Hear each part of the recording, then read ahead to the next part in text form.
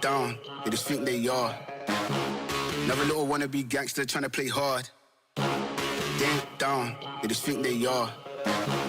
Another little wannabe gangster trying to play hard.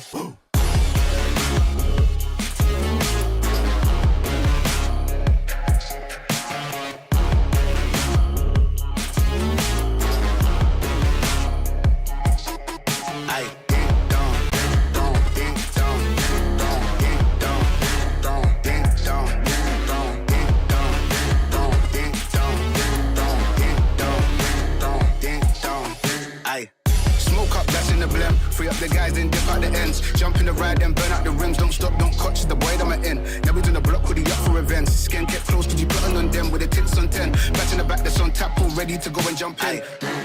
Ding down, they just think they are. Another little wannabe gangster trying to play hard. Ding down, they just think they are. Another little wannabe gangster trying to play hard. Ding down, ding down, ding down, ding down, ding down, ding down, ding down, ding down, ding down, ding down, ding down, ding down, ding down, ding down, ding down, ding.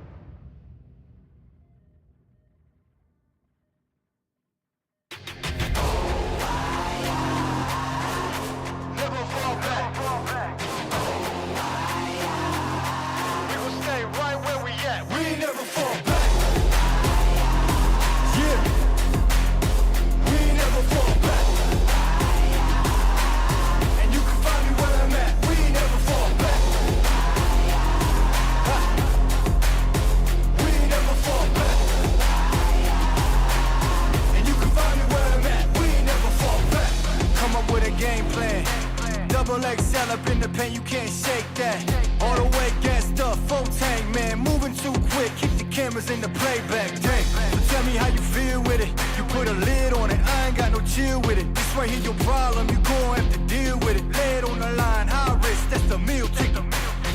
Yeah, we ain't never fall back. Hold our ground where we at. Never fall back. No lies, all facts. We gon' stay right where we at. We ain't never fall back. Yeah, we ain't never fall back. And you can find me where I'm at. We ain't never fall back. We ain't never fall back. And you can find me where I'm at. We ain't never fall back.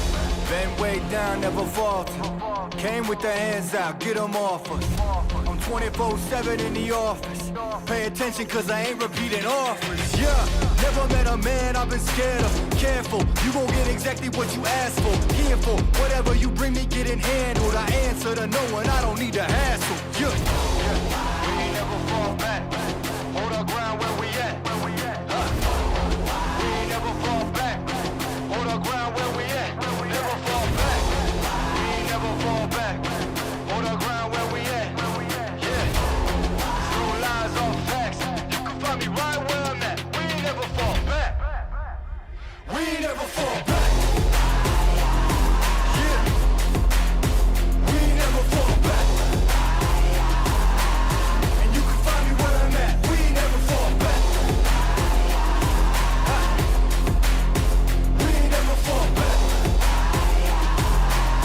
And you can find me where I'm at. We ain't never fall back.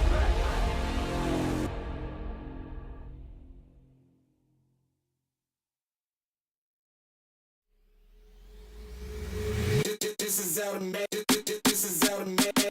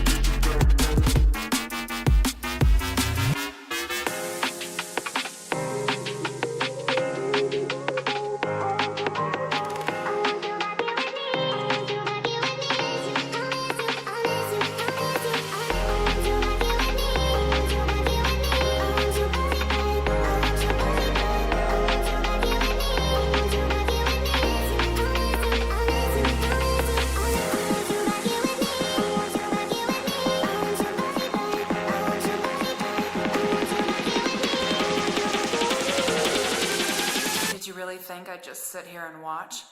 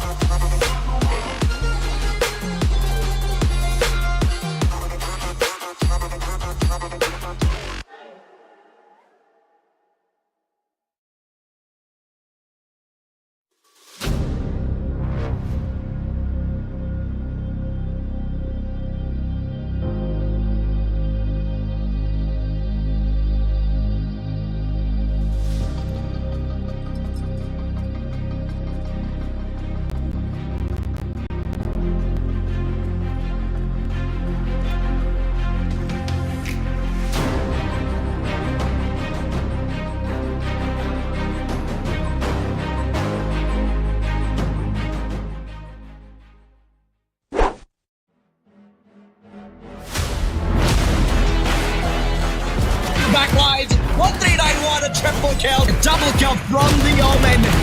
And this guy is spotted the Martyr 4 jacket.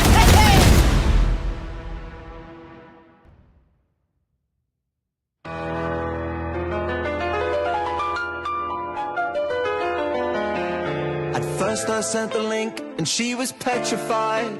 Kept thinking she would be a victim of my scam and lies. But then I read a few lines and the grammar was all wrong. The hunch grew strong. He was trying to scam me all along, so I blocked his hack and reported the fraud. Oh, she even blocked my number and my phone calls from abroad. He'll try to tempt you with rewards and a fake prize. You shouldn't crumble. You should report these shady guys. Well, no, not I will survive for as long as I report the fraud. I know they won't survive. I've got great advice to give. Reporting is imperative. They won't survive. I won't survive. Scammers these days have a no new trend. It's a call from the police, but it's all pretend. And you'll regret it later if you don't report the call. But that's not all. They'll get all your details, they'll have it all. So take their advice and report our lies. Just call now and give these guys a rude surprise. I've got great advice to give. Reporting is imperative. I will survive. I will survive. Hey, hey.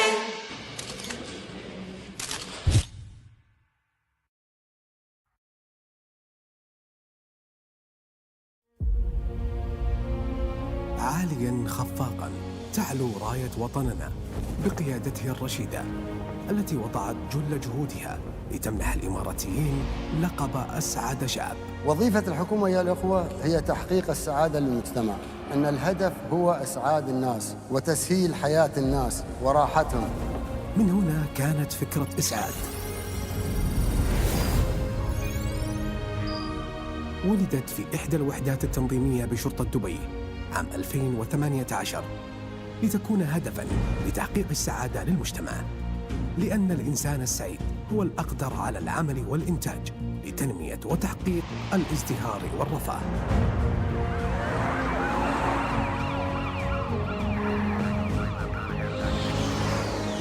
تم تأسيس المركز للسعي في تقديم الخدمات لكافة موظفي شرطة دبي ولجميع المؤسسات والهيئات الحكومية المحلية والاتحادية والجهات الشبه حكومية والمؤسسات والشركات الخاصة وأفراد المجتمع في قطاعات عديدة شملت معظم المستلزمات المعيشية وغيرها العديد.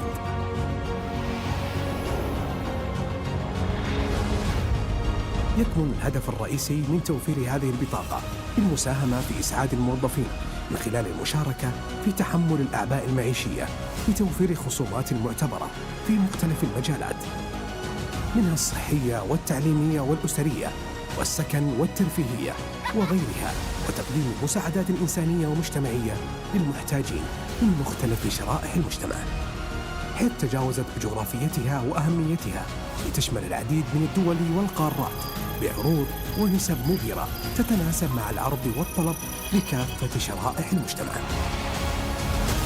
أشكر سيدي صاحب السمو الشيخ محمد بن راشد على إطلاقه هذه المبادرة.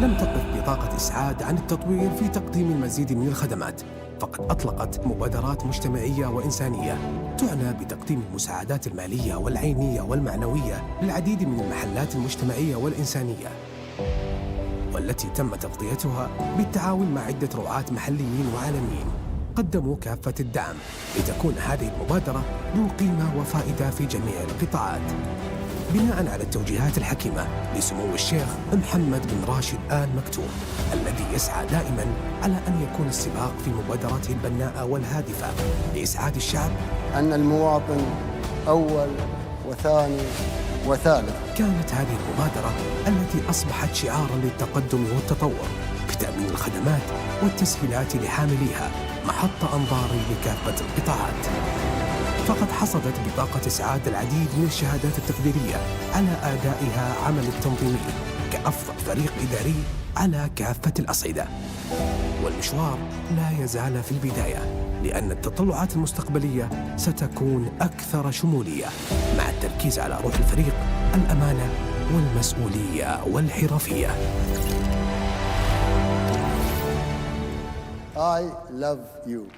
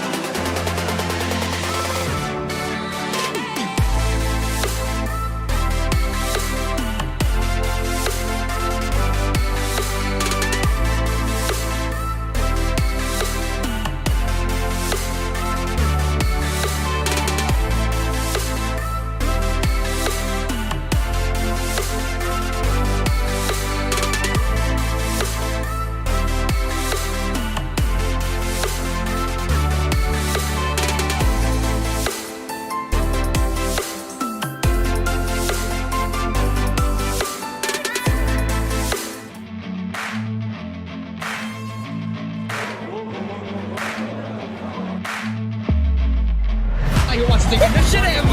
Tenso deciding he wants to fall back the judge. That gets a triple. What is happening to Smash right now? He's got the knives. One more shot. Is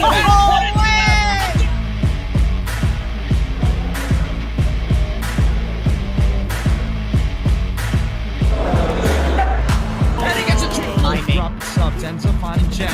It's a good sign for Ronaldo. Timing. To do more if they want a better shot from Taiki.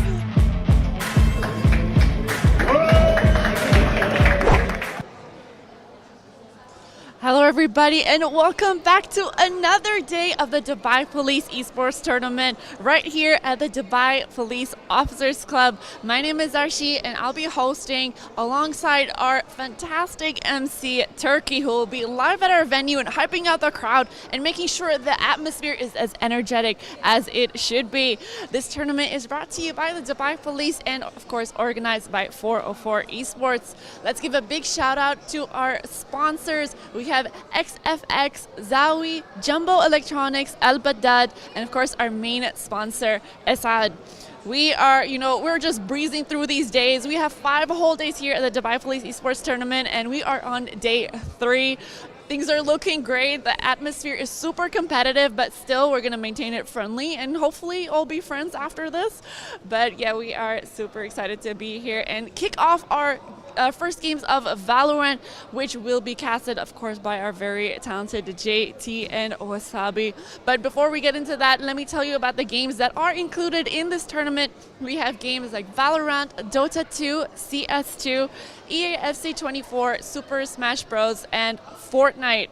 And of course, today we might notice that we are joined by some students from schools as well, so they can experience the gaming atmosphere and maybe even perhaps find a future in esports for their careers as well. So let me kick off the games. I think you guys are super excited to start off. I believe JT and Wasabi Gaming are super eager to kick off day 3, so I'm gonna give it away to them.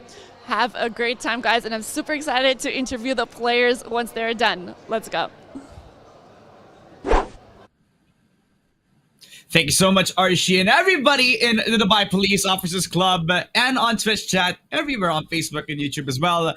I bid you guys welcome to day 3 of the Dubai Police Esports Tournament. My name is Ramon, but since Arshi did call me JT, I guess you can call me Captain JT for now. And with me is Queen Wasabi Gaming 03. Let me ask you, it's your second day casting with me here. Do you feel the energy? Do you feel the chaos? Do you feel the intensity of this tournament right now? Definitely very, very excited. I mean, we saw so many highlights yesterday, and despite that I was casting at midnight, I still had so much energy because of all the action that our players brought to us yesterday. And I'm hoping to see the same thing today as we head into the next couple of matches. Yeah, definitely. It will be a long day of best of 3s, ladies and gentlemen, as we move on into the bracket. A lot of teams have been eliminated, not only because they lost through their games, but also backed out because of the prior commitments. But of course, the show must go on, and we have to expect the best come out of these squads right now. Ahead of the competition is Team Falcons, who have shown brilliant stuff yesterday from the last game against Team Player 1, 2, 3, 4, 5, a quick 2-0. They're ahead as of the moment. But we have 5 best of 3 for you guys, and it'll be one hell of a banger. We'll start with Hypermodern versus Pip the Path, and that will be one heck of a show since both of them have shown very dominant performances in their first matches we played. Before anything else, though, we would like to thank our tournament sponsors for making the Dubai Police Esports Tournament possible: Isaad, Zawi, Alpadad, Jumbo Electronics, and SFX for allowing the Valiant community in Dubai to shine bright in this tournament. Thank you so much as well to Dubai Police, as well as 404 Esports for organizing the whole thing, for allowing everybody to come together and enjoy this wonderful esports tournament. Now, I have a few questions for you, Wasabi, because a lot of these teams have expected so much, and they are delivering on every single front here. Do you believe that when we head on into this game, will we see a game number 3? Because we haven't seen something like that so far in the bracket. Oh, well, that is definitely a huge possibility between the players of Hypermodern and Piff the Path. But, of course, you know, there have been chances of that as well in the past couple of series that we saw, but none of them really able to push it to a game number 3. So it would be very, very exciting if these players are able to push for that game number 3. But right now, map selection on the screen. Game number 1 is going to be at Bind, followed by Split and Lassie Lotus. Now, I'm happy to see a little bit of a change of the maps. I do believe this is going to be the first Bind that I'm casting at the very least. And Split as well. I don't think so, because I remember yesterday we did have like 2 games back to back where we had Bind and Split as our first and second game. I don't believe Split was our second game. At that time, it was Ascent, now that I'm thinking about it. But Bind has been very, very familiar for a lot of the teams in the bracket right now, especially with you as well. Now that you have changed your name to Pip the Path for some reason, and that's pretty interesting, because now I don't see you as Wasabi anymore. I see you as Pip the Path now, the team name that we have here over at the first best of 3, ladies and gentlemen, as we head on into the Agent Select. Double controller comp, which is something that I am expected to see out of these squads on a map of Bind, which I believe has the most amount of potential for any point of like double controller comps. Why is this good? Because it's really strong on post plants. You can think about where you could put the reset smoke, since Brimstone isn't as reliable if you rely on him as a solo smoker for the team. Then you put a Viper in, then you have the potential to stop pushes. You also have really good reset smokes, and you can also put lineups in, which not only strengthens your post plant, but it also enables your team to play around those initiatives. But look at that, Pesty picking up the Yoru very early into this game. I'm super excited, and I've never seen something like that in a while. Okay, for a while there, I got kind of scared because it looked like one of the teams were about to do a 5-man duelist setup, and on the last minute, they switched their agents. But I really thought they were just gonna bring out all the duelists in the game and prank all of us during the match. But it looks like they decided otherwise, and we have a good mix of the agents, though. Yeah, really good mix. I mean, it's not Team SMG where they picked up 4 duelists in one cipher, right? But it's definitely something. Yeah. Double duelist, double controller, which is pretty much standard, as you would see for a lot of these Bind games. What I'm interested to see, though, is how they utilize both of the skies, because this agent is very pivotal in a lot of like situations compared to like if you have a Sova on a team, if you have like a different initiator like a Gecko perhaps, because Sky can do it all. She can heal, she can blind everybody on the side of the map. And Pip the Path, looking from their games yesterday, I've seen that they have proactive pushes every single time that they have the Sky. So I'm looking at that this point in time. It will be the 5-man rush. It will be a split for both showers and that control over B long and B main extremity. Both of the teams going for a split right now. Let's see how they're going to be able to hold down their respective areas. No one going for a too aggressive push just yet. Waiting for the opening butter. About to peek right now. Spots one, but not able to line up the shots just yet. Gets a shot onto the opponent, but not enough to get the kill confirmed just yet. Playing passively, playing pretty reserved. They had the idea. actually controlling showers from the get-go, but Pip the Path plays the passive game. Already made presence because of the jump peak. So that will give the info over to Hypermodern, who are going to decide to actually contest that. Early Viper smoke on towards that U-Haul position. And Cyrus has to be careful. He knows this and he has to take care of this. That's why he's calling the Yoru to come back, join for the 4-man defense. Will be a formidable one, knowing that Butter has to hit the first shot, but those bullets from the Headhunter are pretty expensive. He has to make them count.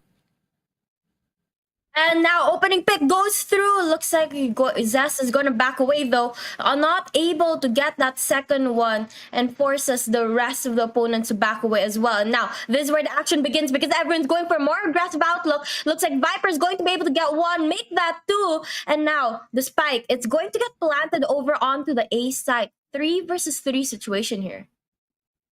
How he resets his aim is where WFP shines brightly. Cool, calm, and collected. Takes the shots from the ghosts. Reconvening back after he gets the shots through. Zest already coming back onto that U-Haul control. At least he gets half of the map exposed. He leaves the one player over at triple. WFP gets the dink. Cyrus with the frenzy, leaving the 1 versus 2 in hand for the Rays on the other side of this A site. Taps and click. They try to at least go for the half, but a really good, nice satchel charge also delays a lot of time until Cyrus will capitalize at 3K from the Brimstone. The first round in for Pip the Path. A nice start for the attacking side, but for Pip the Path, it was how the retake and how well they were able to execute it that was the underlying factor that got them the first round. Yep, a very good defense setup. They had some people on the B side, some people on the A side, but that way they were able to gather a lot of information, and once they got that, they made the rotation so cleanly that they were able to go for the retake back onto that A side. Yeah, and also how they split up the map as well, because they had a lot of time and space to take control over that U-Haul position, since they did it double up. They didn't tag team on through on that U-Haul position. They only need to take care of one guy. And with that U-Haul position in check, they didn't need to take care of that triple position anymore. WFP with a good shot over to the Showers position, though. Spots out Zest. But the Spectre is going to get denied off of the hands of Hypermodern. Good first blood. And how they reconvene off of this is also a really important thing to work on, since it is their eco round. And they don't have that much to work with in terms of gunfire. Now, Sky was able to gather some information, aware of where the opponents are at, but deciding to hold down the area. And any moment now, the players on the side of Hypermodern is going to go for the push. Now, the plant about to come through, but Ray getting some shots from the side is going to stick that plant, getting it. But the players on the side of Fifth the Path going to try and go for the retake now, pushing from multiple angles. And look at this, a lot of trades going on the kill field. Only one player remaining on the side of Hypermodern. But now, 1v1 situation. Who's going to be able to win this out? It looks like the players on the side of Hypermodern is gonna back away, and now attempting a defuse. Ninja defuse? Will it happen? And perfect defuse. But gets killed off either way. Yeah, it's a complete opposite for what happened in the pistol round, where they actually put emphasis on taking the U-Haul position. But in the second round, they actually forgot about it entirely from the defensive side. Hypermodern, good to adjust through. After that first blood, they just funneled in on the same side in particular, never expecting out that Pip the Path were able to capitalize on this yet again. Yes, they did have the Spectres in hand, and that also gave the opening for Pesty to actually go for the full defuse. Nevertheless, it's still a very expensive round to boot. Go for really low buys in hand. Third straight round that they go for the A-side push. But they only have 2 players around the Showers position. They have to wait for everybody to rotate back before they can make the call.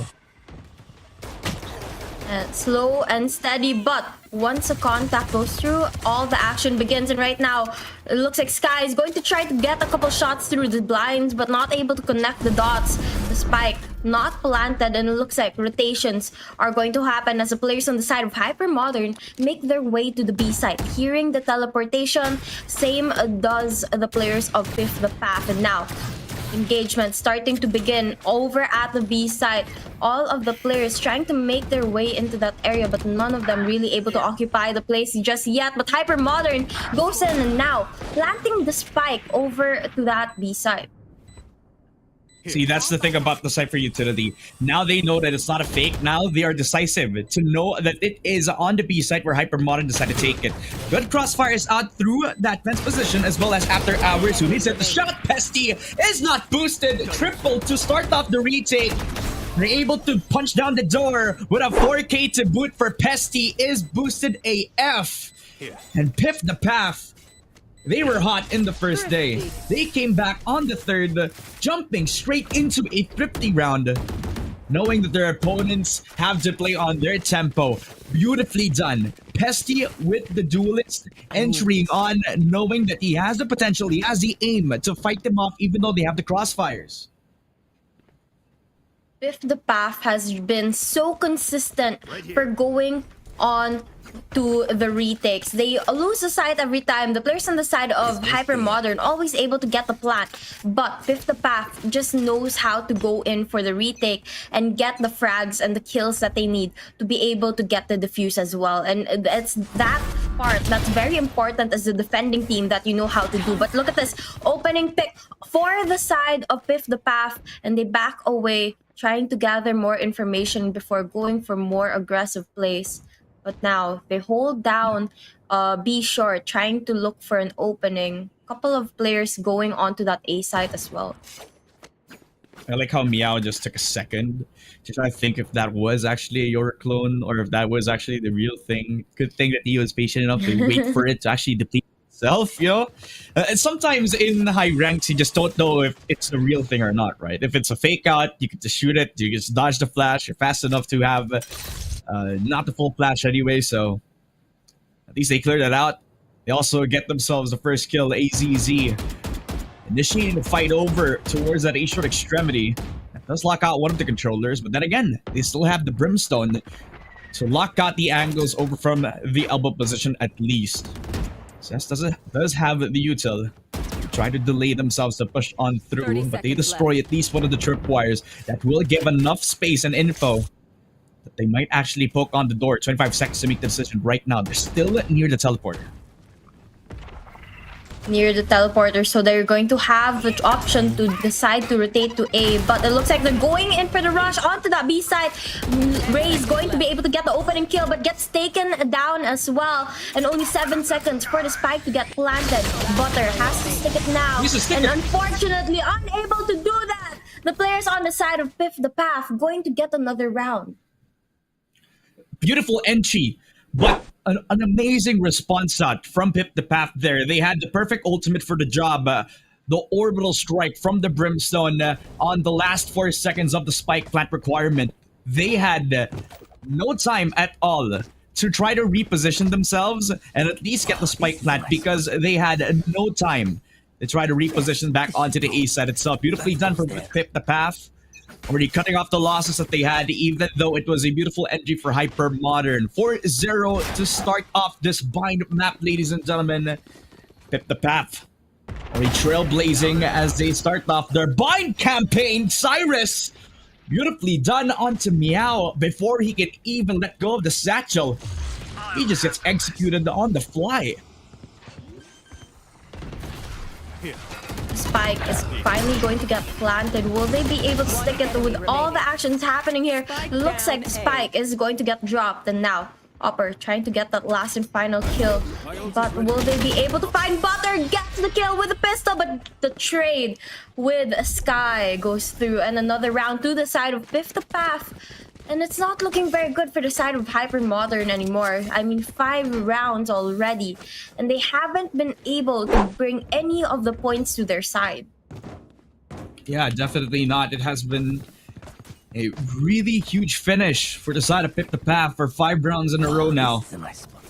Pretty difficult to actually find themselves the opening here, and whenever they actually try to have the opportunity, it just gets stolen away from them. Quick flash out for Azzy to try to rotate back around that east side extremity. And he's been pretty proactive with these flashes. He always does something with it. Now he's around that Shard's position to try to see if he can cover for himself. Also with the bait and switch. Sums it up with zest. Try to have the defense on the charge position. It's okay for them to leave U-Haul, since if they put the brimstone there, he's going to be far enough to try to smoke down that B short control. Already taken care of by Meow, who makes presence, wastes a nade, try to see if he can get some damage done over to the Cypher. She finds the Yoru, but he teleports back after he whips the operator shot, but they navigate themselves around that U-Haul. They could just use this and plant the spike as fast if they needed to. Look at this. We're just waiting for the opening. The players on the side of Hypermodern trying their best right now to get around to their side, but it hasn't been working. Butter trying to go for the plant, but gets a kill instead and backs away now. The Molotov blocking the way. Looks like Viper's Pit is going to be activated as well. Meow trying to land a couple shots, but gets taken down. And Cyrus getting kill after kill is going to be able to aid the players on the side of Piff the Path to get the numbers advantage back to their side. They get the full value out of the wall. They use contact play, not using the flashes, not using that much noise to cover up where their movements are going to be coming from. So they wrap around towards that U-Haul, get themselves 2 kills, but they need to fight off against the Vandals in the hand. They plant the spike. That's the only requirement that they needed, but it is the Wadi and Cyrus with the perfect defense, reconvening back after they give the space up to the Hypermodern players. A beautiful 6-0, a triple kill from the Brimstone. And again, this adaptability from Pip the Path is getting the better of the contact play being set up by Hypermodern. It is crucial that they get this round here, since they did have the Viper's Pit in hand. It will be difficult to play in their own territory, in their own short range. They're risking to leave the guns back towards the Hypermodern squad, all because of WFP and his early Viper's Pit. Very, very good use of the abilities. They knew exactly how to time it and how to use it to their advantage. And I think that's what just separates Piff the Path from the players of Hypermodern. Hypermodern struggling a little bit with the timing, with the rotations, and they're not also able to get the kill. So everything is just not on their side today. But look at this early frag going onto the side of Hypermodern as they take one of the players on the side of Piff the Path down. Now they just have to wait for the rest of the players on the side of Piff the Path to go and push, but it looks like they'll back away from that A side for now. Not every day that you see Pesty miss the op shot. Just wary, calmly taking the fight on U-Haul, since he did spot out Meow. He knows that there's at least one over that U-Haul position, but they're just getting baited. He's the only guy trying to pull the rotations. Everybody else on Hypermodern already planting the spike on B, leaving the Cypher to be the only guy defending the site, but he gives up the space. They have to fight 4 versus 4 evenly, with the odds in favor of Hypermodern now. Ooh, what a shot. And right now, down to a 2v4 situation. Numbers disadvantage on the side of Hypermodern. Not looking good for them at all. And now, they try to push into that B side. But with not that much time left, the players on the side of Piff the Path is going to have an easy defuse. The players on the side of Hypermodern just choosing to save their weapons instead. But it looks like Wadi is going to go in for that and gets the kill. Unfortunately, not able to save their weapons. Yeah, I mean, they give up again the site because they lost control of the elbow position just after they killed off the guy trying to push down to, I believe that was WFP, who didn't have the space making. He didn't have the confidence to rise up. It was the Wadi who made the initiative. Take the fight over elbow. We can be back onto that CT position. They flooded through without that much consequence because they already took care of the players on hookah, all because of Azzy and his awareness to take the fight because he TP'd back onto that B short position. 7-0 to start off the streak and Piff the Path.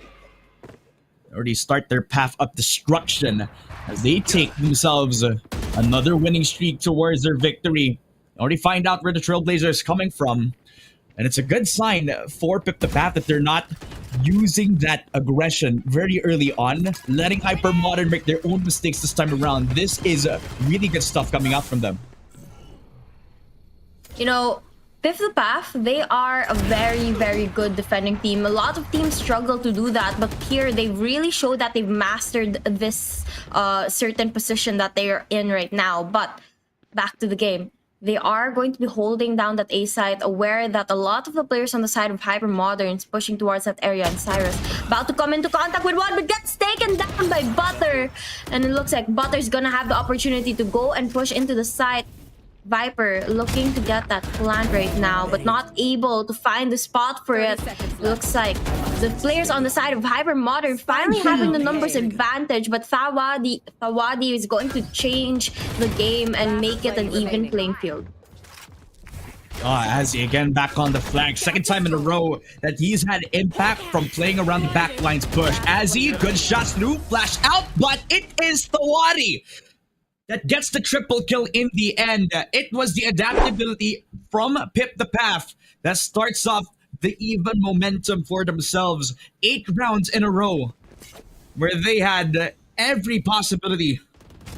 And every single gunfight found that Thawadi made it so close. That wall banged through. And even though he didn't hit the headshot immediately over to WFP, since he already found the jump down, he knew that all he needed to do was push through that wall. And Azzy with the perfect timing too. All of this culminating into a perfect storm whipped up on the defensive side. With the path, have no hesitation, picks up the op. Pesty doesn't miss the shot this time around, and even teleports back onto the B site. Just means that they have even ground on both the A site and B site extremity. Very, very good opening for the side of Piff the Path, and now they have the numbers advantage. They know where the players of Hypermodern are at, and they'll have the opportunity to really defend this A site. But look at this. It's quite surprising that they're only leaving 3 players on the A site, and they have the other 2 onto that B site just in case the players on Hypermodern decide to rotate. They are prepared for any situation, but nonetheless, Hypermodern, they're going to push into the A side right now, trying to look for a couple of kills before they get the plant on, but not able to spot anyone just yet. Nu is going to try and plant the spike now. But looks like Viper's going to peek out, getting a couple kills for the players on the side of Hypermodern, and last player gets taken down as well. Piff the Path, able to get that easy defuse. 9 rounds to their side already. Yeah, just in case you're wondering why they weren't planting immediately as they got that shower's control, that was the answer. The Brimstone ulti that time and time again became the bane of their existence. Every time that they had this control, they were wary about the utility that was present on their team. So they were trying to tap the spike. They were trying to see if they can bait out the Brimstone ultimate early on before they can get the objective. But as soon as they did have the decisive call, that was when he pulled the trigger. That was when Cyrus pulled out the orbital strike all the way towards the default spot, where that was the pull of the trigger as well for the team to get the retake back on before the plant even started. So Pip the Path have the blueprint already in a hive mind of sorts. It's like it's in their own database. It's like everybody's on the same page. And you know that communication is on point because they invest the right amount of players on the right spots too.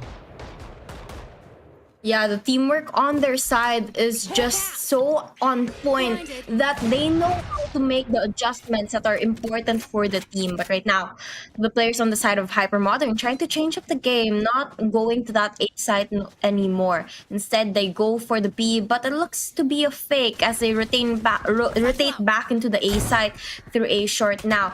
And finally, Raze, Meow, trying to go in for the opening. Not able to spot anyone, but Zest is going to get the information that they've made their way to that A site. Plant going to be heard by the players of Piff the Path, but not able to spot the carrier just yet. And now Butter is going to go in for the plant. Looks like there's going to be a lot of action happening here because the players finally spotting one another. And Meow gets taken down. Pesty trying to line up the upper, but not able to spot anyone yet. Man, he's just holding his nerve there. All the way back on that pocket position. He's trapped. He has nowhere else to run because they already had the defense set up yet again. Normally, I would criticize the defensive teams on Mind on why they don't have anybody around that charge position. But the only thing that can compensate for that is if you can fight off from that triple position. And that was Thawadi's difference. He was playing off of the triple stack where he actually placed himself on top of the box, where he was fighting them off all the way towards that A short extremity. Great job for Pip the Path. They get themselves their early 2 picks that slowed down the momentum entirely. They're trying to see if they can recontrol back that U-Haul position.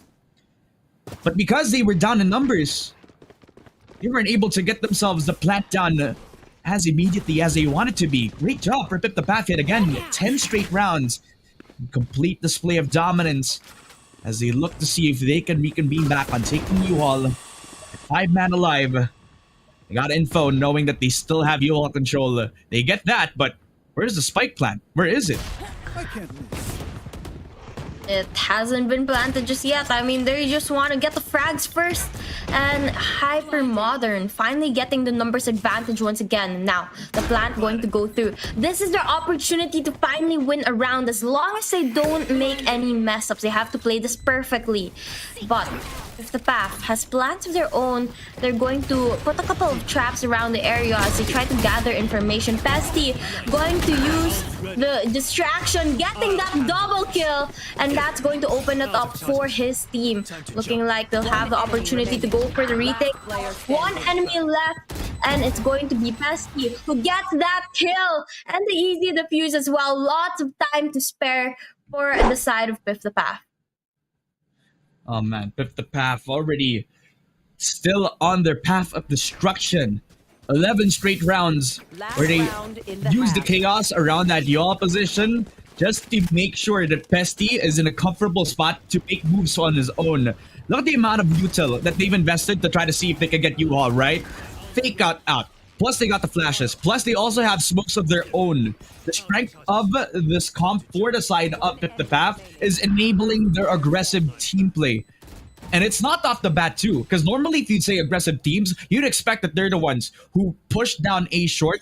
You want to play? But no, they're aggressive when they know when to be aggressive. They're aggressive when they are from the get-go on the retake scenario. They use the showstopper, Meow getting one onto Azzy. And Pesty down on 5. He needs to retreat back, support the Cypher, and look to call for the defense on the B side. This could be the round for Hypermodern. This might just be it, but they have to. We've seen them mess this up last time, so let's see if they'll be able to change up their plays. Now, they still have all 5 players on their team, and Fifth the Path down to 2, so Hypermodern might just go away with this one. But Zest gets taken down as well, and Hypermodern gets a flawless round win here. But that's 1 point up against 11. There's still a long road ahead of them if they want to even have a chance of catching up to the players of Fifth the Path. And not to mention, they have no room for mistakes at all. One small mistake can lead to Fifth the Path really bringing home the game and ending it right away. So Hypermodern has to play this to perfection. Yeah, to absolute perfection indeed.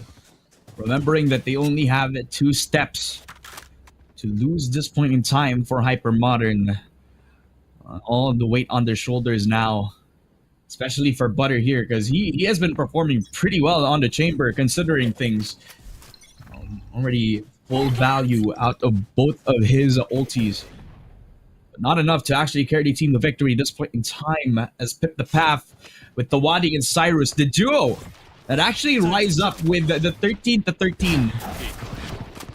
Big plays out for both Cyrus and Tawadi as they now reconvene back on taking control of that H-short extremity. Judge out, and again, Pesty does a little bit of a shenanigan to try to get himself U-Haul.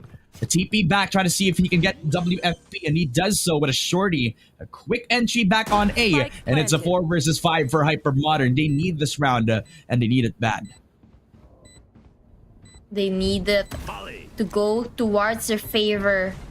But right now, with the spike planted, the players in Hypermodern just need to make sure and defend that spike. But the players in Fifth the Path, they're trying to go in for the retake. Now, Cyrus going to be able to get one.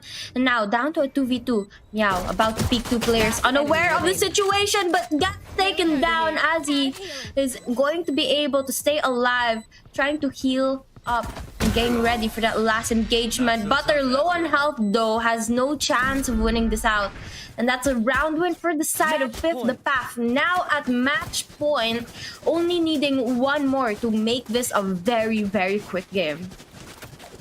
Very, very quick, right? Look at the heat map from that previous round. 4 different bodies from Hypermodern. who got shut down trying to hold that U-Haul position. Look at how fast that was. When they fell down one by one, and the last player over at that metal position could have actually gotten the quickest 2K of his life. As even the adjustment though, after he heals off his teammate. Able to bounce back through with the 12-1 scoreline. Zest continues his onslaught onto Meow. Spectre in hand. He doesn't even teleport back, knowing that WFP is comfortable in the U-Haul position until the Spectre will take care of the Viper on the U-Haul position. 3 versus 5. Tawadi trying to rush in on the U-Haul position. Trying to wrap around, see if there are any stragglers around that position. Butters, and after hours, the Sheriffs are doing a lot of damage right now. Out of the spike, but they can't reconvene. They can't regroup. Azzy and New, they trade off 1 for 1s. Pesty has made this the 2 versus 1. Leaving it all to the Brimstone. No Molly, no smokes, nothing. For them to try to stop him. They use it to try to cut the rotation. See if he can get the angle back on the spike. Flash on in. Perfect to find out New. And even pull out the TP fake. But he's not fighting it. He tried to see if he can 1v1. But I think it doesn't have enough time anymore. The Shorty will get the 13-1. And the last frag will commence. Pip the path and their start on the bind map. 13-1, ladies and gentlemen. What a beautiful performance. That was one of the fastest Valorant games I've probably ever seen. But the players on side of Pip the Path, they just popped off. I mean, they made a couple slip-ups, but they were always able to get the rounds back onto their side. Hypermodern only able to get 1 round in that whole match. Yeah, one round that they were desperately holding on to for the whole entire round. But we gotta give some props to Hypermodern though, because they have been pulling out some really good strats for them to take the U-Haul position.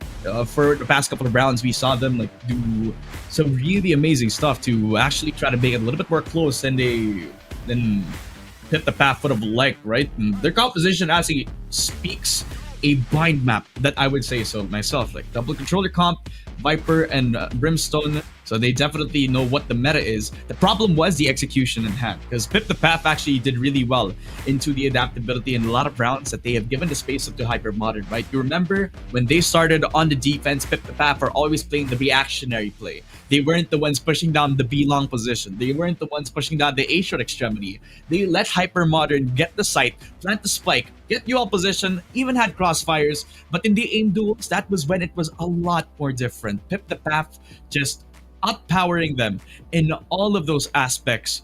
But once you head into the split map, maybe we'll see a different story.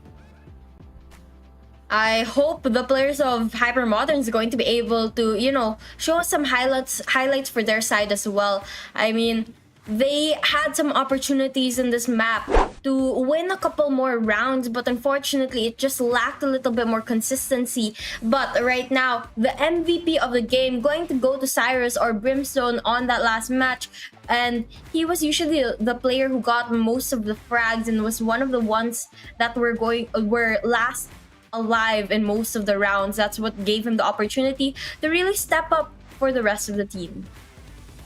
Yeah, never forget the 2 Brimstone ults that shook the world of the side of the enemy team right here. So you can see that Hypermodern were doing their best to actually get themselves the spike plant, and every single time that he put out those Brimstone ults to actually stop them before they could get the heat up in our first best of feat of the game, ladies and gentlemen. But that was the first game, so we might see a lot more coming out for Hypermodern as we head on into the split map. This is going to be a different environment. Just as you saw the bind map, it wasn't that common in teleports. I would remember.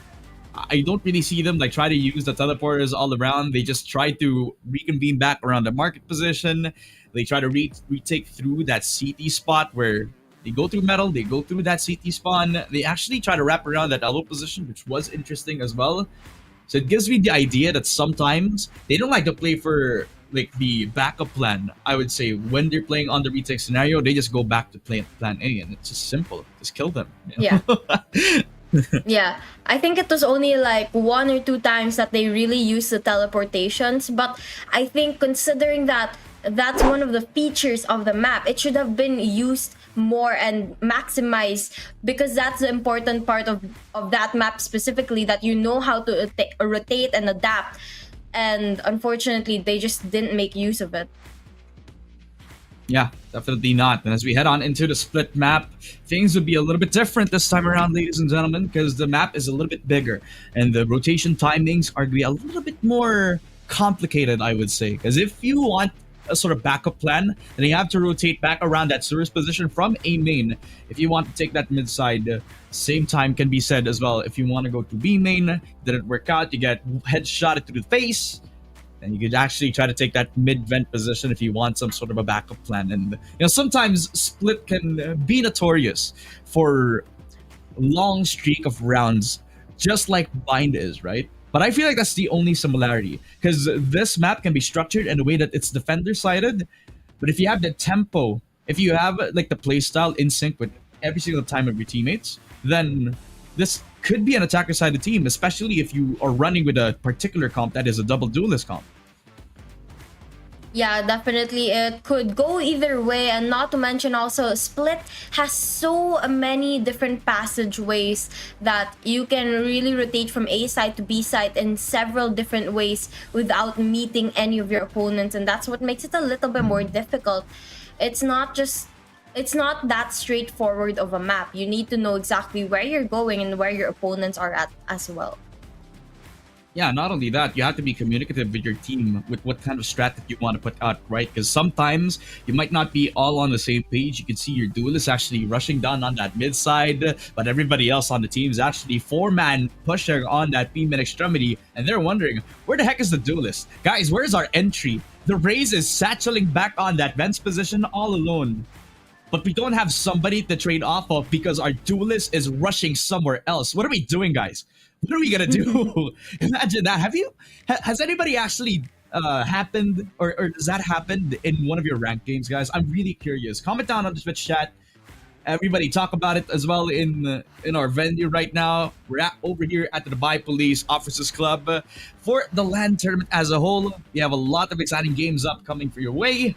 And not only is Valorant the only esports title that you can expect from the Dubai Police Esports Tournament, we also have Fortnite coming up right here as well in our venue. We also have Counter-Strike 2 also in the venue, which I heard from Caster JT was the loudest in the Dubai Police Officers Club as well. So be sure to check them all out.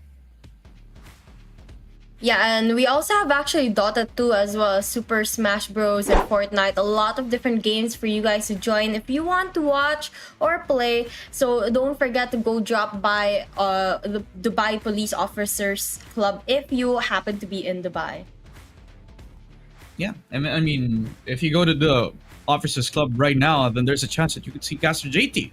Later on tonight, when he casts for the Dubai Police Esports Tournament as well, well, you have to expect that this has been one heck of a tournament. And we would like to give this opportunity to thank our tournament sponsors, which is Isaad, Zawi, Abadad, Jumbo Electronics, XFX, as well as the Dubai Police for letting us organize this tournament, as well as 404 Esports, who have managed the whole thing, make sure that the production, the casters, as well as everybody in the Officers Club are comfortable watching this venue, heralding this venue, and of course, celebrating the love for esports. Thank you so much to everyone that have contributed in this cause right now. Back to business though, because this is 1-0 in our scoreline right now, and Pip the Pap are chilling. The youngest guy on the team in the center is the heart of the squad, and I'm sure that he is the guy hyping them up, while Hyper Modern are on a very different story. This is do or die for them now. Yep, it's going to be their last opportunity to push for a game number 3. And if they don't find the strategy soon, they're going to be sent out of the tournament. So, just as you said, it's do or die. It's their last opportunity here to step up the game, and they have to come up with a strategy to be able to win this in a huge dominant way. They can't take any chances. They can't give the players of Piff the Path any room for movement, because if they do, Piff the Path knows how to take advantage of that, and they are very, very good as in adjusting, just as we saw in the last map. Yeah, and that's why they can't hesitate anymore. They have to make sure that this shot is the killing blow. if Pip the Path want to take this 2-0 very easily against Hypermodern. But what about the win condition for Hypermodern now? Now they have to reset. Now they have to build themselves back up. They've been broken down in that bind game, which was dominantly won, I would say, for the side of Pip the Path. But Hypermodern, they have one more in the magazine, one more to get this through. And with the agent select, it's very interesting because Butter has called upon the double duelist comp now for WFP. If you remember, he was playing the Viper on the bind game. Now he's the guy looking for fights. Now he's the guy heralding the operator for the side of his squad. While on the other side of things, you also see, very interestingly, possibly the double duelist comp yet again. And Pesty has been on fire with his operator back on that bind game. But yesterday, when he pulled out the jet using the operator on split, that was when he took over. And I want to see that version of Pesty because today wasn't as good as yesterday. Yeah, definitely. We'll have to see how it plays out. But it looks like both teams are going to go for a double duelist setup. And both of them choosing Jet and Raze as their duelists. So probably a little bit similar on that aspect, but of course the rest are going to be a different mix.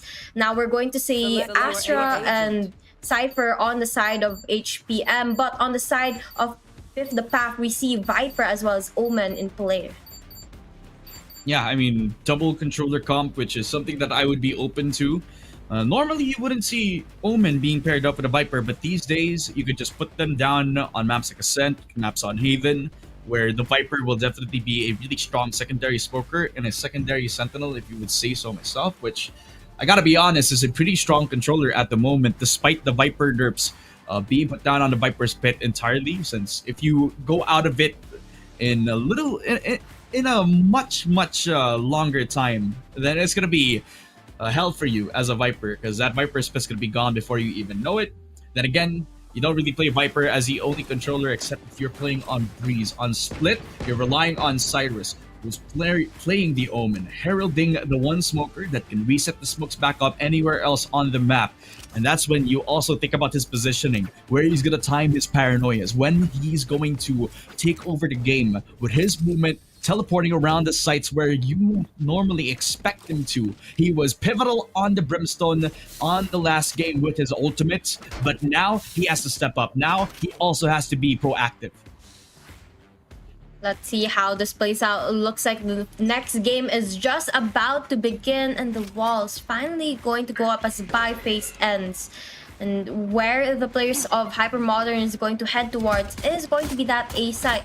But they do drop the spike for just a little bit as they try to get the opening frags here, trying to find the players on the side of Fifth the Path, but doesn't spot anyone just yet.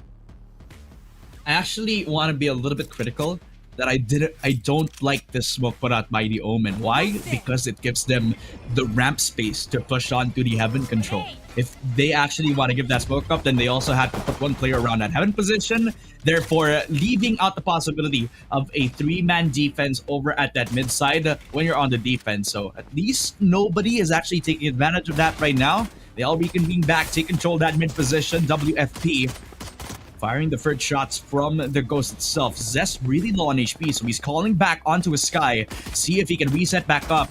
Now that he has, he can go back, see if he can defend, since this is Hypermodern and they want to take B site. And it looks like a couple of the players are going to be traded off right now. Heavy on to that B side we go. Hypermodern having the numbers advantage. Meow going to get that spike planted as well. And it looks like they'll be able to defend it for just a little bit.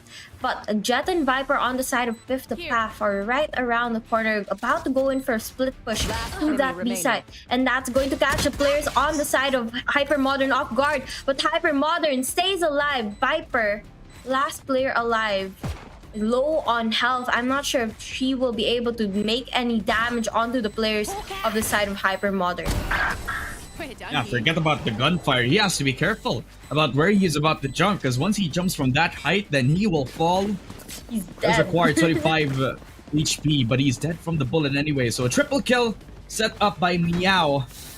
The Sky being aggressive here, stepping up where Hypermodern are looking for him at this point in time. So a quick 1-0, the pistol round done, and that very proactive push for Hypermodern after they make presence on A was crucial because they left the only guy who can put amount of utility over to the mid side, seeing if they can control that heaven position because again, the smoke out from the Omen kind of left them the possibility of taking ramps.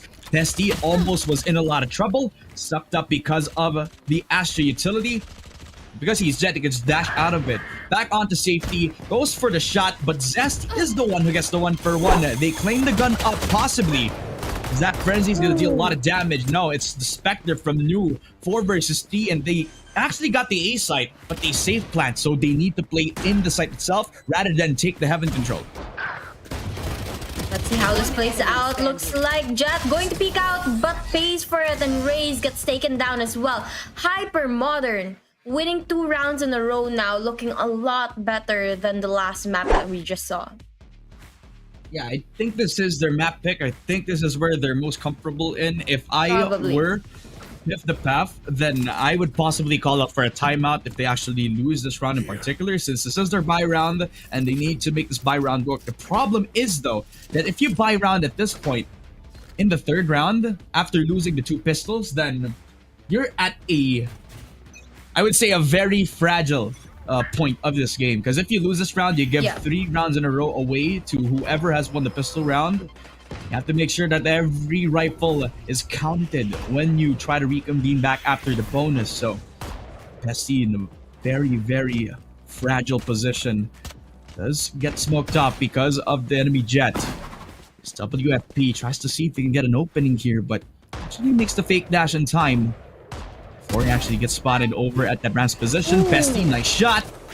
It's the 1-for-nothing. He can actually still stay in that ramp's position, but reconvenes back after getting the first frag.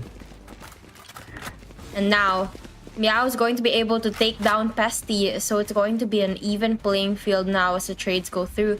But Hypermodern, after all the engagements that has happened onto that A site, they're going to make their way on towards B site, slow and steady for those rotations, making sure to not call too much attention to the players of Fifth the Path. Fifth the Path, on the other hand, they have seen that A site has become quiet, and so now they're starting to rotate to that B site as well. And there, they're going to meet the players of Hypermodern. Only 25 seconds left for the plan, but it looks like Cypher, who's carrying the spike, is gonna back away. Oh, no. They had the both A and B side control. But after the Sky kills him off over at B, he decides to run back, thinking that they might actually have rotated back on A. As he, right place, finds Meow, puts him down to size. It's the 1v1 up against After Hours, and he has held for the Trailblazer for so long that now he knows where he's going to be coming from. After Hours, wrapping around the pillar, playing around the time of the objective, as he with the best gun in this scenario. But with the Spectre, it's more than enough, especially with him being down 60. With After Hours taking the free Vandal upgrade, a 3-0 score for Hypermodern. Yet again, a different story this time around on the split map. And look at that adaptability, because when they were actually like thinking body bagging on where they want to plant the spike, that was where Pit the Path actually lost their control, lost their momentum, because they could have actually tried to see if they can continue with the wraparound onto the A side itself. But after they thought they had control over B, that was when, as he took control, but it was Hypermodern who got the better of it. If the path is not looking very good right now. I mean, they had the buy round a while ago, but now they are back to those pistols after losing that round. And the side of Hypermodern, they are in a huge advantage here. But look at this, a lot of the players of Fifth the Path pushing in, but little did they know, Meow right around the corner gets a huge double kill there. And now Omen is going to be the last player left on the side of Fifth the Path, but gets spotted by Jet and taken down.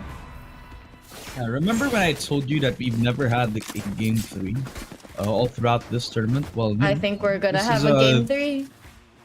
This is the best chance for us to get that game number 3, ladies and gentlemen, because at this point, at this rate, Hypermodern are doing this really well in the 4-0 scoreline, where they held off the push for Pip the Path. No options, nothing. Because if they play passive, then they don't have the best guns to do so. So they are the ones who took the initiative. They're the ones who pushed down mid, tried to see if they can get another pick off over at that source position. But because they were hyperly aware that they could have pushed on, since they don't have that guns, plus they were also making that amount of noise, then the source position can just be guarded all throughout. They don't need to push down that fast, and they can just use all the guns in their pocket. Pesty gets paranoid off the face of the earth. WFP entries on, dashes on with the tailwind, gets the kill onto Cyrus. Already updrafting onto Heaven, but Tawari takes care of the guy. And with the Cosmic Divide, that also gives the space up for Hyper Modern. They got the spike plant, but everybody from Pip the Path are ready for the retake. Pip the Path waiting for the right moment. Now they peek out, but no, just ready for that. Gets one. Meow gets one as well. And the players on the side of Hyper Modern looking like they might just get another round to their side. They have the numbers advantage. Spike has been planted. They just have to hold down the area now. And the players on the side of Pip the Path inching in, slow and steady, ready for more aggressive approach, but gets taken down. And looks like it's going to be an ace. And the good thing is that they distanced themselves off of each other, because that showstopper would have been the difference maker for the round. The problem is, though, they didn't win that one initial gunfight on one corner where the Rays would have actually popped up and see if we could use that showstopper at the right place. Beautiful 3 versus 2 in hand for Hyper Modern at that point, which is definitely a really good start for them, considering the odds that weren't in their favor starting off this split map entirely. So off the back of this beautiful play out for Hyper Modern, regrouping after taking control of that A side extremity. Now they go back on B, where they started their campaign. Spotted by the camera as well, and they have to be careful. They have to inch in through, knowing that there has to be so much util waiting for them on the loving arms. WFP gets the shot through towards the cage, finding the guy on hell. Zest gets the 1-for-1. As Pesty already on the site, he is looking for frags, especially with the Blade Storm up after hours. Gets the double, ends him up 2 versus 1 with New. The last capitalization with the 6-0. A huge double kill from Pesty, but unfortunately just not enough to get the round to their side. And it looks like they finally call for a timeout. They finally figure it out that they need to regroup, they need to re-strategize, and they need the time to be able to think through their decisions here, because this game is just not going to their side. Hyper Modern is just popping off right now, winning round after round and getting the kills that they need. Even despite the lack of sight or blinds blocking them, they're still able to line up those shots and take down the players of Pip the Path. Yeah, I mean, beautifully done. I mean, that was textbook buy round out from them. No need to like take mid control when you know that you have the better guns. No need to double dip on A, because they had that bad habit of double dipping in the previous round, right? So now they go back to the basics. Buy round in hand. Timeout called for the side of Pip the Path. They lost their heat from the second game entirely, so they need to take control of the game itself. And how do they start that? Early push out on B main? But that's not Pip the Path's playstyle, right? It's always about winning the gun duels. And perfect ultimate usage out from Cyrus. However, his ultimate is very different from the Brimstone from that Vine game. Now he has to teleport in places where they never expect him to go for. But that's not his playstyle. Now they need to play on their pace. And right now, the pace is pretty slow. Not any of them going for a very aggressive push, but the players on the side of Hyper Modern going on to fakes on both A and B and regrouping in mid, trying to get and decide which way to go. They haven't really found the place to go towards just yet, but they see that A side is relatively clear, and so they slowly make their way there. But will they be able to get the spike planted? They have to just be able to inch closer towards that area. But now Pip the Path going to spot them. Pesty gets one, making it a double now, and trying to go for the third kill, and he gets it. That's information for the side of Pip the Path. They might just win this round now after having a huge numbers advantage. Yeah, they already trapped them inside that aiming position, just using the jet mobility, operator in hand, 3 kills for the round, and a flawless out for the defensive side of Pip the Path. Now, this is where they become their most dangerous. They give the operator up to Pesty, who has been delayed for 6 rounds, not having the best gun in the game.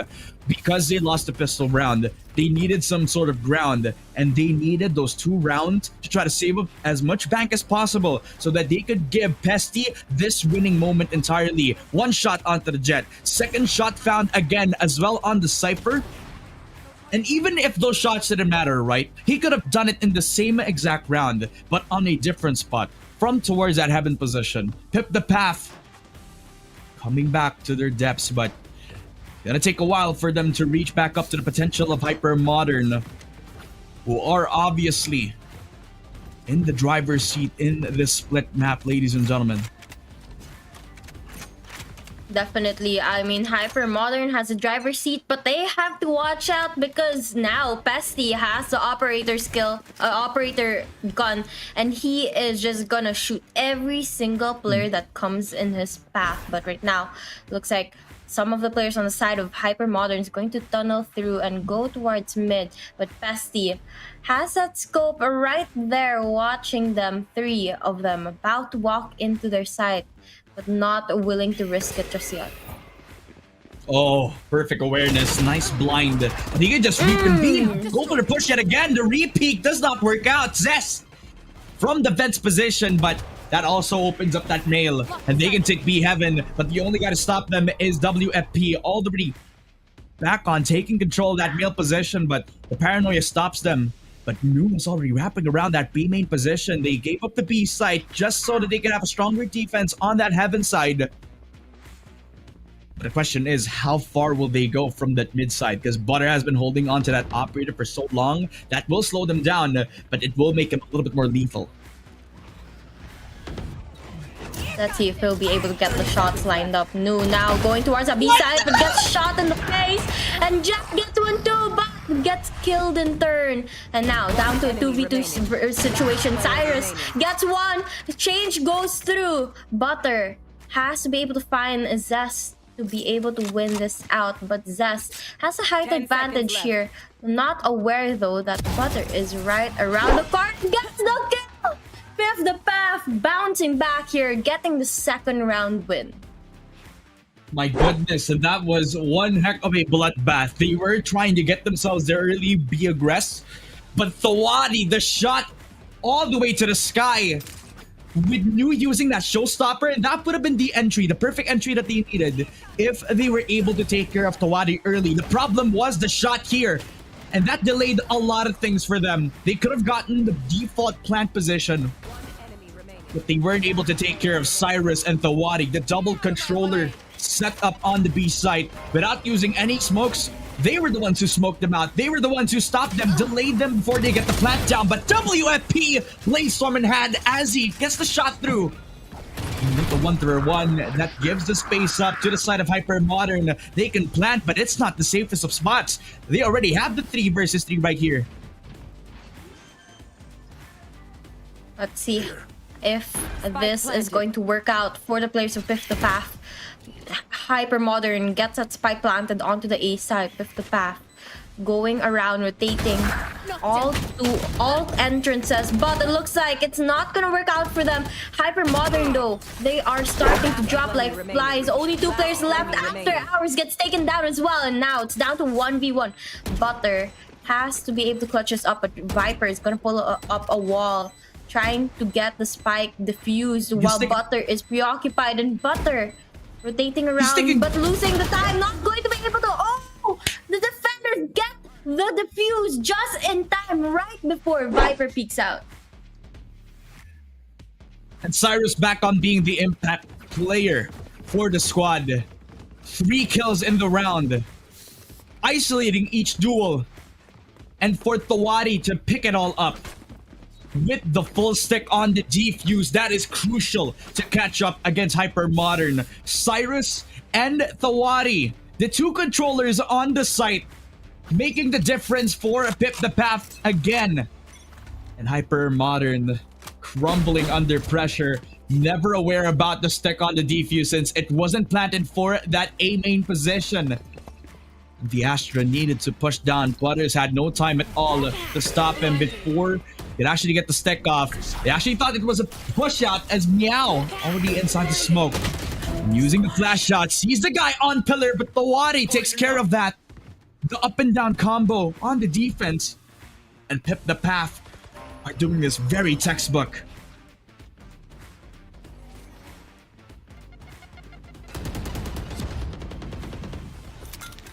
Hypermodern going towards that B side right now. Zest going to get taken down.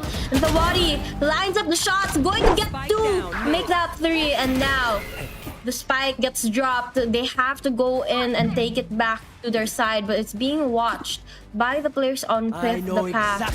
So they have to play this very, very carefully. The Wadi gets the fourth kill. This might just be an edge, but he gets taken down by Butter. And Butter has the opportunity to clutch this up, but Andy with the ult. But Butter puts up the shots, and the ult is wasted. Hypermodern getting another round win here. Man, Thawadi making that round as close as he could. A triple kill, making that 4K possible because he was low on HP. He needed to fight. He was trapped on the corner on B Heaven. And he almost got the ace all on his own as well. If only he wasn't shooting the bullets onto Butters' legs. And if only that right-click Blade Storm for Pesty hit the shot, that would have been an easy 4-6. But again, the 7th round win for Hypermodern. They've actually become as aggressive right now. They pull out two ultimates. Cosmic Divide, Seekers out. They get the jet entry on the Heaven position. WFP, the headshot onto Pesty. And a second one while he was trying to rotate back on Split. This was a very aggressive statement for Hypermodern. You push the tempo on Bind, then we take the Split map and we do it by force. Let's see if this is going to be endgame already, or will the players of Hypermodern be able to take another round? Cyrus takes one, but will he be able to find the other players that's right around the corner? Spike already planted, lowering down the time that they have to go in for that retake. Looks like Viper's hit is going to be used here. Zest gets one, and now pushes to look for another kill. Spots two, but decides to back away. Nu is going for a more aggressive approach, gets one, and it looks like Hypermodern going to be able to get the win here as he defends the spike, which is able to explode. And here, 8 rounds already to Hypermodern. They are leading right now, but the switch of sides after this round might just be the opening that Fifth the Path needs to be able to get their game back at play. Yeah, they have their confidence on the high right now. The stocks are booming for Hypermodern.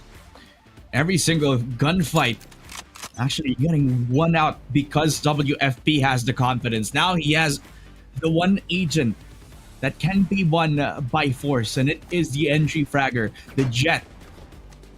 He's now more comfortable on taking the space for his team.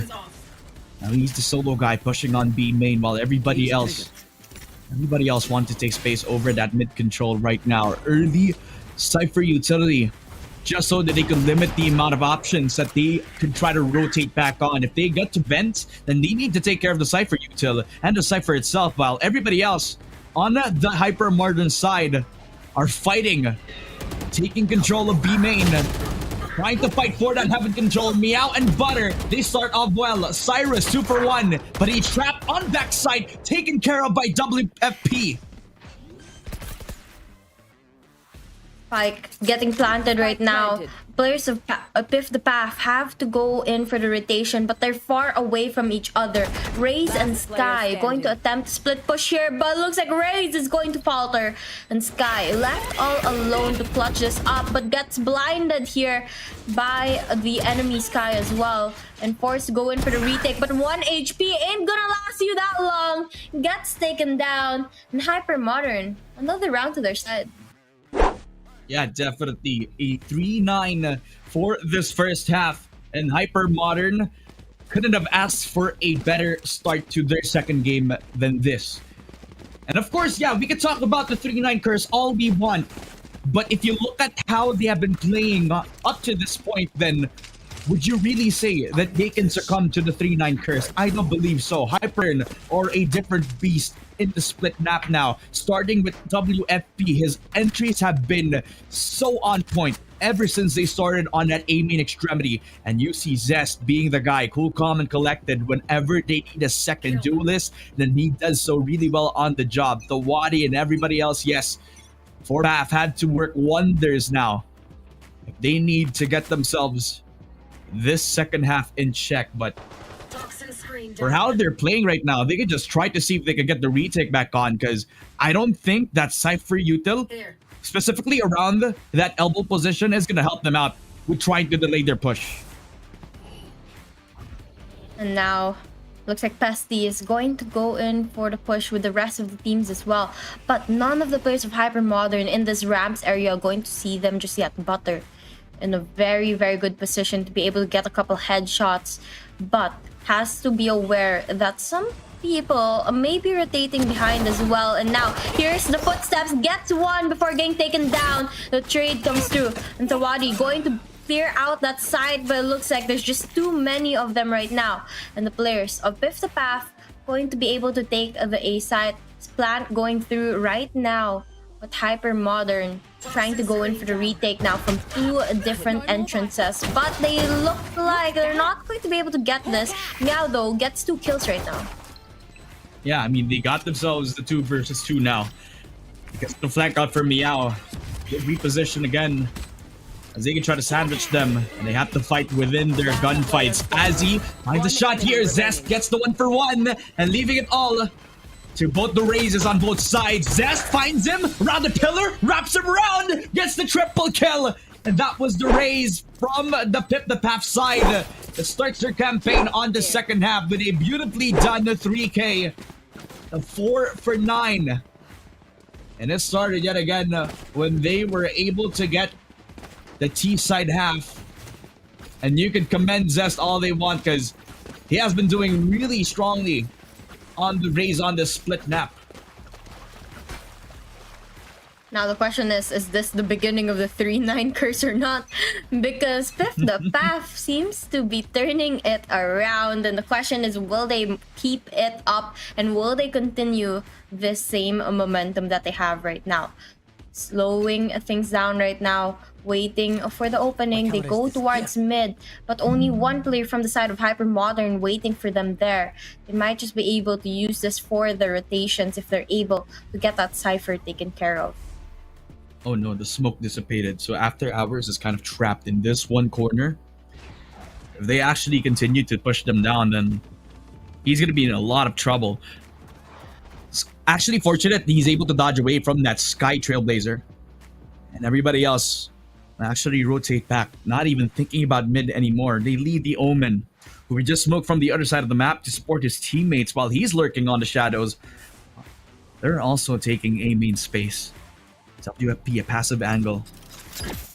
Not the guy. Usually the guy to do it, but doesn't get the shot. It's Pesty. Gets that 1 for nothing. They get the A side for free, but they need to take care of the Astra on the back lines.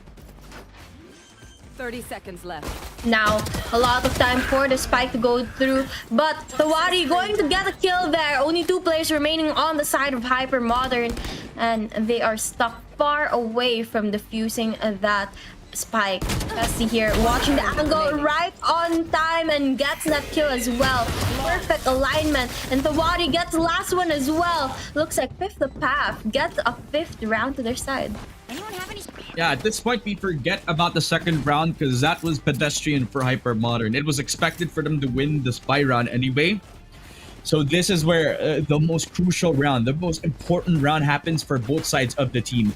Pip the Path versus Hypermodern has always been about the momentum in the string of events, right? They won every single round except for the last 2 for Pip the Path over at that bind map, but on the split map, they didn't have the best streak moving forward in our first half, let's be real. But on the second half, now that they picked up the 2 rounds that they needed, then they can build back off of that, especially with the frag on WFP. Getting access to a very early Vandal upgrade. And they give it to Pesty too. And if you know, guys, Pesty is so sharp, especially if he's supported right, which is happening right now. Exactly, and they have to be able to use that to their advantage. And so far, in the recent rounds at least, they've been doing that. And now they've learned that it's working. They've continued it so far. But Tawadi right now going to use the smoke to block off the area, block off the ramp from the opponents as they try to make their way towards that A site. But no sudden movements from any of them just yet. That B side is going to be very open and clear. Only one player from the side of Hypermodern holding it down. So I'm not quite sure if the players of Fifth the Path would decide to rotate there, but it looks like they decide to just go in for the engagements instead. Yeah, they're gonna play for Heaven now. And Meow with the passive angle doesn't need to move an 30 inch. seconds left. If they don't clear this one corner, and if they go around that Heaven position, then they're gonna be in a lot of trouble. I can already see it happen. Meow. Oh no, they get cleared! And they would have had the perfect triple kill, but they get cleared off of the face of the earth. And a triple for Pesty as well. This has been so good for Pip the Path. They have understood the assignment. If they wanted to get the A site, then they would have just crossed it dry. But they used the cloud burst, and he wouldn't have found out where the crosshair has to be placed out because of that utility. Now, we're going to be down to one last player on the side of Hypermodern. Astra has to clutch us up, but just too many players for Astra to deal with all alone here. Azzy right around the corner.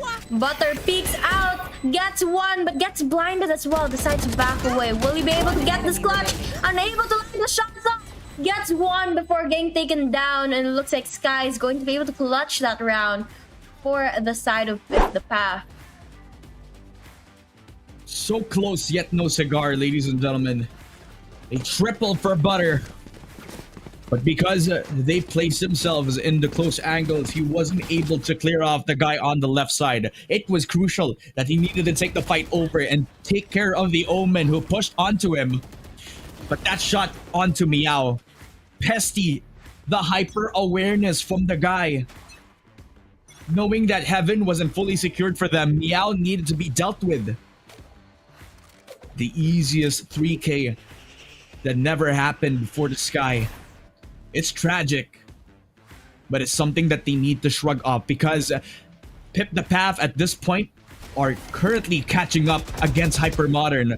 And with the aggressive push down on to that T-spawn, he hasn't even cleared Meow. And they spot him now. Cyrus will get first blood. And now Pesty going to get another kill there, trying to go in for the second one. But the opponents just back away, not wanting to go for that engagement, but no. Going to peek out. Pesty landing a couple shots here, going to get that kill as well onto their side. Fifth the Path, having all 5 players on their side right now. But Hypermodern down to 2 are left. They go towards that B side, looking to at least get the plant to their side, get the defense to their side. But the players of Fifth the Path is going to go in for the plant right now. And it looks like Butter's going to be able to get 1 kill. But they still have a lot of other players to deal with. They're thinking about Butter. He's currently flanking around them right now. So they put 2 Soup players on the forward position. But Butter is just incredibly smooth with the shot. Now joined up with the Cypher as well on the same angle.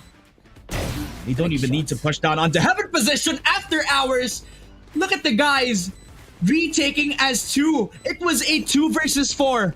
Before we started off this retake, the defuse just comes in, but Azzy and Thawari recovered the round entirely. But it was Butter who was the most important member on this team because it was never expected from him that he would make this so close that would have seen a chance for them to steal the round away. But because they were able to push them down on Heaven, they get the round. That was so close. Because they had the half too.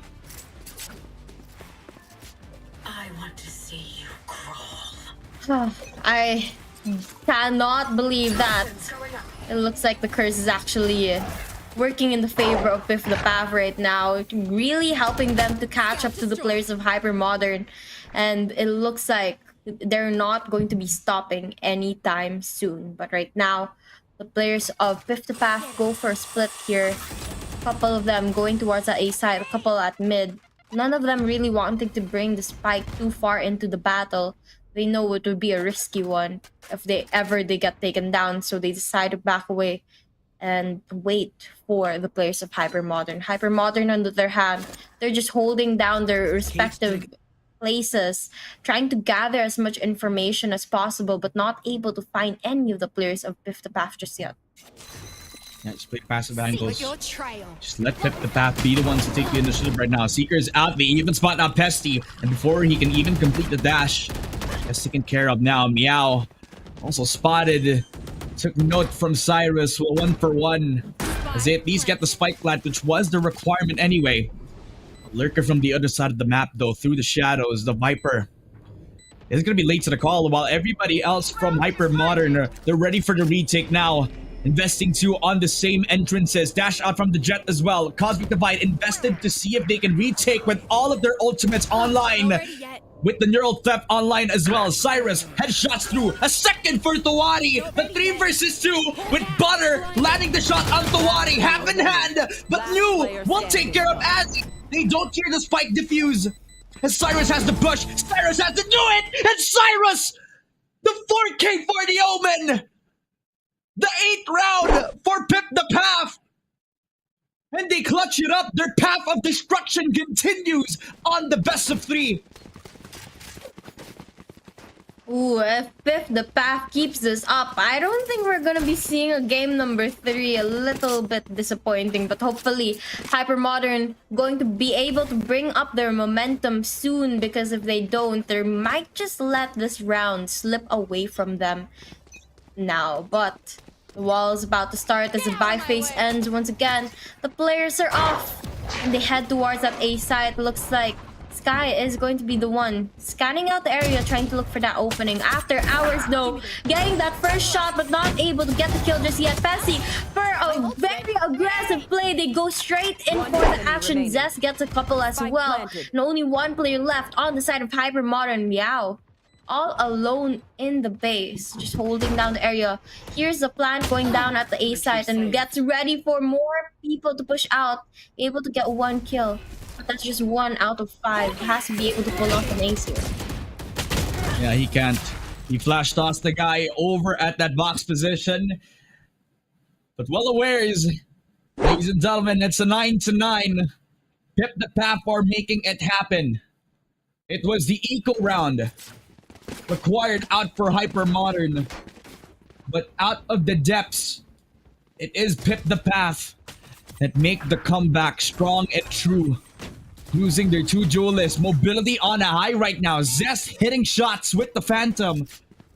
And hyperly aware that they're coming out from that vents position since they were late to the call. They completely abandoned the A site and fully invested all the resources to try to decimate the push out on that reps position, which did not work at all for Hypermodern.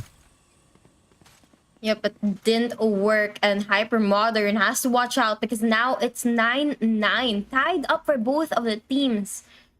And we were not expecting this. We were not expecting Pip the Path to catch up, but nonetheless, they still made it work.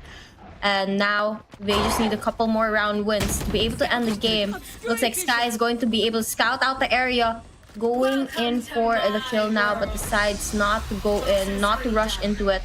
Looks like Viper Spit's going to be used as well on that A side by the ramps to clear out the area.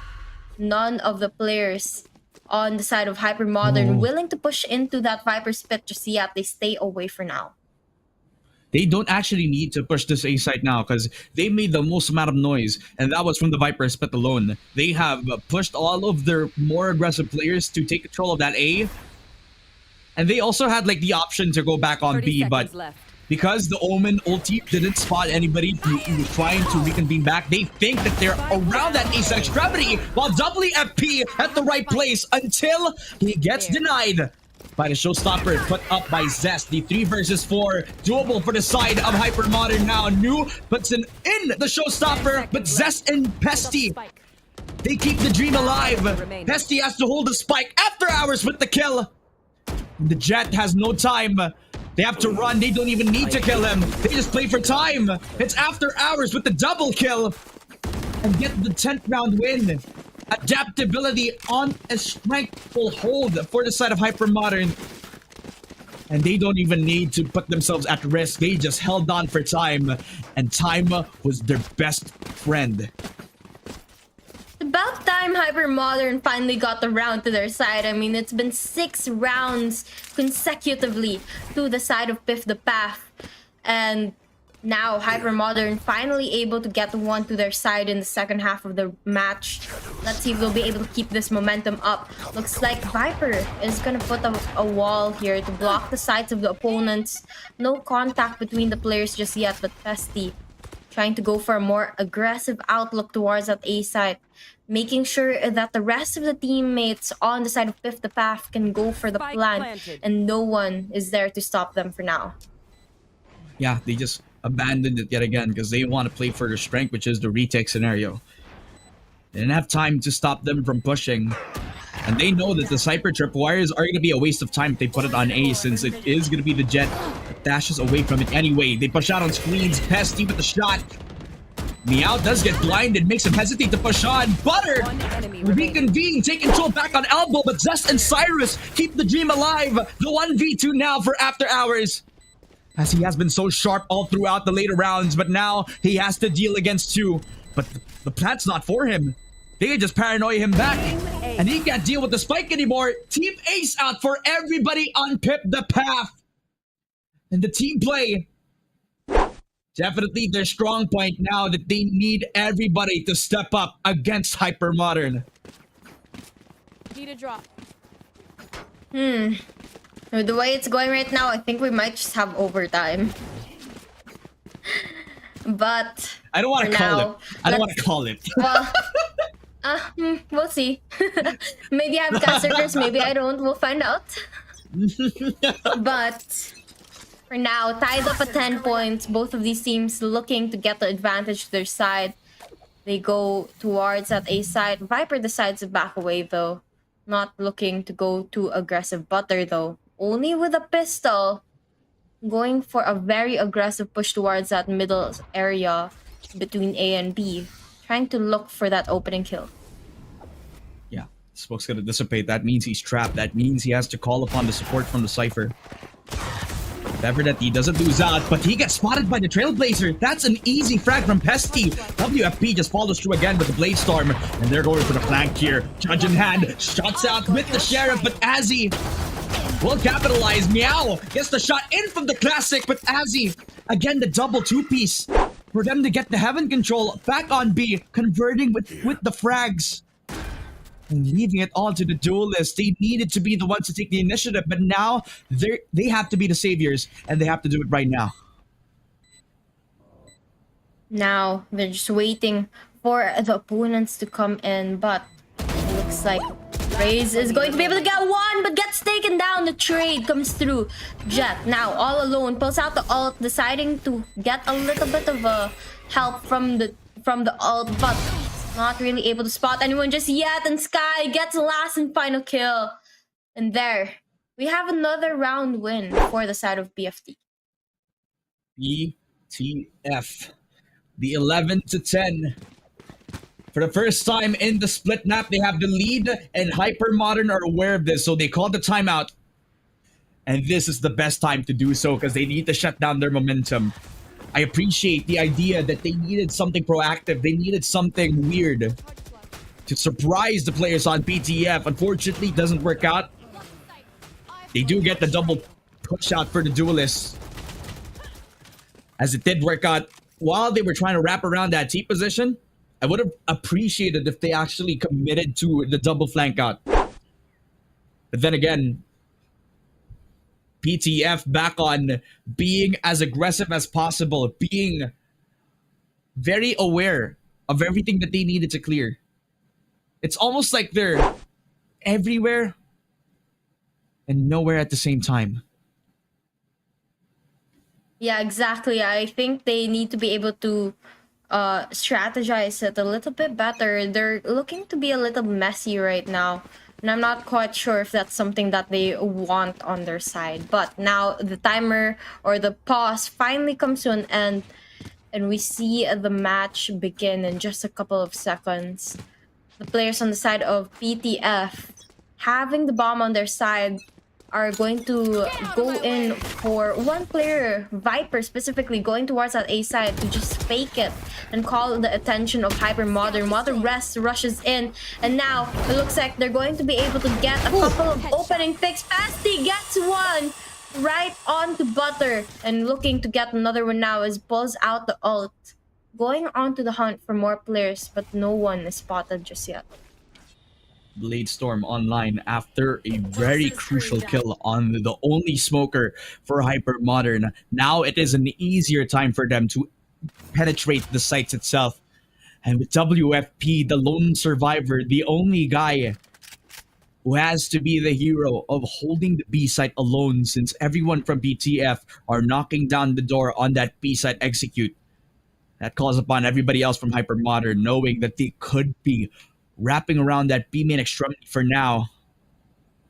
So they're ready with the smokes, they're ready with the utility, positioned up for the execute. The 4 versus 5 for Hypermodern, and in the most crucial moment, they have to win this right here, right now. 30 seconds left. Spike planted. Now Meow going to push in but gets taken down by Pesty. And now things slow down a little bit more. A spike already planted. And the players of Hypermodern forced to go in for the retake, but not looking very good because Pesty spots them already.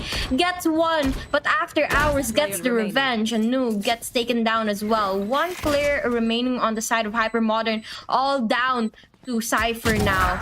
Will he be able to clutch it up? But gets spotted by Zaz, who just lines it up perfectly. Another round win to the side of PTF as they bring it up to match point, looking to make this a quick series and not wanting to fight for game 3. And not only was it quick, but it is as decisive as ever. This was a 3-9 when we started the second half. But Pip the Path are here to play. Pip the Path are here to make a statement to everyone in the tournament bracket right now. It doesn't matter. If you actually have the best firepower in the market, ours is better. And even if everybody else on the bracket have very remarkable plays, team play is above all. And Pip the Path are showing that right now, as they're the ones on the driver's seat, on the comfortable spot of taking this since they are on match point. Early Trailblazer out on the mid side. But it is a bait and switch anyway, so they have to be careful about the raise on the other. They are definitely being careful right now, but just as I say that, they go for a more aggressive play. WFP5 able to get the first frag of the round. And now Hypermodern having the numbers advantage. They are just waiting for the aggressive plays that they know Piff the Path is going to bring out. They just have to wait for it and play patiently. And New here right around the corner. A lot of opponents going to be spotted out. Gets one before Zest gets a kill on him. And now 3v4 situation. 30 seconds left.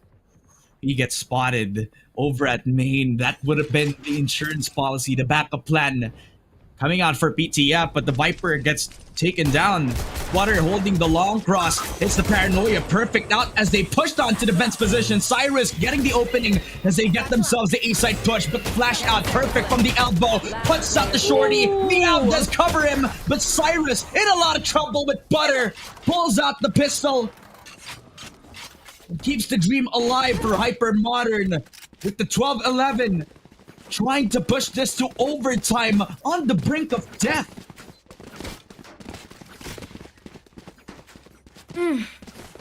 One more chance for PTF to be able to get the game ended. But if not, Hypermodern is going to be able to push for overtime, just as you said.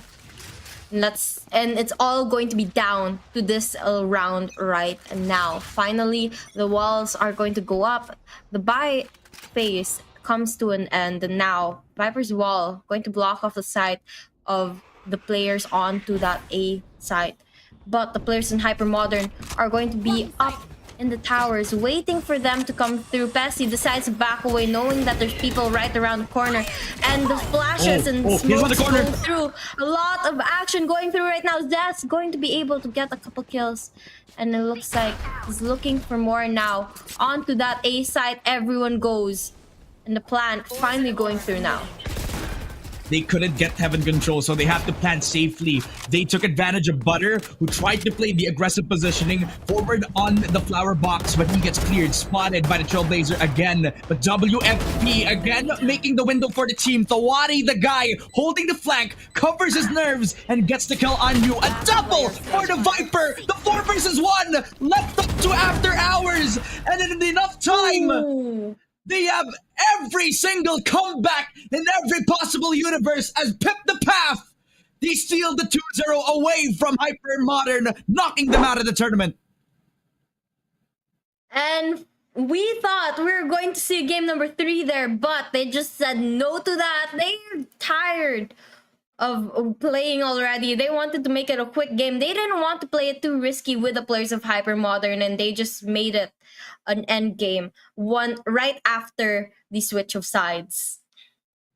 My goodness. And for the long game that it was beautifully done for Pip the Path. Their mental fortitude and how they were able to stride through with the 3-9 score dealt onto them, forced onto them by Hypermodern because of their really nice attacking rounds. And they have to think that WFP were giving them a run for their money because of those shots from the Guardian, how he has been entering for the team, and how he was doing well with the rest of the squad as they were getting themselves the attacking rounds. But it was on the second half where it all, well, I'd say didn't matter, right? Because, again, Pip the Path has shown that they're different than with how they've been entering, but how well they have been using a lot of the util.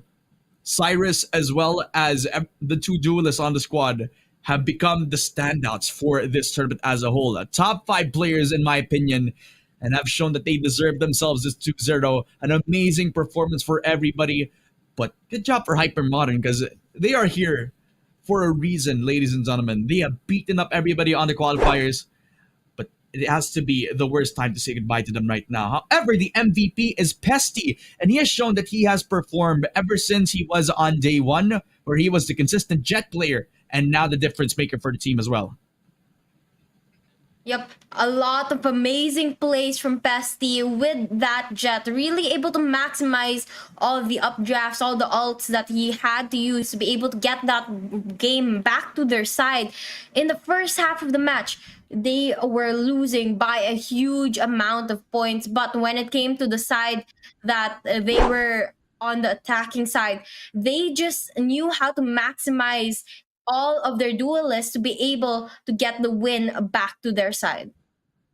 Yeah, and that's why I'm really curious to know what they were talking about and how they were able to pull it off. Because we know that they won, but we don't know what they were thinking every time that they were winning, and as well as when they were down multiple rounds on that split map. So why don't we head on over to Archie for the post-game interview with the captain as well as everybody else on the side of Pip the Path.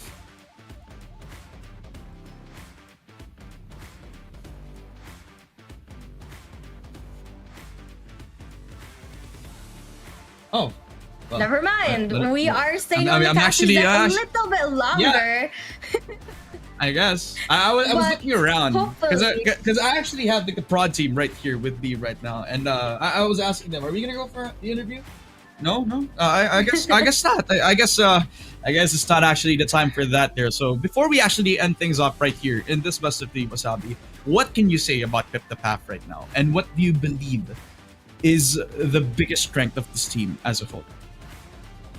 Biggest strength is really their adaptability. I mean, they know how to play very, very well. And of course, their player, Pesty, just an absolute crazy player. Very, very good. Very, very on point with every single shot that he is able to land onto his opponent, and the skills and abilities. Again, the timing, just perfect. And I don't know, I think this is one of the top contenders or one of the top teams that might just make it into the semifinals, maybe even the finals of this tournament. We'll have to see. Okay, well, if you put Pip the Path and Team Falcons in one semifinals, then who do you think is going to win? That's a hard one. I don't really know. I guess we'll have to wait. Yeah, I mean, maybe they would actually push down to like the semifinals. Maybe they push down to the playoffs. We'll never know until we actually get the bracket for themselves, ladies and gentlemen. But for now, we're going to have to throw it on into a short break, ladies and gentlemen. Before anything else, we would like to thank the Dubai Police for giving us the opportunity to have the Dubai Police Esports Tournament as well. And we also have the land with the audience watching us over at the Dubai Police Officers Club as well. And we would also like to thank the tournament sponsors for making the Dubai Police Esports Tournament possible. Isaad, Zawi, Albadad, Jumbo Electronics, as well as SFX for allowing the valiant community in Dubai to shine bright in this whole tournament. Thank you so much, Dubai Police, as well as for Esports for organizing the whole thing. Thank you so much as well to you, Wasabi, for joining us right here on this wonderful afternoon. And we'll be throwing it on to the interview right now for Archie. I believe she's ready with Pip the Path. Thank you so much, Ramon and Wasabi. I'm here with Pip the Path. We have the Wadi, and we have Pasty, who happens to be our MVP. So tell me, how does it feel to be winning in this stage of the competition? You guys have been stomping. The first map, you guys stomped 13-1, and the next map, it didn't look too good for you, but you made that ultimate comeback. So tell me, how does it feel to be here right now? I think what really matters is that the first map was a stomp and we got overconfident, but second map we got put back in our senses. We had to take a timeout, we discussed our issues, and then we just came back. It's just a matter of communication and teamwork. All right, well, that's great to hear. What about you, the Wadi? Is there anything that you felt that was a bit difficult through this game, or do you think you breezed by it? No, honestly, everything was fine, especially in the first map. We were fully confident, we came in fully prepared, and as you can see, the results were obvious. And then the second map, I want to applaud my team, actually, because the mental was never down. Like throughout the whole thing, we were like down 6-0, the mental was always up. And then we took the time out, we discussed some stuff, and just came back in. Yeah, it was good. I definitely have to agree with you. The positivity really showed in the crowd. You know, everyone was cheering on for you, and we love to see the emotion of the players and you guys having each other's backs. Even if something didn't turn out as well as you thought, you said it's okay, we're gonna pull through, it's all right. Yeah. So let me ask you this: when you compete in LAN events and when you compete online, how is the difference in that? Because you don't really get to feel that emotion as much when in LAN events. So which one do you prefer? Definitely I prefer LAN, because you just enjoy this whole atmosphere with viewerships, and by having your team beside you, you can like hype each other up, and it's just fun. It's really fun. So I prefer LAN personally. Awesome. Well, do you have an answer as well, Festy? I was going to say the same thing, to be honest. All right, you know, they're that much in sync, that much synergy, they have the same answers, right? All right, let me ask you one more before we go to the break. Is there any advice that you would give to potential players out there who might want to go pro and, you know, be in your shoes? Go for it. The only way to know if you're going to succeed or not is put in practice and try. That's awesome. What about you, the Wadi? Anything you want to say? Same thing. Same thing. They're synergy in sync. You know what? It's fine. I get it, and I applaud that. That sounds great. All right, we're hoping to see you guys going into the finals and hopefully win the whole thing. But you guys have to stay tuned for that. Stay around. We're just going to go for a short break, and we will be back.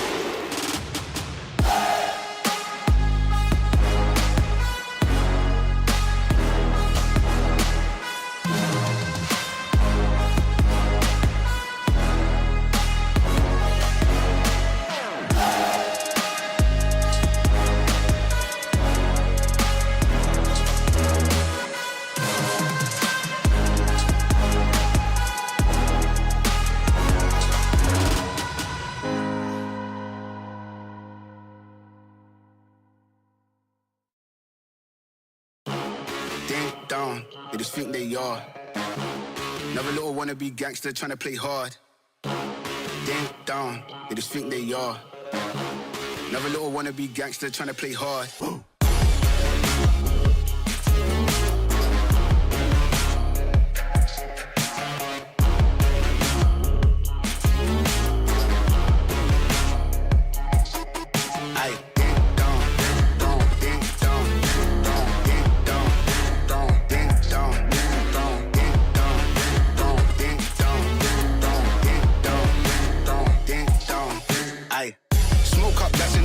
Free up the guys, then dip out the ends. Jump in the ride, then burn out the rims. Don't stop, don't coach, the boy that I'm in. Now we on the block with the up for events. Skin kept close, cause you plotting on them with the tits on 10. Back in the back, that's on tap, all ready to go and jump in.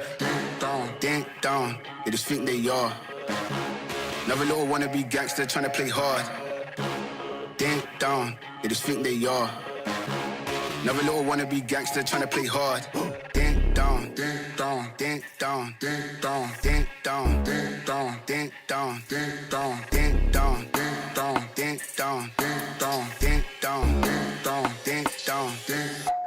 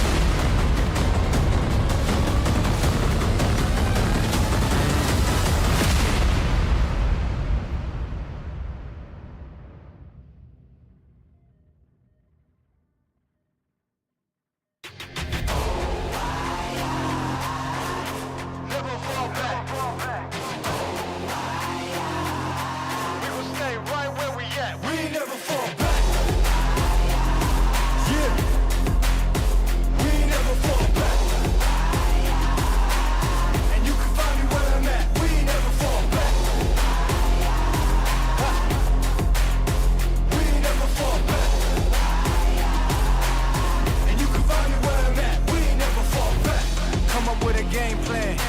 Double XL up in the paint, you can't shake that. All the way gassed up, full tank, man. Moving too quick, keep the cameras in the playback. Dang, so tell me how you feel with it. You put a lid on it, I ain't got no chill with it. This right here your problem, you gon' have to deal with it. Lay it on the line, high risk, that's the meal ticket. Yeah, we ain't never fall back. Hold our ground where we at. Never fall back. No lies, no facts. We gon' stay right where we at. We ain't never fall back. Yeah, we ain't never fall back. And you can find me where I'm at. We ain't never fall back. We ain't never fall back. And you can find me where I'm at. We ain't never fall back. Been way down, never falter. Came with the hands out, get them off us. I'm 24/7 in the office. Pay attention cause I ain't repeating offers. Yeah, never met a man I've been scared of. Careful, you gon' get exactly what you asked for. Here for whatever you bring me, getting handled. I answer to no one, I don't need the hassle. Yeah, we ain't never fall back. Hold our ground where we at. We ain't never fall back. Hold our ground where we at. Never fall back. We ain't never fall back. Hold our ground where we at. Yeah. No lies, all facts. You can find me right where I'm at. We ain't never fall back. We ain't never fall back. Yeah. We ain't never fall back. And you can find me where I'm at. We ain't never fall back. We ain't never fall back. And you can find me where I'm at. We ain't never fall back.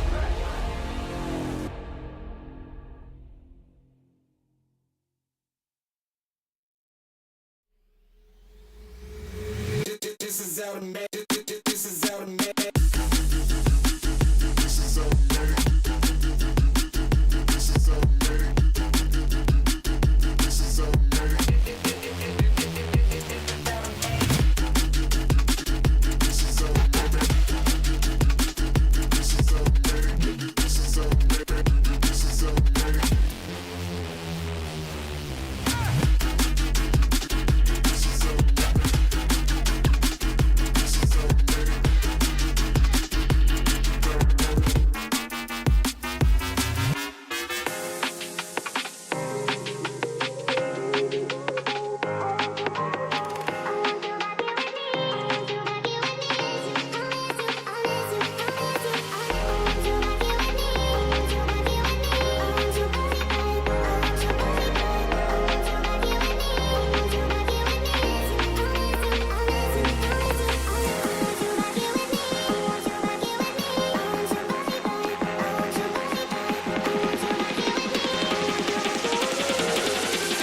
Did you really think I'd just sit here and watch?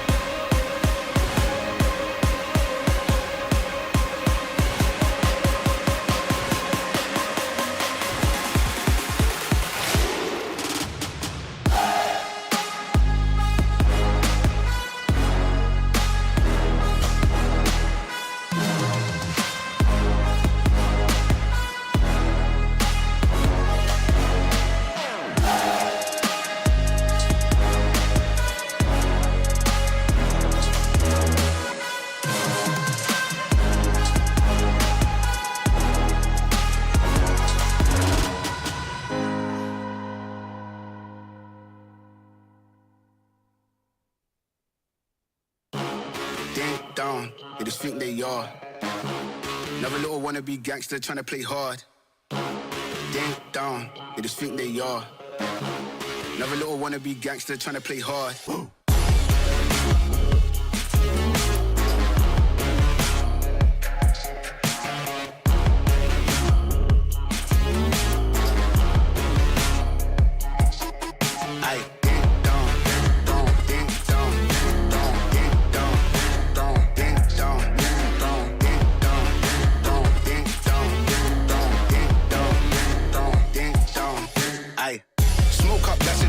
Free up the guys, then dip out the ends. Jump in the ride, then burn out the rims. Don't stop, don't catch the way that I'm in. Now we doing the block with the up for events. Skin get close, did you put on them with the tits on 10? Back in the back, that's on tap, all ready to go and jump in. Ding dong, they just think they are. Another little wannabe gangster trying to play hard. Ding dong, they just think they are. Another little wannabe gangster trying to play hard. Ding dong, ding dong, ding dong, ding dong, ding dong, ding dong, ding dong, ding dong, ding dong, ding dong, ding dong, ding dong, ding dong, ding dong, ding dong, ding.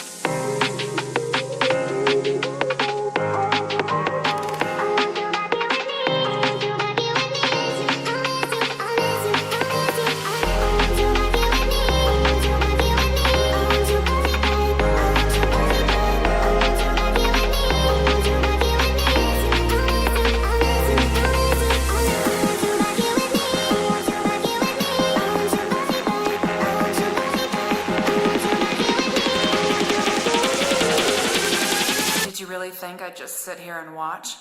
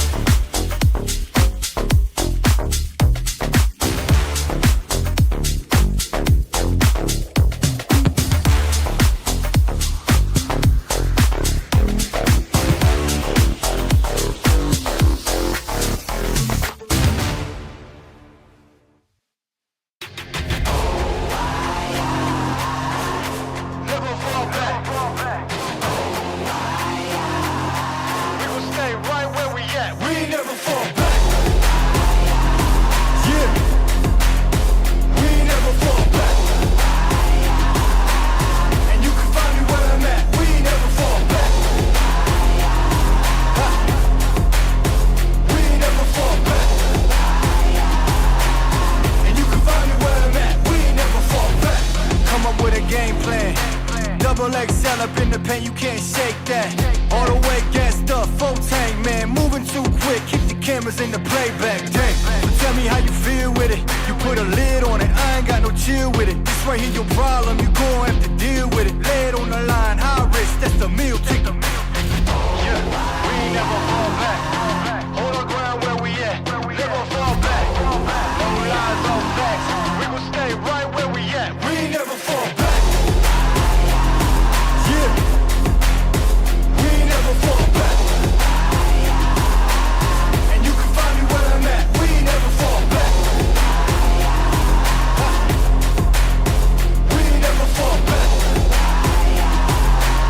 And you can find me where I'm at. We ain't never fall back. Been way down, never falter. Came with the hands out, get them off us. I'm 24/7 in the office.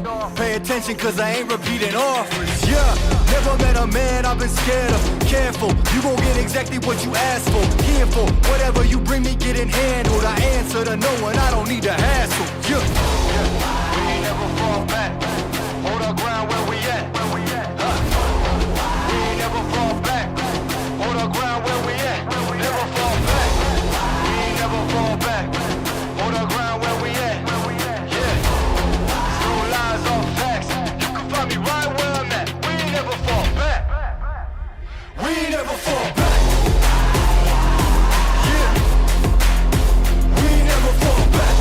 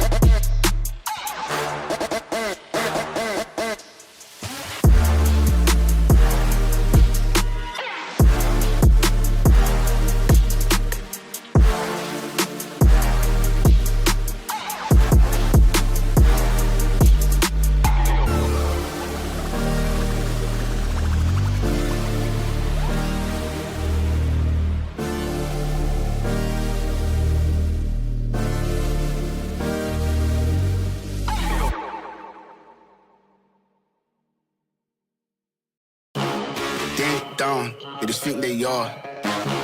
Another little wannabe gangster trying to play hard. Ding dong, they just think they are. Another little wannabe gangster trying to play hard.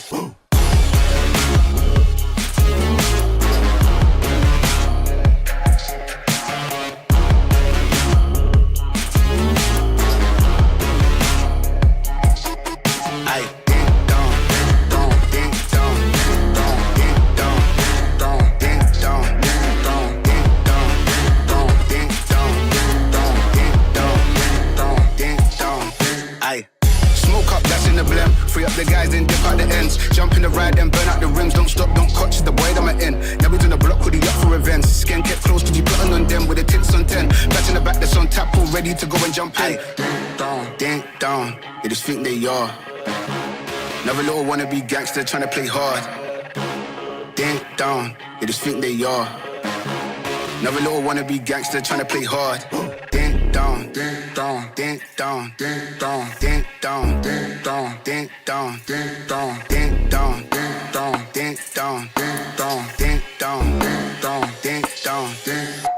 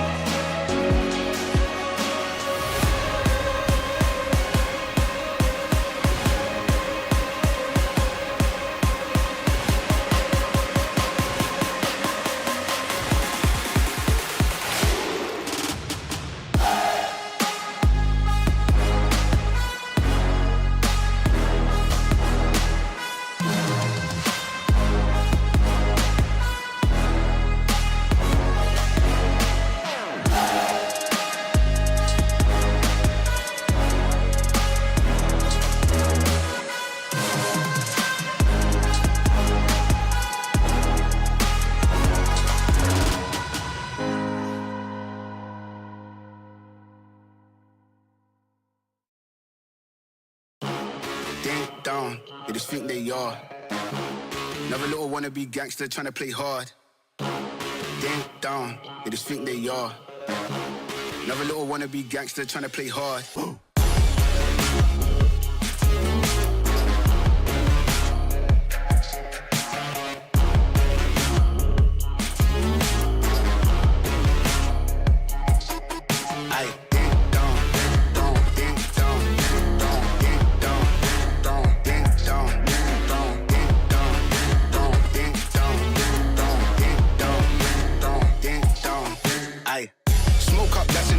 Free up the guys, then dip out the ends. Jump in the ride, then burn out the rims. Don't stop, don't coach, the boy that I'm in. Now we doing the block with the up for events. Skin kept close, cause you plotting on them with the tits on 10. Batch in the back, that's on tap, all ready to go and jump in. Ding down, they just think they are. Another little wannabe gangster trying to play hard. Ding down, they just think they are. Another little wannabe gangster trying to play hard. Ding down, ding down, ding down, ding down, ding down, ding down, ding down, ding down, ding down, ding down, ding down, ding down, ding down, ding down, ding down, ding.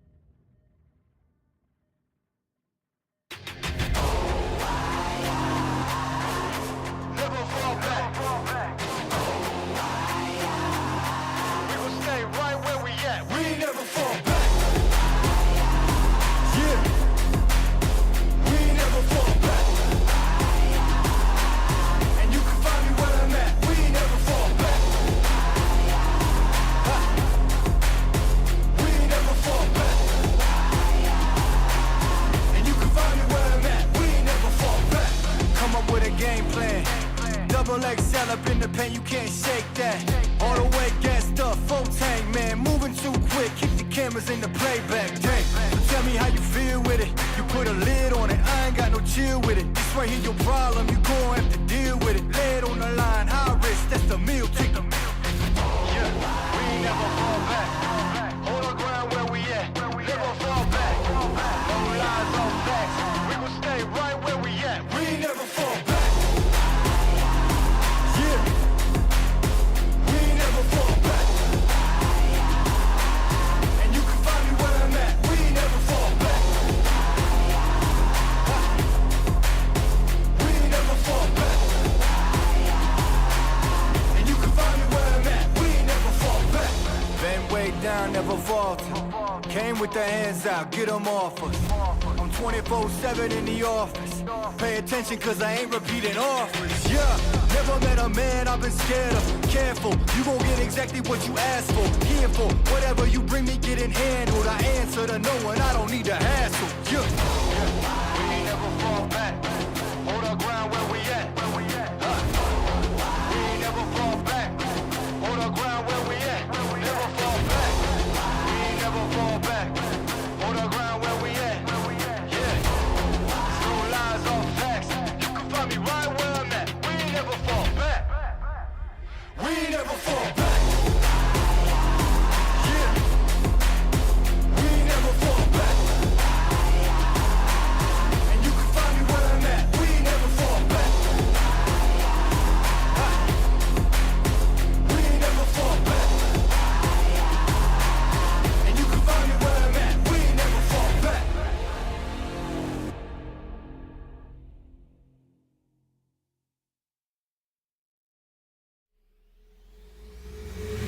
This is automatic.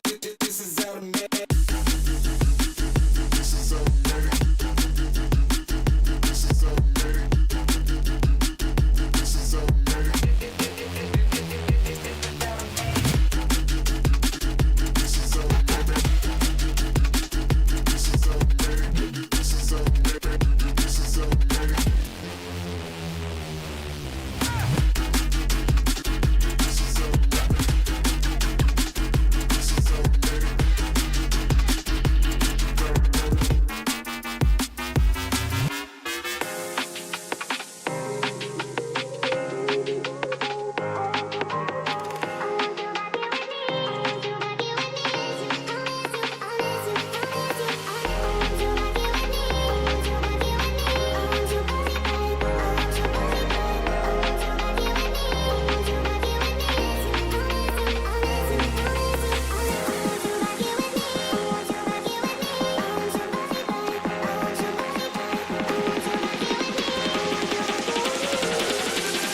Did you really think I'd just sit here and watch?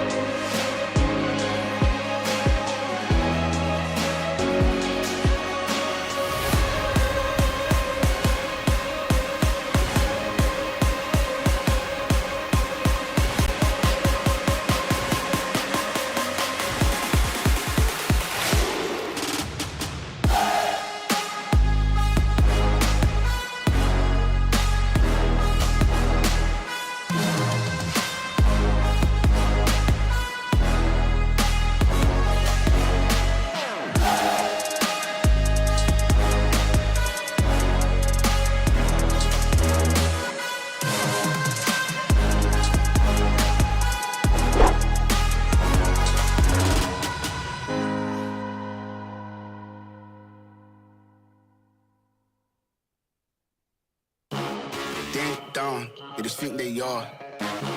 Another little wannabe gangster trying to play hard. Ding down, they just think they are. Another little wannabe gangster trying to play hard.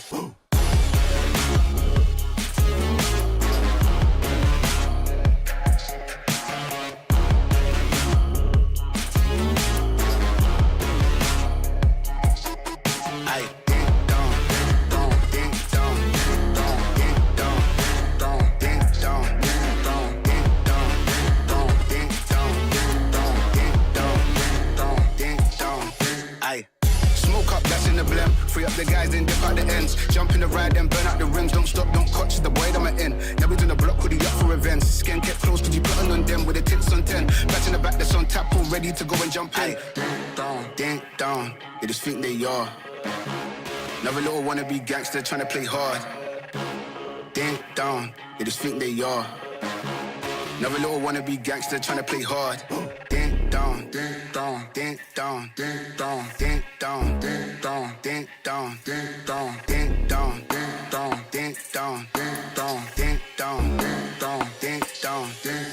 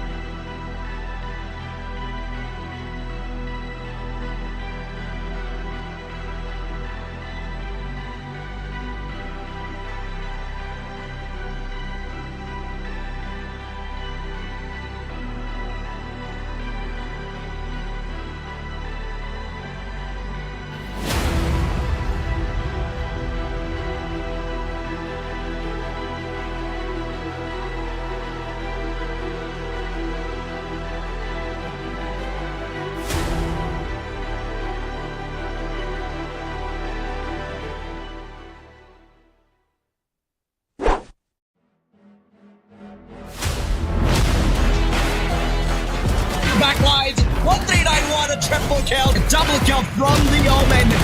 And this guy is spotted the Mortier Vortex.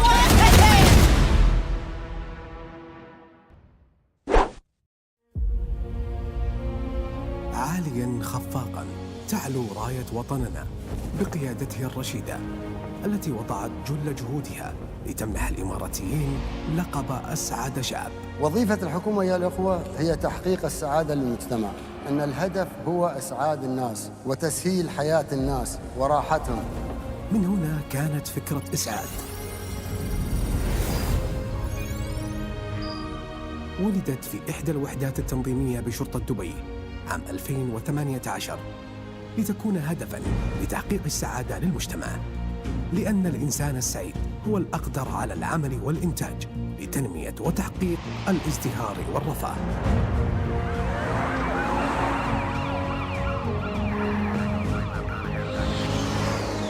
تم تأسيس المركز للسعي في تقديم الخدمات لكافة موظفي شرطة دبي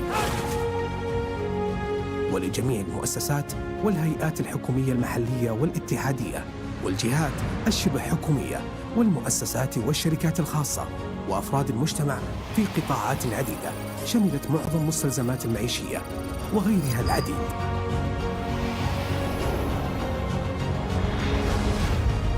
يكمن الهدف الرئيسي من توفير هذه البطاقة بالمساهمة في إسعاد الموظفين من خلال المشاركة في تحمل الأعباء المعيشية بتوفير خصومات معتبرة في مختلف المجالات منها الصحية والتعليمية والأسرية والسكن والترفيهية وغيرها، وتقديم مساعدات إنسانية ومجتمعية للمحتاجين من مختلف شرائح المجتمع، حيث تجاوزت بجغرافيتها وأهميتها لتشمل العديد من الدول والقارات بعروض ونسب مبهرة تتناسب مع العرض والطلب لكافة شرائح المجتمع.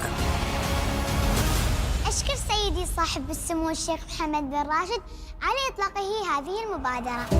لم تقف بطاقة إسعاد عن التطوير في تقديم المزيد من الخدمات، فقد أطلقت مبادرات مجتمعية وإنسانية تعنى بتقديم المساعدات المالية والعينية والمعنوية للعديد من المحلات المجتمعية والإنسانية، والتي تم تغطيتها بالتعاون مع عدة رعاة محليين وعالميين قدموا كافة الدعم لتكون هذه المبادرة ذو قيمة وفائدة في جميع القطاعات، بناء على التوجيهات الحكيمة لسمو الشيخ محمد بن راشد آل مكتوم الذي يسعى دائما على أن يكون السباق في مبادراته البناءة والهادفة لإسعاد الشعب، أن المواطن أول وثاني وثالث. كانت هذه المبادرة التي أصبحت شعاراً للتقدم والتطور بتأمين الخدمات والتسهيلات لحامليها محط أنظار لكافة القطاعات، فقد حصدت بطاقة إسعاد العديد من الشهادات التقديرية على أدائها عمل التنظيمي كأفضل فريق إداري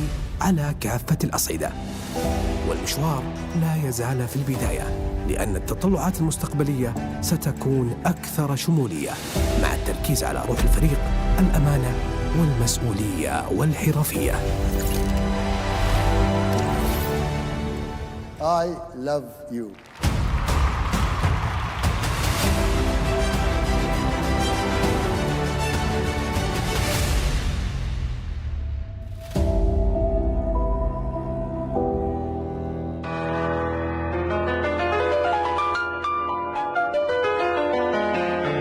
First I sent the link and she was petrified.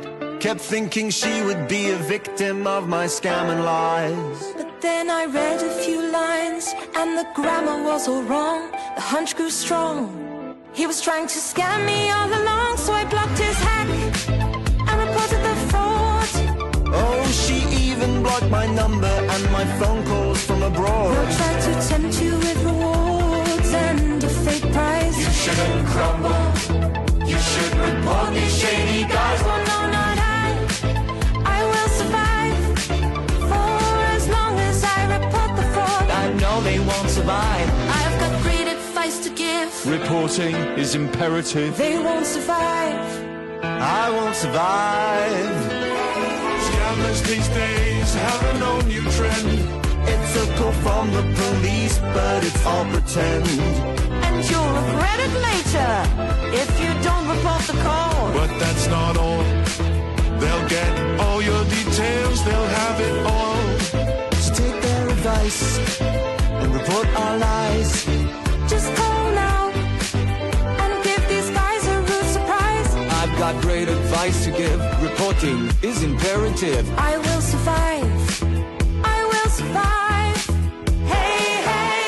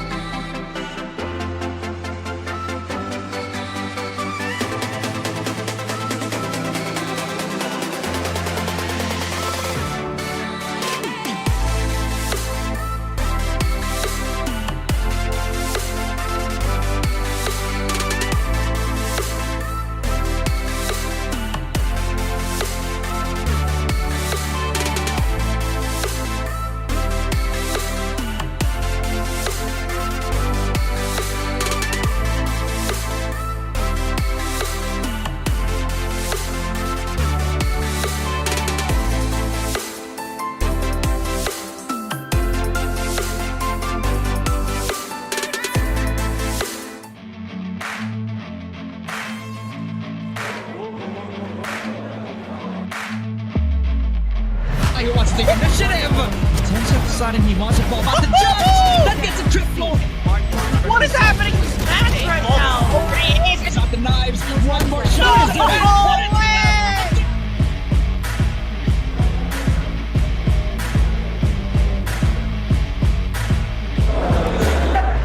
and he gets a triple. Drops up, ends up finding Chad. It's a good sign for Ronaldo. Timing. To do more if they want a clear shot from Taiki.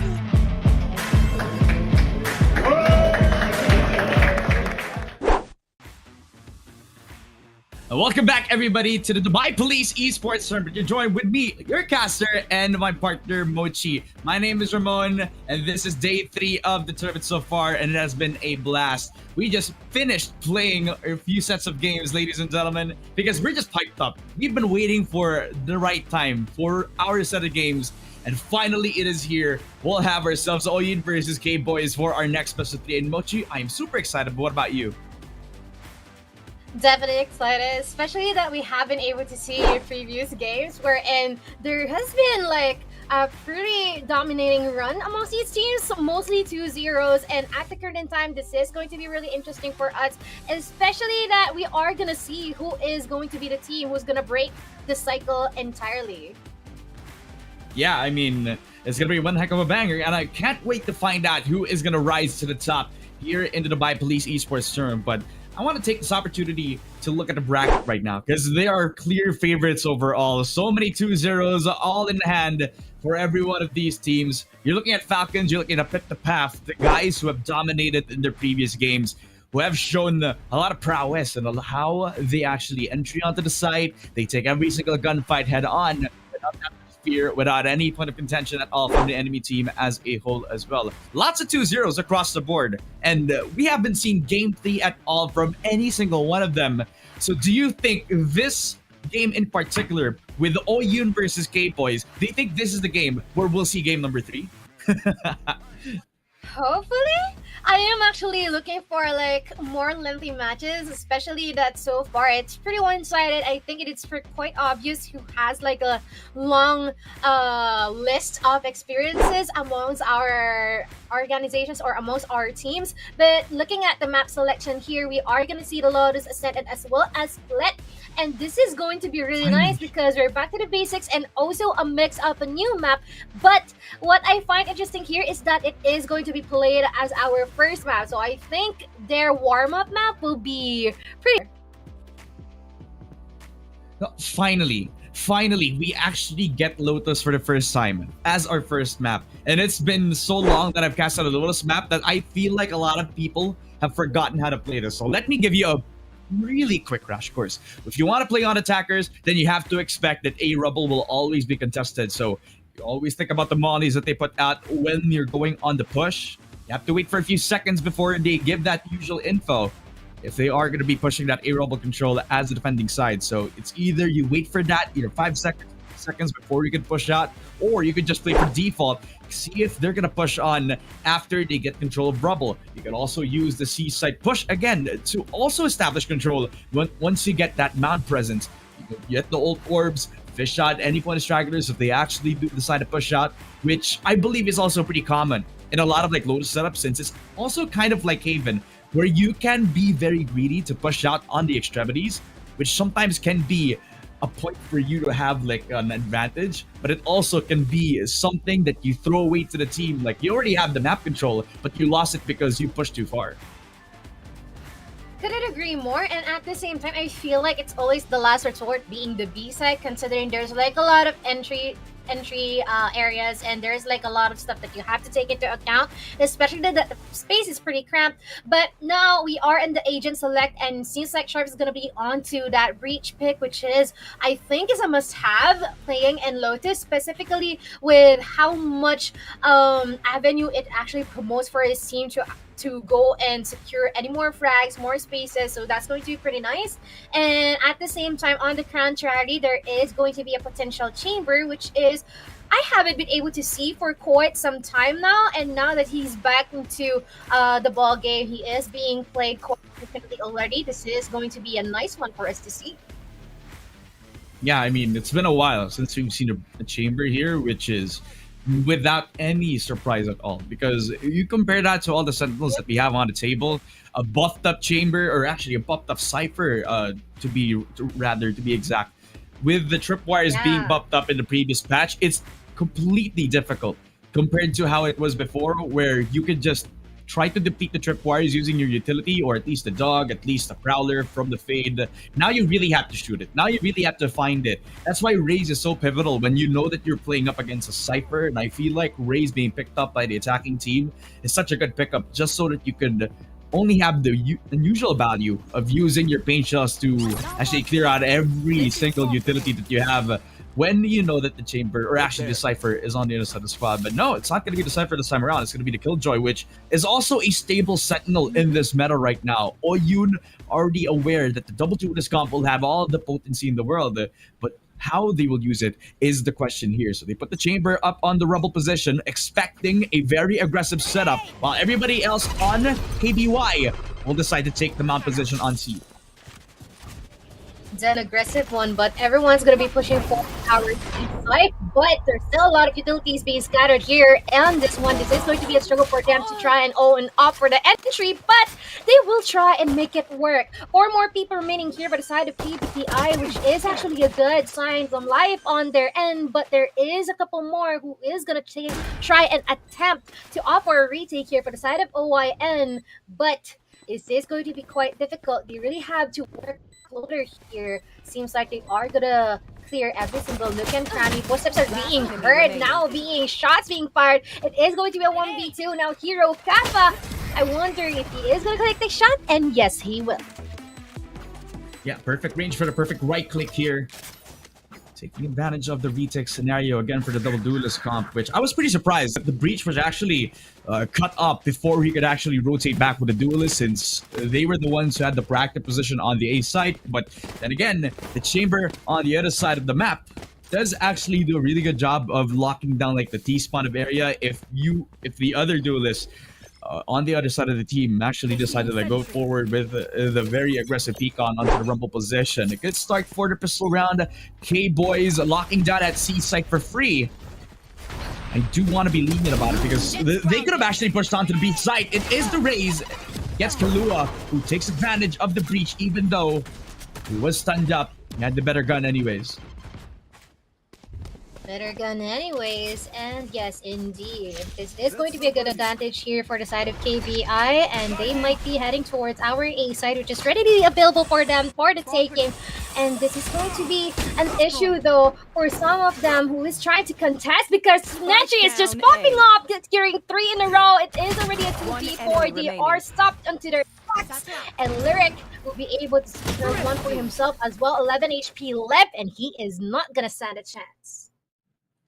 Welcome back to Nietzsche 2K from the previous Dubai Police Esports Tournament, and he has popped up big with 3 kills in the round, Sheriff in hand, right play time, and didn't even need to teleport back onto safety because he had the perfect gun for it. Long range taps with the Sheriff became the difference maker for the 1-2-1 scoreline. K-Boys on notice with the pistol round back on again. And this is when timing becomes the enemy for both of these squads, because you may have the better gun, but when the Sheriff in hand gives you the one-tap potential, then it's very easy to underestimate, but you forget what the essence of that gun is. Yes, I couldn't agree more. And also, you can never underestimate the one-tap potential that it may offer. But now, seems like the Free Fire is going to be getting into them here by the side of KBI. And Flick will be able to secure one as well on his end. But there's still a lot of hope here for the side of KBI. Both of their duelists are still alive, as well as the potency of a breach is undeniable. But this is going to be them being able to see and spot out each other. Shots will be connecting here from both counterparts, and this is going to be an issue for the side of KBI once again. They will be delayed, will be hesitant into pushing further into the C side, and now they digress from doing it. Stuck between a smoke and a hard place because they can already get sandwiched by Flick, who's only jumping on the cross to see if he can flick on and flank on 3 players here, rotating back on the T-spawn position, expecting them and jumping on the idea. Misses a few shots, already takes down Boo, but it is the Raze that reconvenes the fight. does get the Vandal upgrade in time for the 2 versus 3 in hand, 20 seconds. And they can still play around this, even play for the long con to meet you with the 1 tap again from the Bulldog. And in a different tune, he sings with praise in a 3 versus 1, leaving it all to Hero Kappa, who has to save the game, but not enough time. And without friends to help him, he does get one before he sticks off his last final breath. He 2-1 for the side of Oyun, as they get themselves back the round that they lost in the previous pistol round. That's actually pretty unfortunate here by the side of KBI, because you can see that with the bodies or the X's on the map, you can see that they attempted to go to A. It did not work out. Someone get picked off. There's no trace. They try to go to C. They did the same thing, and they haven't been able to trade anyone. And they try to go to B, and the same thing happened until one of them has already been cornered. And now it's already a 2-1. And so far, we saw operator in the hands here of Kiwi, and let's see if this is actually gonna turn out really well on this end, especially that so far they are losing a lot of gunfights here from OYN, because you know, it's just the differences in terms of accuracy and preciseness in terms of their duels.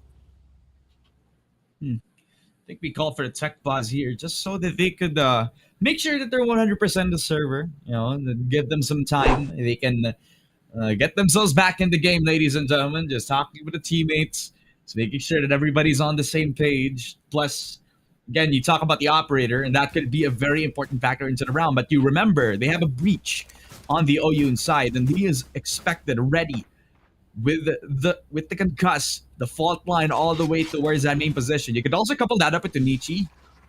And with a one-way smoke, he can't give himself the free real estate that the chamber is thinking about getting. Thinking about taking for himself, being greedy if he wants to take the fight, even if he has the operator for his own.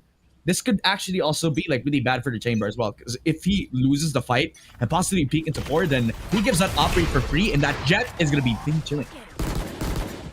But he'll be able to manage and teleport out of that site, which is a good thing for him. But unfortunately, he won't be able to utilize the operator that much. Lyric once again just by the sidelines, waiting for anyone to opt for that entry. But we are going to see that they'll be taking tremendous amount of damages here from the Dynasty once Lyric has been able to place, even getting one as well. Hero Kappa will be eliminated, but so far they will try and attempt to put the spike out here in this side. Lyric getting 2 already. Showstopper connecting onto this breach, and so far Flick is just popping off really on the zone, just securing all these kills, and he will get the 3rd one as well. And just as before they even up for the defuse, they already won their round. And the thing about that was, for the side of K-Boys, they didn't even do anything wrong, except maybe that they didn't even try to aggress onto the Hall's position so they could have map control. And since they gave the Hall's position, that was free reign, free ways for the Rays to use the showstopper. Flick had no problem with the showstopper in hand, and that was the difference maker for the round. They had full speed ahead to retake back onto the site. Guidance by the showstopper in hand from Flick, and you can also argue that the Killjoy Mollies also played a really big factor into the round, softened up, making sure that they're not able to be confident to take the peeks onto the Hall's position yet again. Kalua. Now, this is what I predicted. If he lost the operator, I'm talking about the chamber, he's giving it up to Kalua, and he is known to be a really good operator, especially if you give the gun away for free. Yes, most especially, right? But I guess they will be backing out just for good. I think they'll be thinking it through if this is actually the best way to go or opt for B side. But someone's gonna be pushing here. They could be connecting his shots. 1, 2, not gonna get 3. Rikoba will be able to trade for his comrades instead, and it is going to be a 3v5. But they are yet to commit into a specific site here. Killua still having the operator into his hands. Whoever is going to run into that crosshair will be meeting his demise, but he's going to be smoked out and will be forced to push forward, opting for the aggressive stance. Rikuba will able to connect those shots onto Sharp, now a 3v3. Vicious Wing connecting onto him, and this is going to be a good sign for TBI to get the job done. Oh no. Oh, they never realized that they're in 50-50 angles. Rikuba getting himself the kill over to the Omen. leaving the 1 versus 2 in hand for Lyric. He sings the tune of sadness as he finds himself alone in the depths of a 1v2 as he clears each corner, not knowing that both of them are holding hands inside of that tree position. He has to isolate the fight, but it is Hero Kappa, hand in hand with the Jet, that gets the thrifty win. They steal the guns away because of the forward positions. You see them wide open. And they thought that they had control over A just because they had the better guns, but they whiffed the upshot. They don't have to dash away just after they lose the gunfight. Plus, after the Jet dies, they were mispositioned, wide open because they weren't in the tree position to try to capitalize on the better guns that they had. And not only that, they've been able to capitalize in terms of numbers in the few moments before even the round ends. And so far, it's just being a struggle here for the side of KBA. How do we be able to address OYN? But it's still pretty early on today's match, and they might have a lot of stuff on their sleeve. Just like these rotations commencing right now, Rolling Thunder being put out here by the side of KBI. And this is going to be a bad one on OYN because they will be forced to offer a retake incomplete. Adding one more into the bag here, Rikova. Flick attempted to offer the trade here, and now no more utilities available here for the side of OYM. Definitely a struggle in trying to address these remaining people for the side of KBI, but Killua not just ending yet, just pushing further. Flick getting 3, and he's gonna get 4, almost an ace. And that is a really good catch-up for them, just as we thought that this is going to be around for the side of KBI. And a second round in a row that Oyun are given the free space to retake. They had full waterfall control. They put out the paranoia, but they never peeked off of it. They thought that they had the info, and if they did, they would have swung off. But Killua, he was in trouble for 2 seconds right now. No smoke in hand on the waterfall position, and he's able to catch on. Already also behind Flick, getting the 4K this time, who also came through from that waterfall position as well. So they are taking advantage of what is given to them solely by their enemies. Do I have to do something about this? Possibly play as a unit on 5 people pushing up, trap in hand. Killua has control of the rebel position. Flick with a double. And this guy is popping off with the satchel charges. The movement is on point, and their frags are even better. You know what? There's nothing left to say. They just really took the side of KBI off guard. Everyone just pushed forward into the rubble, really denying them in terms of any space being secured on their end. And now they are working with 2 more people on their side. I am quite unsure how they will be able to address this one. 3 people just staring at the entrance here onto the rubble area, and he might die just shortly, just like that. Flick a 3K once again. Every single round, this guy's been popping up, securing multiple heads, and he is not backing down. But Boo, what are you gonna do considering that he is all the way onto the defender's spawn? Might possibly try an attempt to secure some heads, some exit frags, but the thing here is, would they let him do that? 30 Seemingly seconds they left. are, if you think about it, because they're all separated and away from the spike. Let alone leaving the Omen to do it all on his lonesome. But Benichi's been short before, and he still is right here, right now. 5 round wins for Oyun off the back of Flick and his crispy aim. The mechanics on this guy is just top notch. A 5-star in hand for the Oyun side. The KBY have to at least find a reset this time because they've been attempting for at least. Imagine that. The amount of kills that Flick has, and I don't know what the win condition is for KBI. Maybe hold out for the flanks because they've been aggressing Rubble time and time again. But if they're not pushing Rubble, then Oyun are going to be the ones pushing it anyway. They're flanking sometimes. I know, right? It's just really crazy here for the side of OY and how they've been able to actually, work hand in hand. But it's just like being able to carry such bulk of the work here. Really wonderful execution on their end. Showstopper already activated here. Looking for anyone who is gonna be exposed. But so far, tremendous amount of trades are already happening here. Some shots from the Tour de Force actually connecting from Huey, but 3K already, just like that. They will be able to get this round for themselves without even needing going to plant the spike down. I guess this is going to be one of the winning conditions on their end. They really have to invest more on Kiwi. Yeah, true. Kiwi has been really good on that operator shot. And that 2-4 meant that he was able to not only fight off like one angle, but he also can watch their backs as well. Since he is the chamber, who does have the job of checking the flanks here. The problem is for KBY, that was off of Oyun's mistake here. They pushed too far with the flank out coming out. And after he took care of the flank, he only needed to focus on one thing, and that was forward. Over back onto the site itself. So that 24 is already depleted. No access to the operator, which I don't believe is also an optimal choice to use in this type of scenario. Playing the slow game now.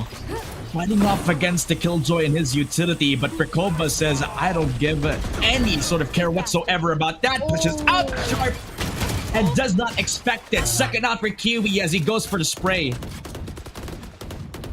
Quite unfortunate for Sharp there, just as he has been able to put out the Rolling Thunder. They haven't been able to utilize it well, but Kiwi though, on the bright side of things, it seems like he still got the momentum from the previous round. Blind's gonna be connecting onto them, and he'll be able to secure a couple. A flawless round here for the side of KBI, and I guess our wish has been granted because this is going to be one of the closest games that we have so far. I mean, I've seen that happen before, and that was from the previous series. It went to 7-5, and then it became one heck of a stop right after that. So, is this going to be that close game? Because at this point, I don't really know what to trust anymore, Mochi.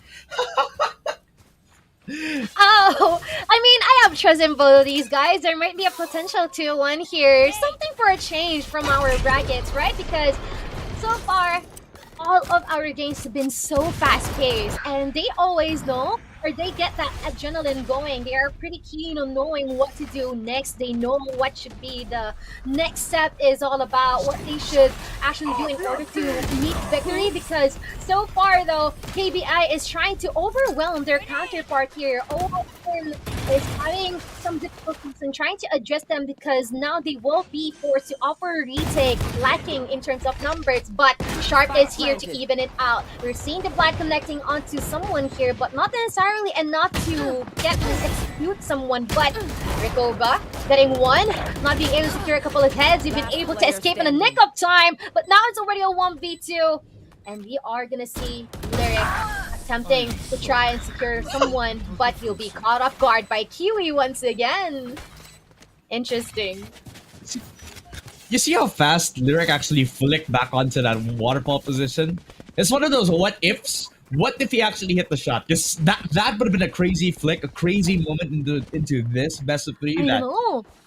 Would really be It's a an clear instant sign. highlight. Like, this is gonna be one heck of a banger. Like, imagine that. Imagine if he hit the headshot, but also imagine if they were able to like push onto that house position. Imagine if they were able to like control that waterfall spot. I mean, they're giving the free info. They're giving the free space yet again. Back onto that gap in the smoke. Swept up by the Omen.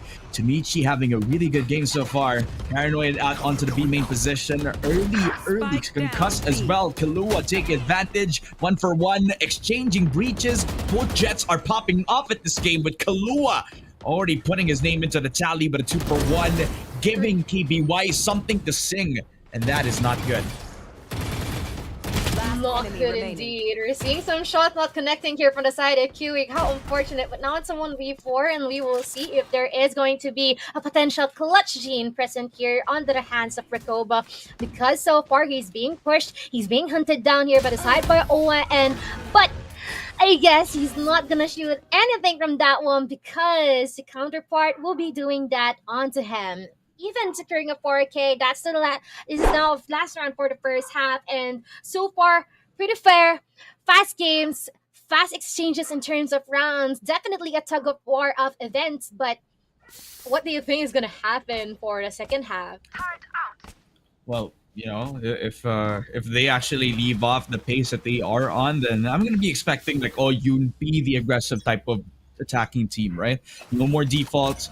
Nothing of the sort. They actually want to play aggressively, and if they do want to do that, then they have to do it on the attacking side of things. Early paranoia to Nietzsche wants to stop them from pushing B, but it is the Rays and Kiwi that opened the door for themselves. They don't know that they're flanking all around now. They got the spike in hand as well. He misses the shot. Kalua dies on the hands of the Rays, but Flick is able to get the win in the 1v1. Kiwi left all alone, but he had the operator in hand. He has to run away from the breach himself. I'm not sure with the operator in the hands of QE, but how he is handling it so far is going to be a key factor here if this is going to work out on his end. But look at this. This is going to be a really good play here. Playing upon these opponents, and we are going to see if this shot is going to connect. Yes, it will. Not even needing to put the spike down onto the A site. You know what? Let's just wait for this breach to walk into my crosshair, because I well expected that he is going to come from the back lines. And now I'll equalize a full reset for our second half. Yeah, I think he heard it since he heard the door open while he was trying to rotate back from the B site anyways.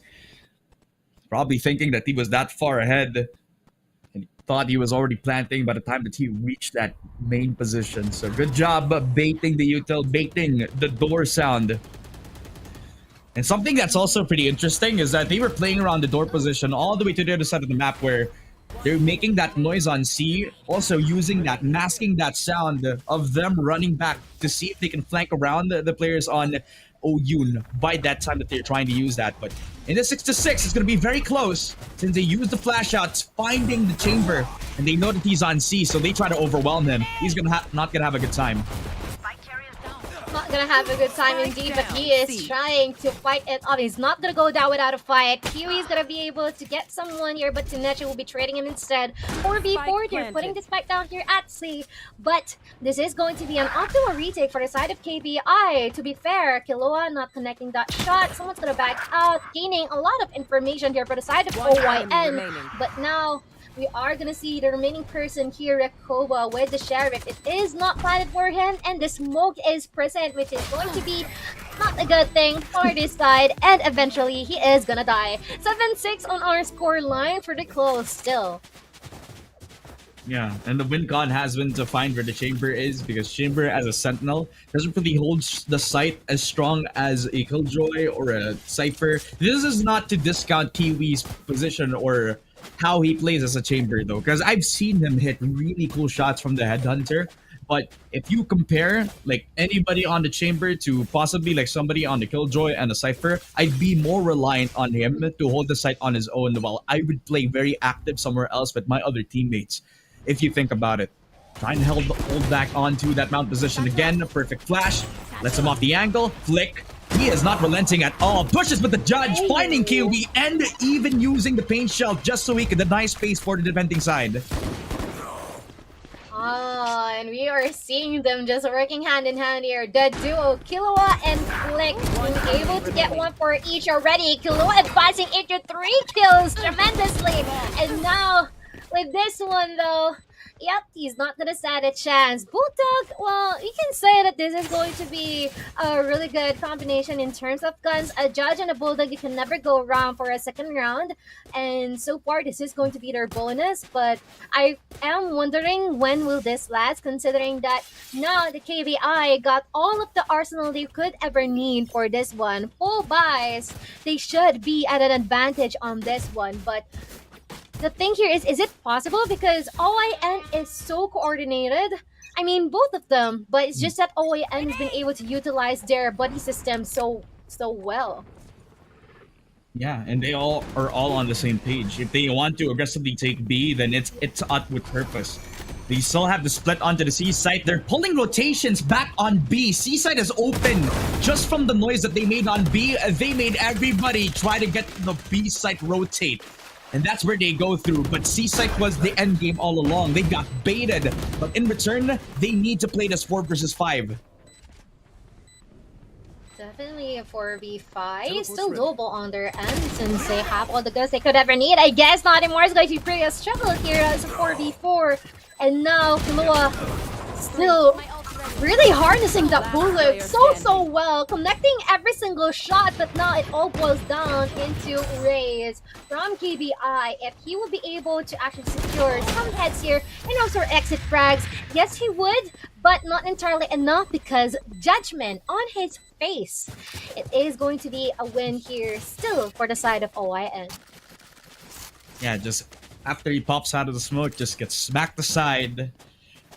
And that's just beautiful coming out from Tunichi here, because you think about it, they were pulling off a really good execute with baiting everybody onto the B site rotate. They made Waterfall a very free zone. They have Hall's control, but that was from the first 5 seconds of the round. They quickly rotated after a very quick entry from the Jet on B site just because of the chamber trap. They used that info to bait them out to make an open C site free for themselves. The Koba, very heavy investment, goes for the Marshall shot.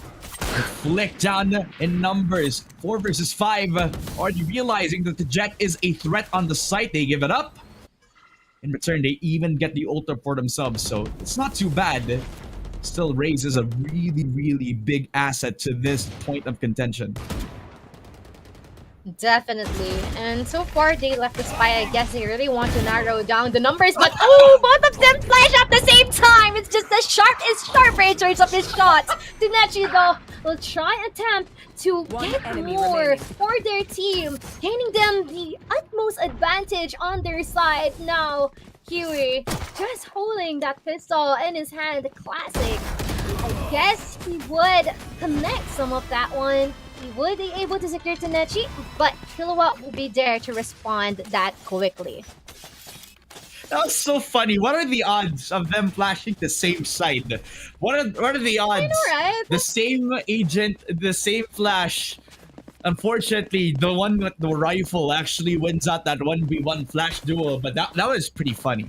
And you gotta say, that rubble control being put out by OU was textbook, so there's no need to analyze anything else other than the double duelist comp that's been rushing onto the rubble position very early on the defense, not working out for KPI. Kiloa with the same idea as Rikova. What is going on with this game? Same flashes, same updraft. They dash on towards our rubble position. That works out in the attacking team's favor.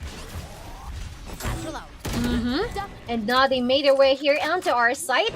Kiloa so sharp as ever, will be able to connect his shots, but not on that one from Hero. Kappa Flicto will be trading him instead, and now it is going to be the remaining person here, Bo. Would he be able to get someone?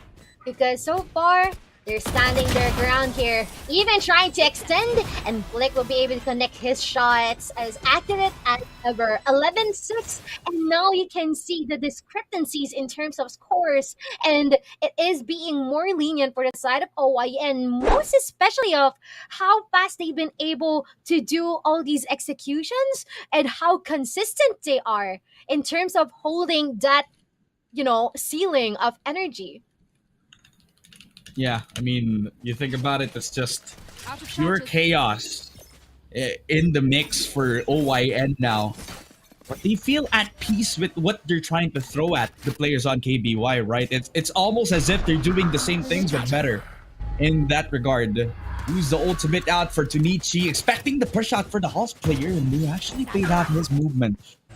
And he's still a hold on. Rikova trying to fight off 2 players on his screen. Flying in the screen right now, Flick. Stopper in hand, spots out the judge, and finally takes down Hero Kappa. They do get the Omen, the Smokers down for the count. And Tunichi getting the second as well. A 1 versus 5 in the mix. The Rays all alone against 4. Oh my, still gonna get one. But once again, not enough. Match point secured here for the side of OI, and you know what? I cannot explain anything more. It's just that wonderful synergy and wonderful combination in terms of their utilities here for the side of OIN, especially with Flick and Kulua being able to be assigned as a duelist here upon entries. Just in a matter of seconds, they made their way onto the defender spawn, and they've been able to execute that so smoothly, wonderfully, and the rest of the people here beside of OIN has been able to pave their way into doing what their job is. So that is really good for them. And now B side is gonna be their ball. Dash in. Kilua will not be spotting anyone, and they'll be denying. Tremendous amount of information here at the lane. They will be cornered. They won't have any more area to move into, but Kiwi with the tour de force being able to secure a couple. Showstopper already active, getting one, but Kiwi still popping up with the 3K, and now it is already up to Flick if he will be able to clutch this out a 1v2. Still good and perfect in terms of belt, but not anymore because it is going to be an additional lifeline here by their side. Yeah, KBI is still alive and well in this matchup on the Lotus map.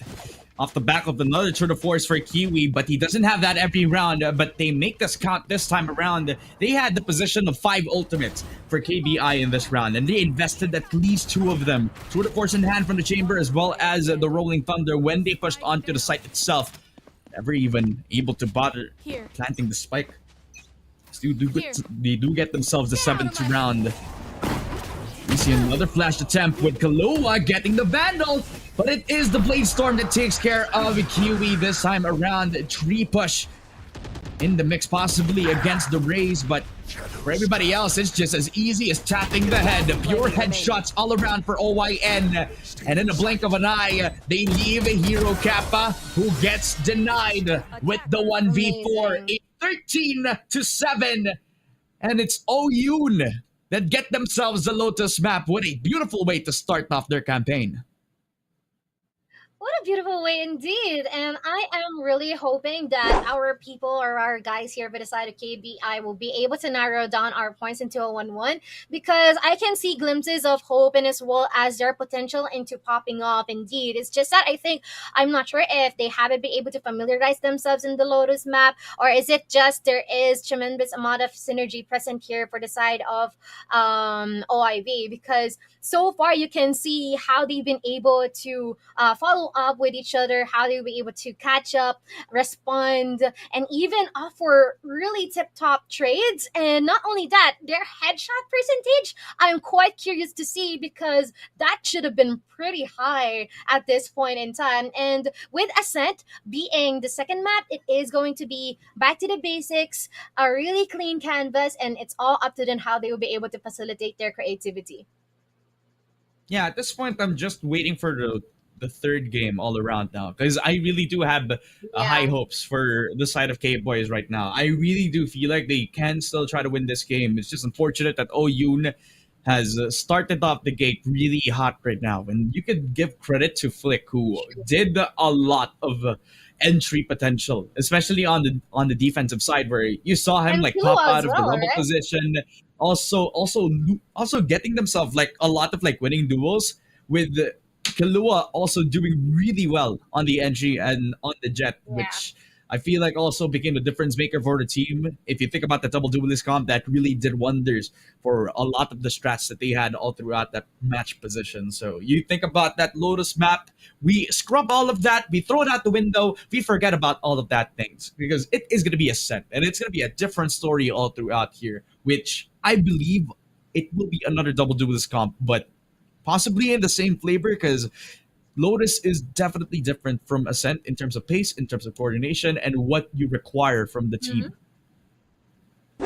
And at the same time, I think this is going to be a mad advantage for the side of Oyun, because they've been able to set the standard for themselves of how they should be consistent, especially Flick. He has been able to set the standard amongst our teams of how you should play arrays. And so far, I guess it is well deserved of the MVP title for this match. And I couldn't wait if there will be any more players from their team, or even from the side of K-Boys, who's gonna show that I am also worthy of the MVP title. And especially, once again, Ascent. I mean, what's the usual lineup? A KO, a Sova, a Jet, or a Reina perhaps. Even like flexible smokes, I believe that whoever you use as a controller would be fine, as long as you know how to budget them really, really well. And of course, a Killjoy or a Cypher. But since Cypher is buff, most likely that's going to be a Cypher, right? Yeah, definitely gonna be a cipher when we come back into the game. Kills are gonna be pretty comfortable, since Ascent also suits her playstyle. Which think about the lane position, you can control that with your nano swarms.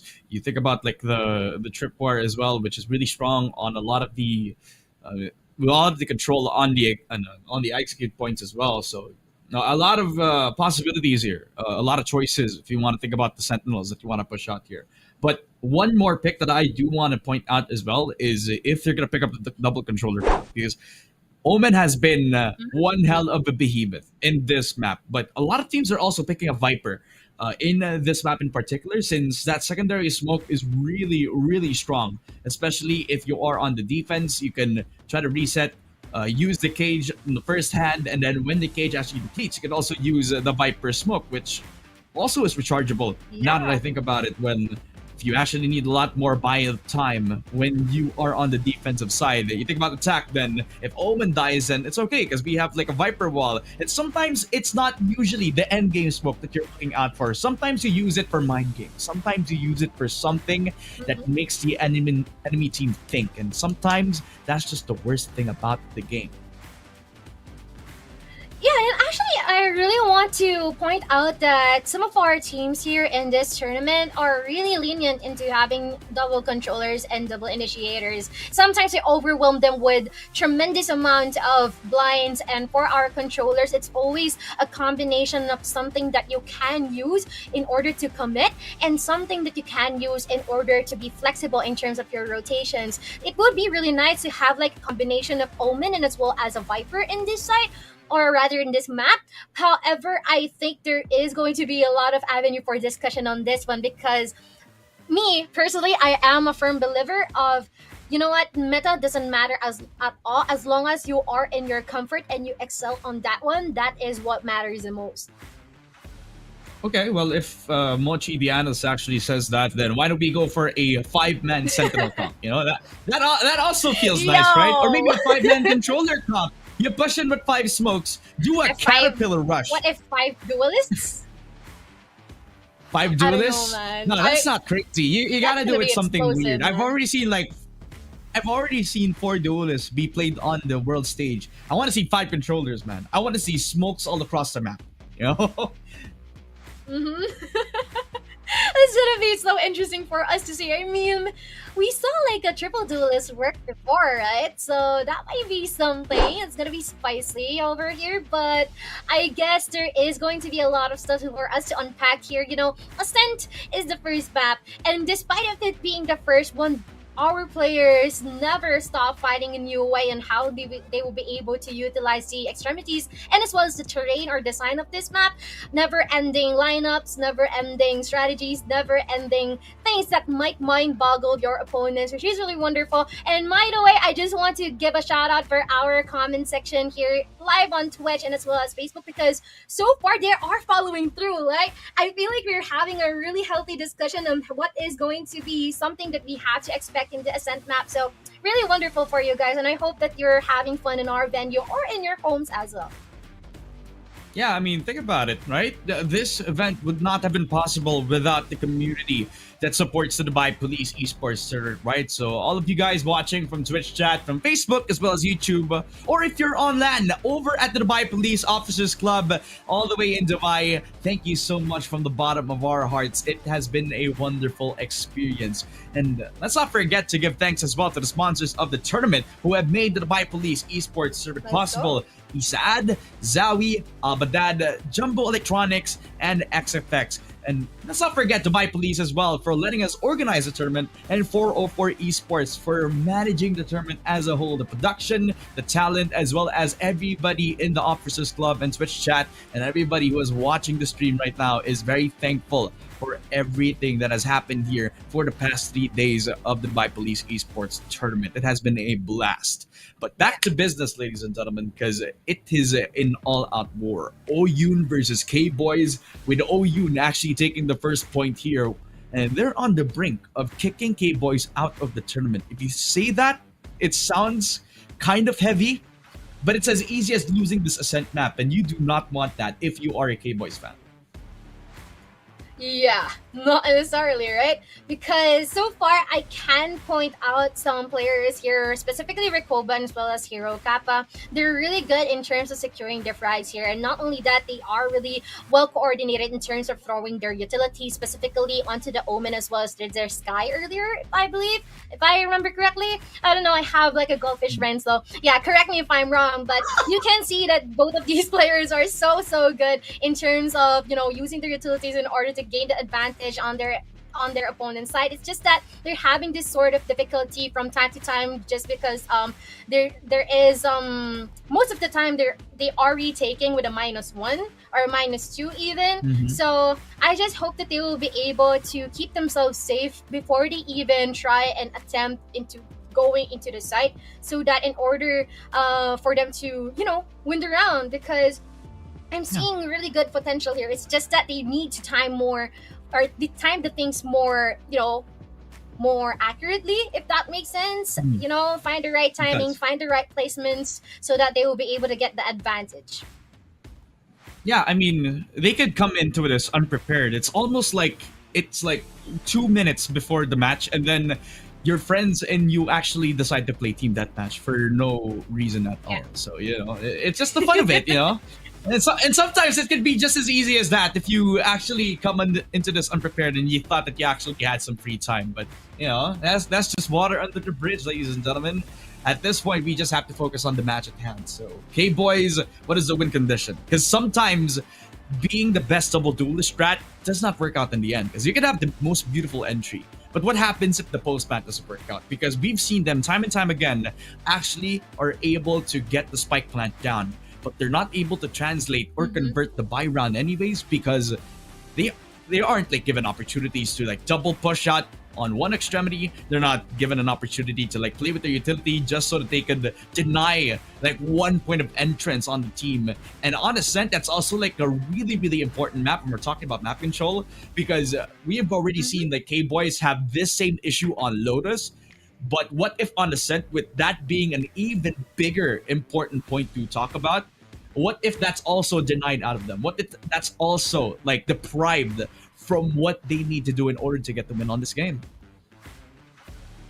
My, that's going to be a struggle, no? Especially earlier on, we haven't been able to see amounts of lurks so far. But what we are not gonna deny is the shout out that Wasabi is asking for. Hi, Queen Wasabi, shout out to you. If you guys remember, she's one of our casters earlier on from our previous game. So yeah, our players here just chilling, just prepping for our next match, and I really sure do hope that these players from the side of K-Boys would be able to even out the numbers here and make it a lengthy game for us, because I'm sure that our viewers here out there, even our audiences, are really looking forward to having a really hot match to happen. Yeah, it's almost like you had sushi and then it has wasabi in it. It's almost as spicy as that. Just like how the Dubai Police Esports Tournament has been all throughout here. Although I am still looking for that game number 3, guys, because in the past tournament, we've been having game number 3s, game number 3s. But now in this season of the Dubai Police Esports Tournament, I cannot see a game 3 anywhere. Come on, give me a close game. Give me an overtime. I know the team had like multiple overtimes in the first days, but we gotta continue the heat, man. We gotta show who's dominant. We gotta show who's boss. And if you are K-Boys and you can hear me right now, you guys gotta come back, because I really want to get a good game right now. Same. I'm really hoping that these guys will be able to stand up against their contenders here. And at the current tab, though, I'm seeing that they are really looking forward with the game for Forsaken, because we casted them yesterday and they really popped off. It is like a 13-1, 13-2. If I may remember correctly, in terms of their scores. It's just really crazy for me to see that amount or that discrepancy in terms of scores that far, and as well as how good their strategies are. Just, I don't know, it's silly, but it works. So I guess that's what matters the most, especially the knife kills too. Pretty crazy. That's true. Okay, since we're on podcast mode, ladies and gentlemen, I just want to ask Michi, how much latency do we have when we're talking to each other? Because sometimes you when we're talking, there's some sort of delay, right? There's some sort of like a 5-second delay before we actually start talking. You actually start talking after I finished talking. So why don't we test that right now with the game of rock, paper, scissors on stream with me. So if you can hear me right now, let's play some rock, paper, scissors. Let's see how big the delay is or how big the latency is, since we're all across the other side of the Philippines. So let's see how big the gap is going to be. So let's start on the count of 3. 3, 2, 1. Yo, that's a huge amount of delay there. See, so there's latency. So so you had like the lead. In my eyes, I put like the fist down like pretty early, but you still put down the scissors, which you know that you were gonna lose. Yeah. So you had a split second to find out if you were gonna lose or not, but you still lost. What happened here, Mochi? I don't know as well. You know what? Those are the kinds of stuff that we leave to the audiences to brainstorm on whatever the reason might be. Because hands down, I can only analyze Valorant, guys. Leave me out of those type of stuff. At least we're not pulling out some charades, you know? We're not pulling out some silver drones, you know, if you know what I'm saying. So let's get back into the game, ladies and gentlemen. Agent select on down. As we've expected, a double initiator comp coming off the way of Oyun to start off their campaign and getting the 2-0 in hand. It is a KO and a Sova, so they have the info gathering. They also have the denial, some sort of crowd control, if you actually count the flash, as well as the null commander. For whatever reason that they need with the initiator skills. But what about the other side of things? They could pick up like the Sky, but it's not as reliable as it's going to be when you pick up the Sova. It's not going to be as strong on the post plant. You do have really nice execute power, but it is pretty standard. And it is comfort pick. So I really like seeing that from this type of team.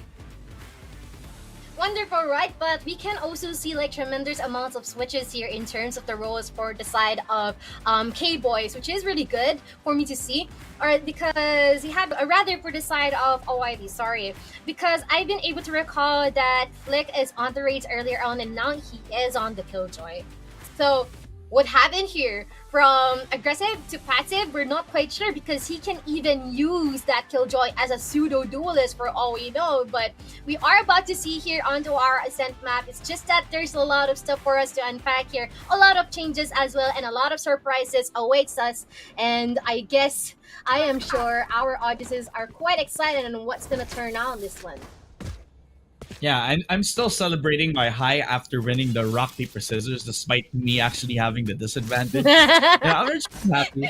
I won something today. So I'm sure that Oyun is having the same high right now, but let's not forget that the job is not done yet, because it's still a best of 3. And they still have the potential to lose all the heat that they had in that previous round, especially now that K-Boys start on the attacking round. They're fighting with a tri-stack on B right now.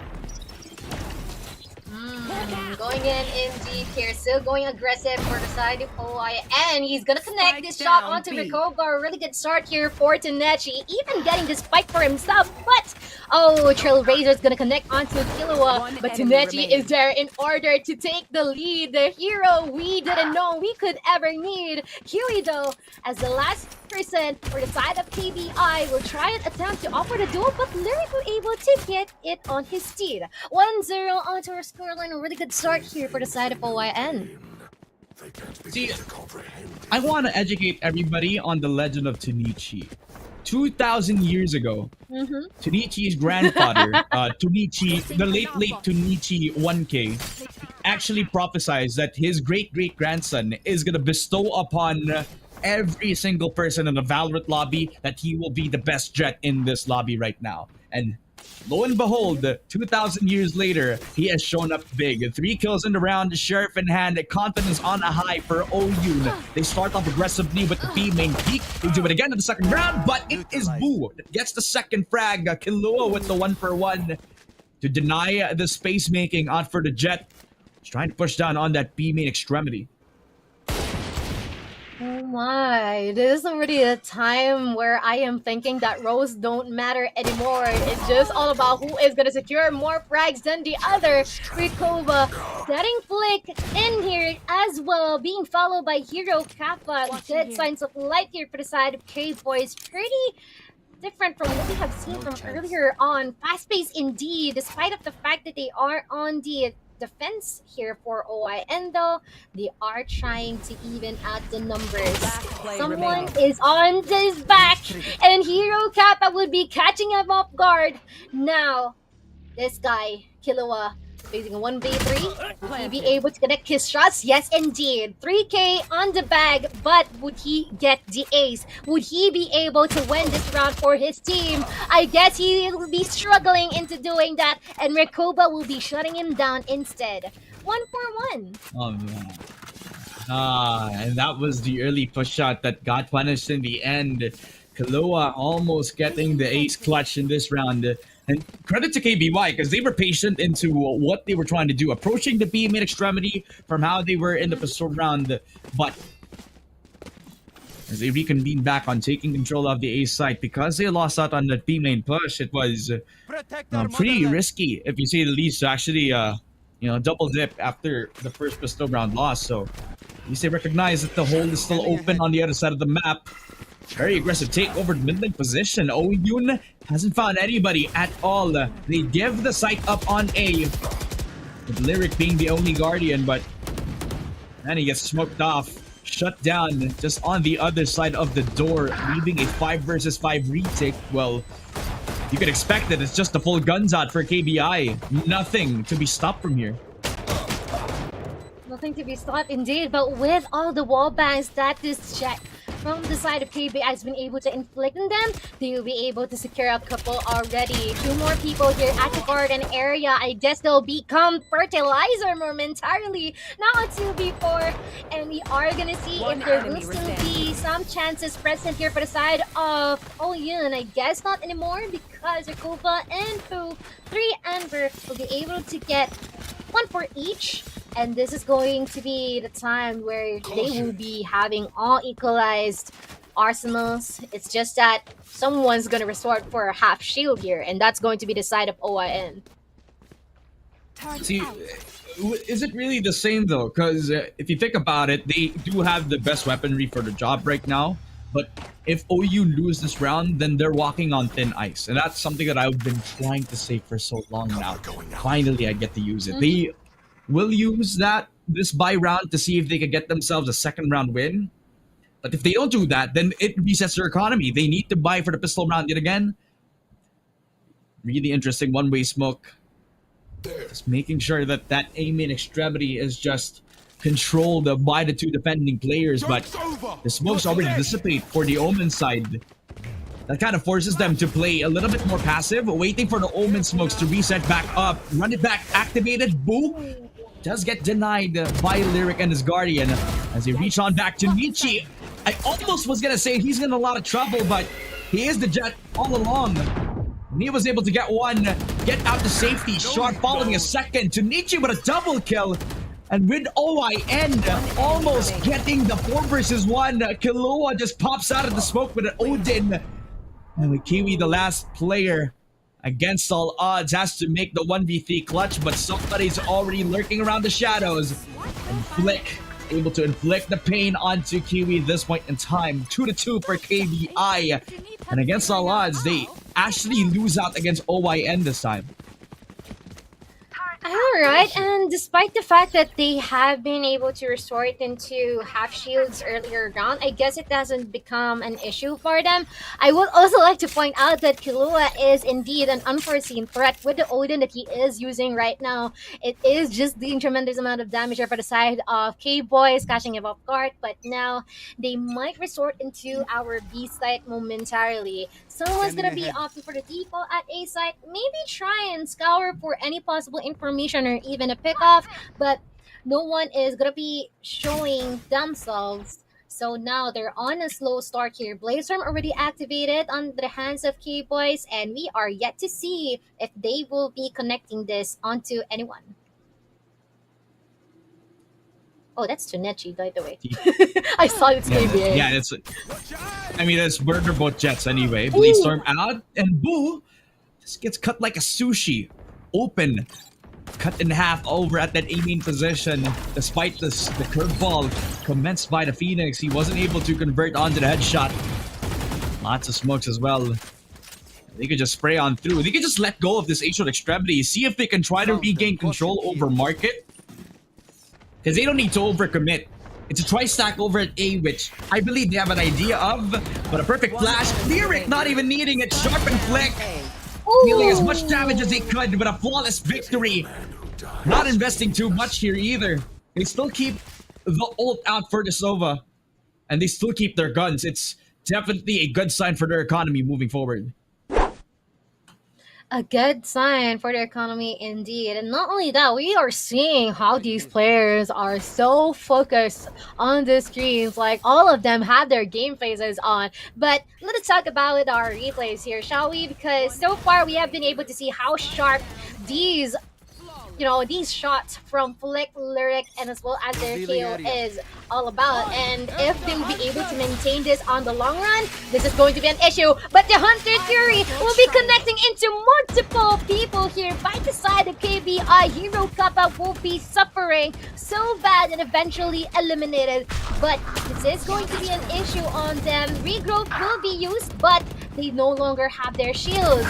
Udo will be connecting these shots onto Killua and Tanechi, and now Lyric is attempting to try and attempt for his lost comrades, the Trays, 2v3, and now the spike is not within their reach here. They really have to think this through, but there's still a lot of time for them to work with, so they can actually capitalize on that one. Run it back is available. Huge amount of utilities of them is available, but how will they be able to utilize this? You're dead!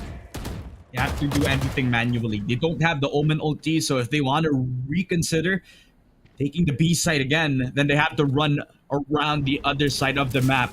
Problem is, though, the spike is on the other side of this A side push, so now that it's retrieved by Boo, but then they're in a really bad spot here. Triple kill for the Phoenix, but they get paranoid off the face of the earth. Flick and Sharp combining to get 2 here, to get the 4-2 scoreline. Yoon, you can say that they're composed now.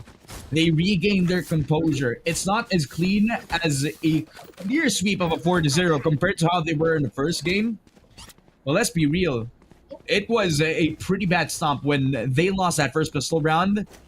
And now they actually get themselves the 4-2. This is really satisfying for them. And they can keep this, then it is smooth sailing for them. Especially that they have the 2 pivotal ultimates. Pivotal ultimates, and what's pivotal here is who's gonna get the first frag. I guess it's going to be some amount of damage being dealt by a Hero Kappa. Really sharp shots here connecting onto Tanechi, but Sharp will try and attempt to opt for the trade, but no one's gonna show themselves, and they might commit onto A side just shortly, but they are taking their time. This is pretty different from what we have from the previous match, because so far they are playing on a really agreeable pace. Not fast, not too slow, just really nice in order to get the job done. And objectives fulfilled. Lyric, though, will be able to get one. It is going to be Kiwi as well as Sharp. These two has been working hand in hand. The faceless duos here at 3v4 with some presence being detected at the mid area. Bladestorm not necessarily connecting onto anyone as of the moment. Trying to search for any additional people, but nah. Those daggers will not be connecting, but Recoba from the backlines would be showing himself, now a 1v2, but the spike is too far from him and will be even secured with the wall banks. Yeah, and that's the problem about not having like the fast main control, which was the comfort zone for KBI. They've been flashed off again, and the one-way smoke already dealt up by Lyric, just slowing them down in the pace that they needed to take on. So mid control was again the backup plan. But the problem was, though, that they weren't able to fight off the duel from that mid link position. They were making presence, they were relying on the Bladestorm, decided up by the Jet himself, but he already wasted all of his blades anyway. So the shares were the only thing that they needed to keep from that, which was the worst gun in that process. 5-2, ladies and gentlemen, as Yoon are back with controlling the main side with Tanichi already assisted by that one-way and the KO ulted. As they also go back to see if they can double down on defending this main position. They don't even need to double down here. Just go back to see if they can play for the crossfire this time. I hope that this will indeed work on their end, but someone's going to be backing out here at the generator area in a much more safer position. But Spike not even being held by anyone as of the moment. They're taking their time, much more patient in terms of their gameplay, and couldn't agree more. We are gonna see 50 seconds left onto the clock here. Still not moving an inch. They're taking their time here. And so far, everyone is already at the A side except for one, which is their Killjoy. And they are gaining the advantage in terms of numbers as well. If ever that they decide to commit onto the A side, they have to go in full force, well coordinated, and as well as the utilities being able to help each other in to fulfill their own goal. But now 25 seconds left. Everyone's just waiting so eagerly for them to push forward, but it's not yet happening. And just in the nick of time, they will try and attempt to entry. Smoked on out as well. So that makes them decisive to take the fight with Hero Kappa, losing the gunfights to Nietzsche. The spray down from both Sharp and the Jet. A triple and another multi-frag for the Jet player on Oyun. Smiles all around. No surprises there. They're having a good time.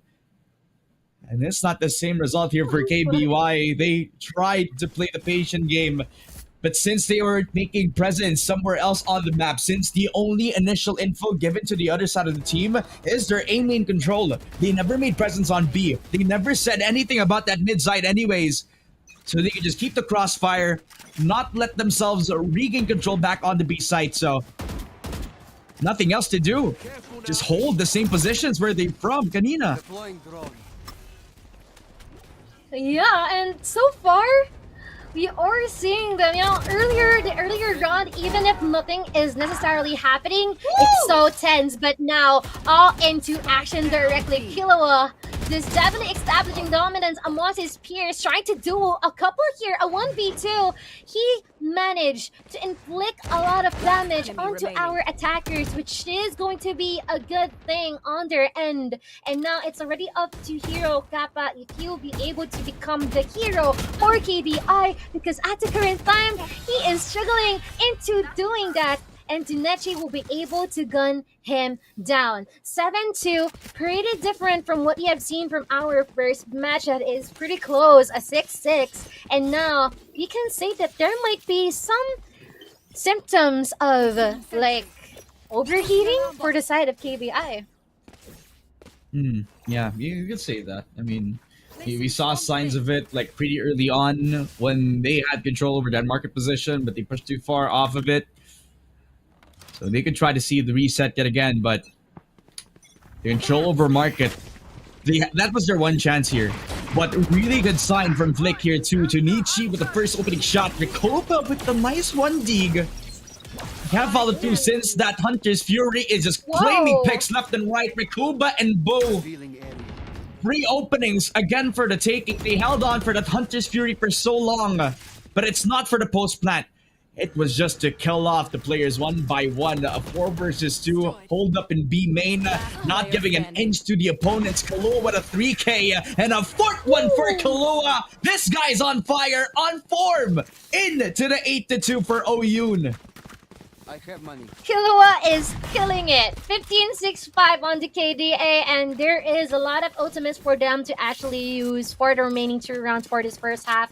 And we can actually see that there is a high chance for them to actually use a combination of these with the lockdown as well as the from the shadows and stuff. Even the run it back, and as well as the neural theft here for Hero Kappa and Fu for only info overload. So now 2 more rounds. You'll try and attempt to use the Blazer as well as the run it back. Dagger is not going to be connecting. It's just for the ultimate here. And we are going to see a couple, almost a triple kill here for the side up to Nechi. And now B main became a cemetery. Drone will be detecting some players here for the side of K-Boys, but someone will be spotting them out from the back lines. It is going to be Lyric, but Rikoba getting 3 kills, 4 even, a 1v1 and a potential ace. This is going to be a long route for them, but we will see this KO rotating all the way from B to A, going for a marathon. And this might already be the exercise that he would be needing before even he could pop some heads, he would just chill at the A main area, and we might see if he can attempt to defuse this spike. Really good side-to-side perspectives here. We might see that he will try to stick it in. He's gonna swing at the best time, and that's going to be an ace here for the side of Recoba. A really, really powerful way to end this round. And we said that KBI had symptoms of overheating, but you could say the same for OU there, because they had a 1v4 on their hands, but they continuously pushed yet again. Starting off with Tunichi, he had really nice openings here with the Blade Storm online, but he overpeaked yet again onto the hands of who? Recoba, who recovered every single gunfight. A 2 versus 3 in hand for them on that last round of the bye.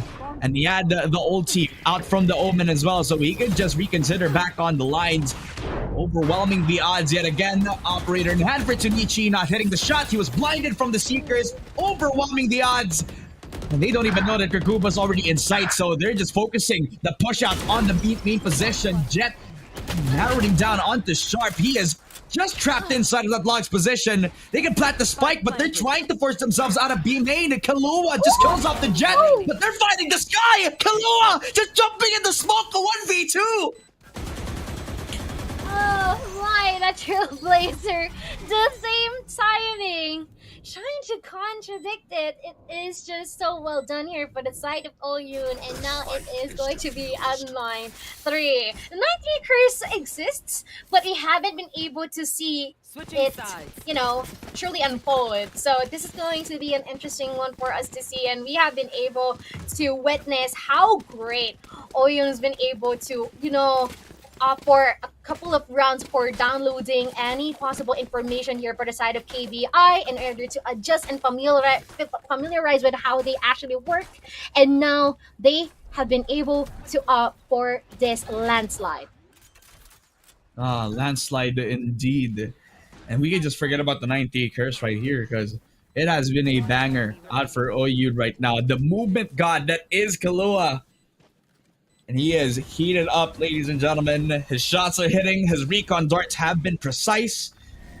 And the entire team has been accurate. You can see that from the utility players alone. Lyric has been doing really well. Tunichi just has no fear. Just pushing with the frenzy. Missing the shots, yes, but it's only a knife fight. And he brings a gun to it. A 2 versus nothing. With KBI lost on the back foot. Have to retake against 5 people out from OU who have already planted the spike. Oh my brain is Ganechi. Almost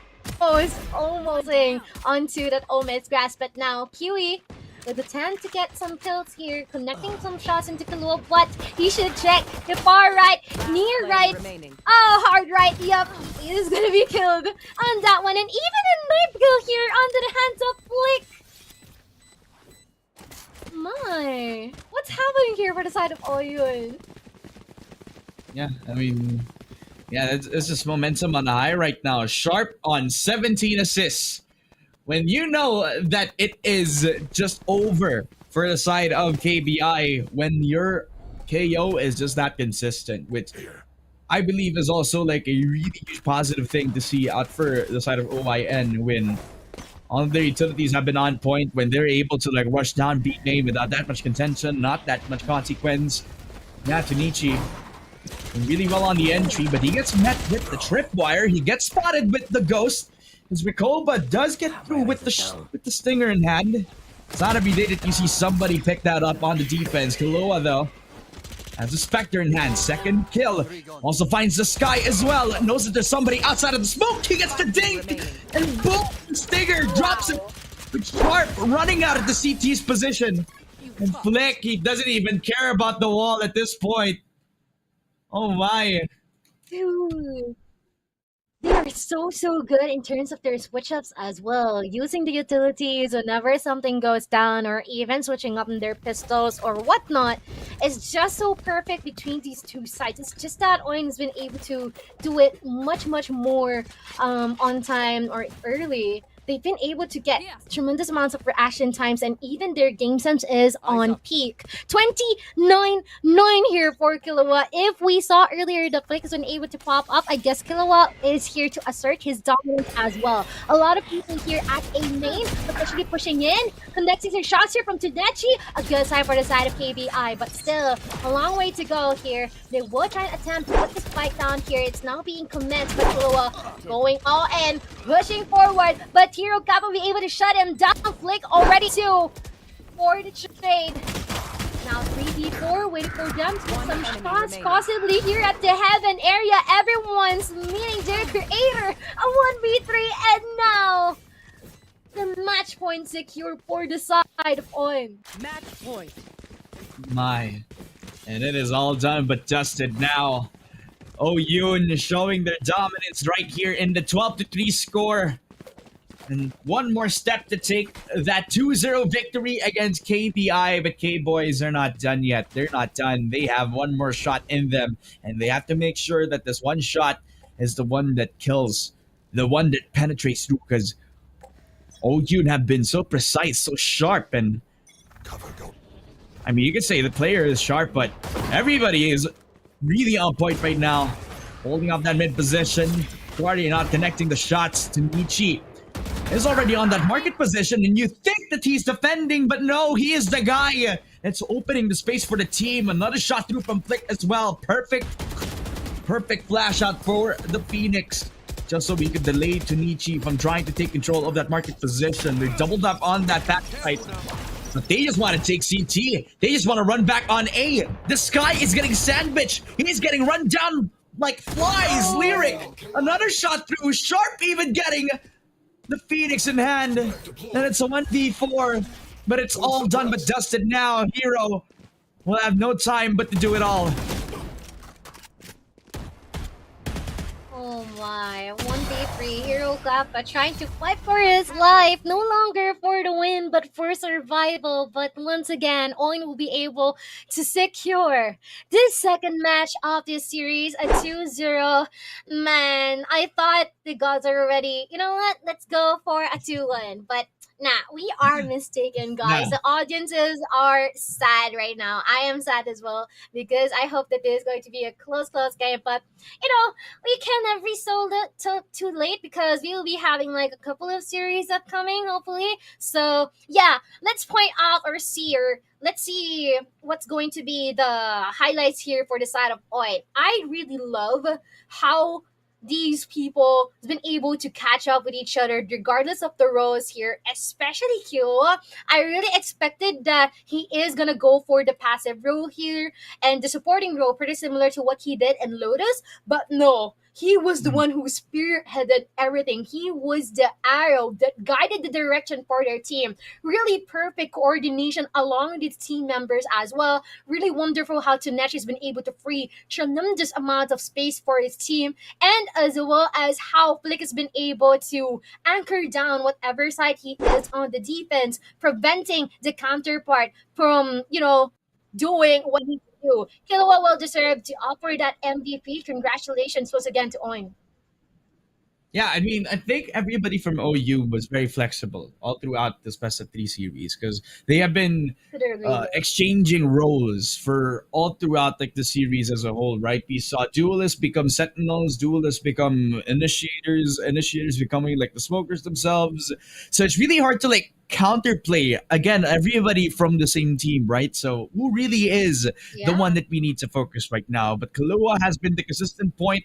Killua has been the guy that they have been looking out for to try to get the entries on in, but his Hunter's Furies were definitely the sharpest that we've seen amongst everybody from the tournament so far right here, right now. So a good job for Oyun on claiming that 2-0 victory. And again, I'm sure that everybody is excited to hear what everybody has to in store for them tonight, because they have been popping off, and I'm sure that everybody here has expected like K-Boys to like stand up, but they did their country proud as well.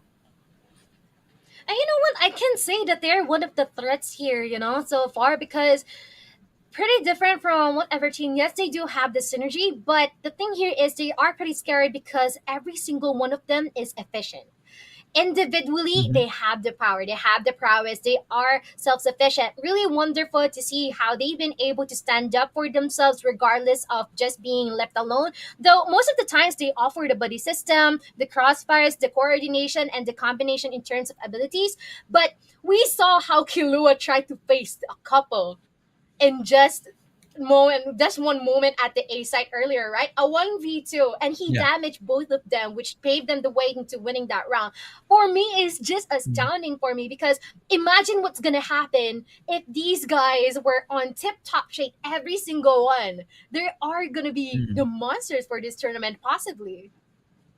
Yeah, because the scariest thing about that is that anyone from this team can pop up at any given moment. Not just Killua. You can also expect somebody like Sharp to actually pull something out like that. You could also see really huge plays as well from the supporting staff. So, that's something to expect once we see them on the lower stages of the bracket. But before anything else, ladies and gentlemen, we'd like to hear from the players themselves out of OU who have won the 2-0 victory against K-Boys. My name is Ramon, and with me is Mochi. That was us from the broadcast. We'll throw it out over to Archie to have the post-game interview with our winners.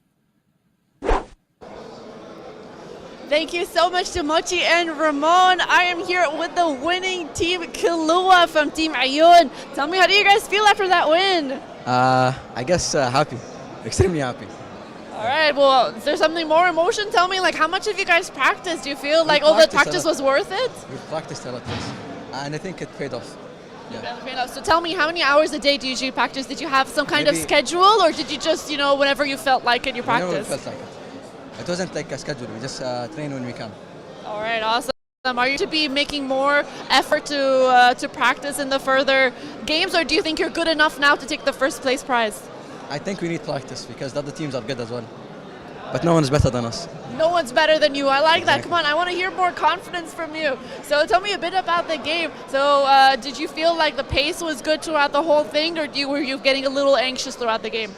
The first game I was anxious like the first rounds, but then it was normal because we were better than them. The team play was good as well.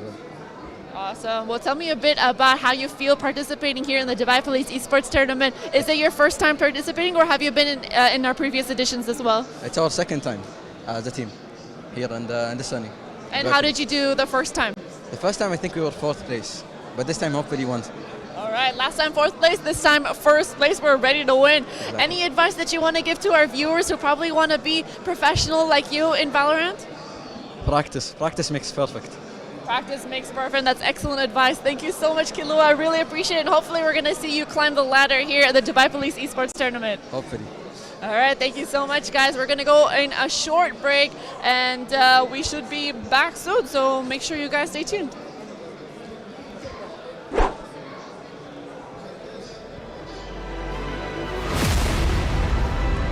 Thank you.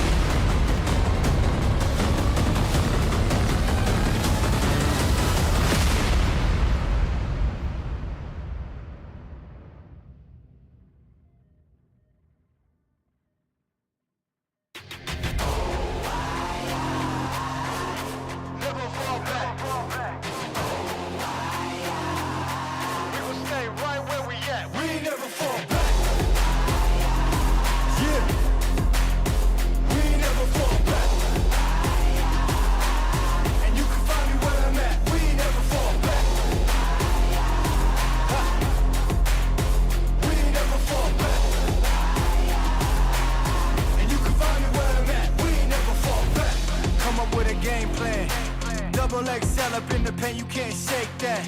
All the way gassed up, full tank, man, moving too quick. cameras in the playback. Dang, so tell me how you feel with it. You put a lid on it, I ain't got no chill with it. This right here your problem, you gon' have to deal with it. Lay it on the line, high risk, that's the meal ticket. Yeah, we ain't never fall back. Hold our ground where we at, never fall back. No lies, no facts, we gon' stay right where we at. We ain't never fall back. Yeah, we ain't never fall back. And you can find me where I'm at. We ain't never fall back. We ain't never fall back. And you can find me where I'm at. We ain't never fall back. Been way down, never fall. Came with the hands out, get them off us. I'm 24/7 in the office. Pay attention cause I ain't repeating offers. Yeah, never met a man I've been scared of. Careful, you gon' get exactly what you asked for. Here for whatever you bring me, getting handled. I answer to no one, I don't need to hassle. Yeah, we ain't never fall back. Hold our ground where we at. We ain't never fall back. Hold our ground where we at. Never fall back. We ain't never fall back. Hold our ground where we at. Yeah. No lies, all facts. You can find me right where I'm at. We ain't never fall back. We ain't never fall back. Yeah. We ain't never fall back. And you can find me where I'm at. We ain't never fall back. We ain't never fall back. And you can find me where I'm at. We ain't never fall back.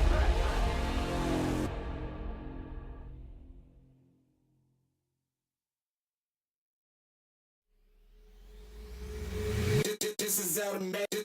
This is automatic. This is automatic. This is automatic. This is automatic. This is automatic. This is automatic. This is automatic. This is automatic.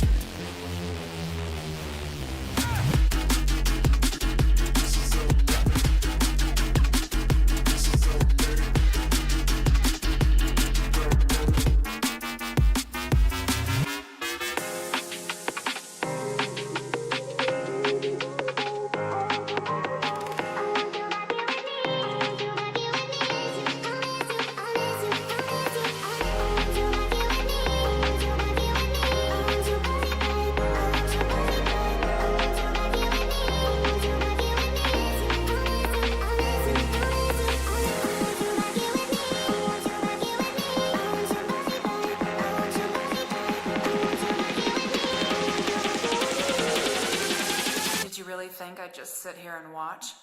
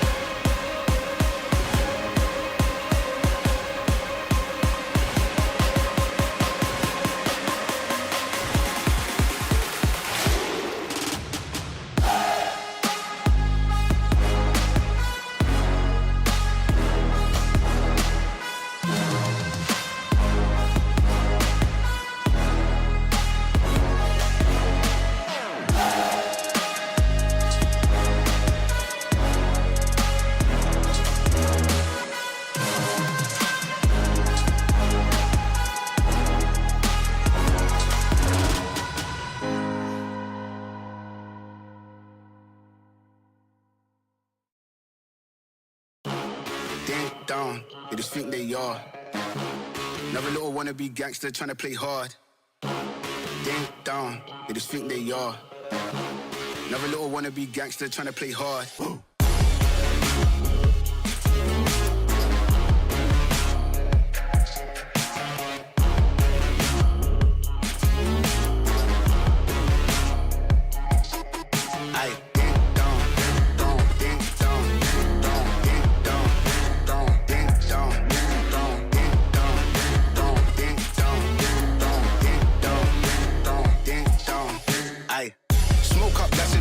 Free up the guys, then dip out the ends. Jump in the ride, then burn out the rims. Don't stop, don't coach the boy that I'm in. Now we're in the block with the up for events. Skin get close, cause you putting on them with the tits on 10. Back in the back, that's on tap, all ready to go and jump in. Ding down, they just think they are. Another little wannabe gangster trying to play hard. Ding down, they just think they are. Another little wannabe gangster trying to play hard. Ding down, ding down, ding down, ding down, ding down, ding down, ding down, ding down, ding down, ding down, ding down, ding down, ding down, ding down, ding down, ding.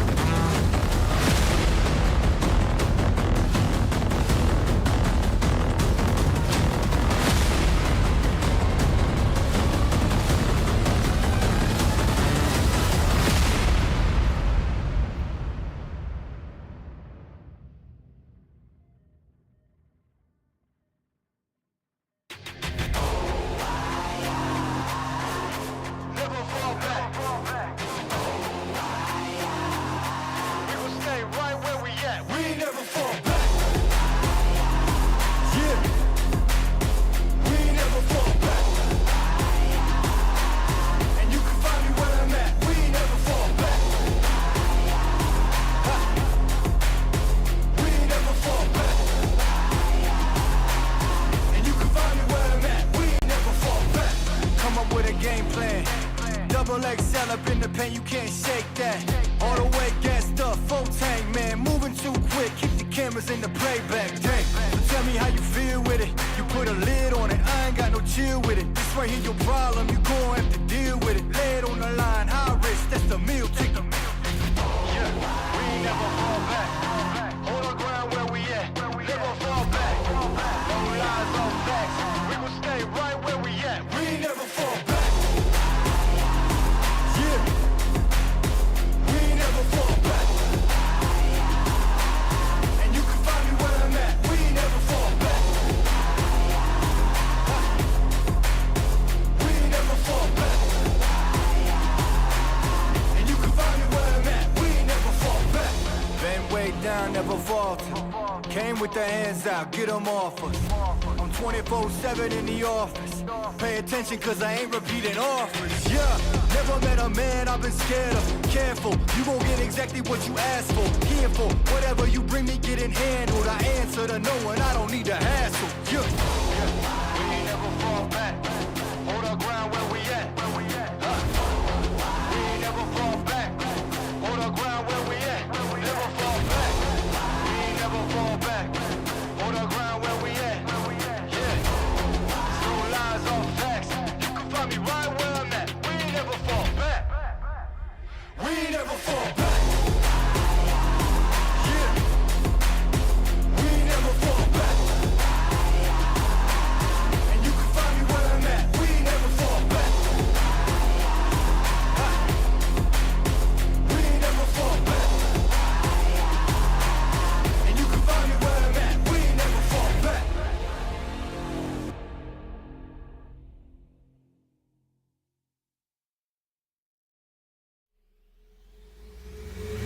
This is automatic. This is automatic. This is automatic.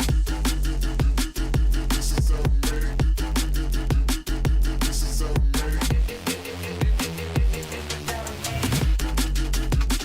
This is automatic. This is automatic. This is automatic. This is automatic.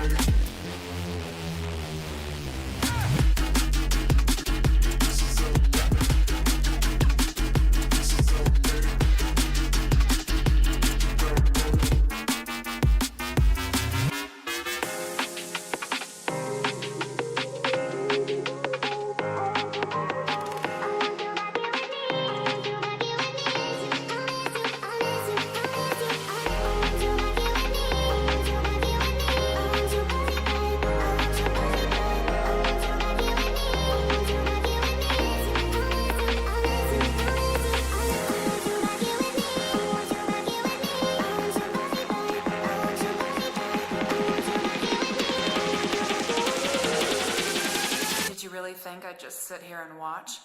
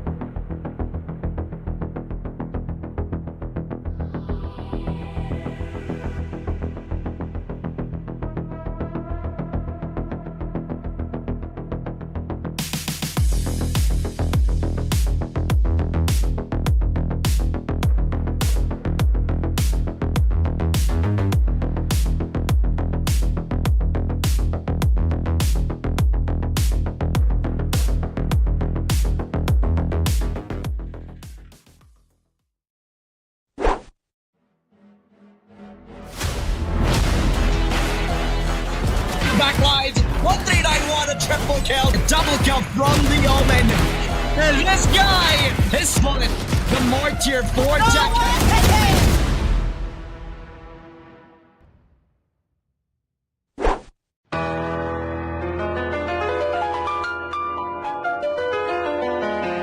At first I sent the link and she was petrified. Kept thinking she would be a victim of my scam and lies. But then I read a few lines and the grammar was all wrong. The hunch grew strong. He was trying to scam me all along, so I blocked his hack and reported the fraud. Oh, she even blocked my number and my phone calls from abroad. They'll try to tempt you with rewards and a fake prize. You shouldn't crumble.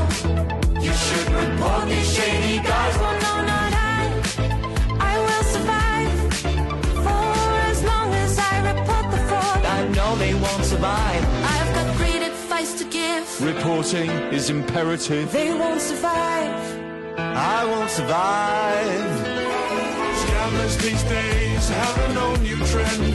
It's a call from the police, but it's all pretend. And you'll regret it later if you don't report the call. But that's not all. They'll get all your details, they'll have it all. So take their advice and report our lies. Just call now and give these guys a rude surprise. I've got great advice to give. Reporting is imperative. I will survive. I will survive. Hey, hey.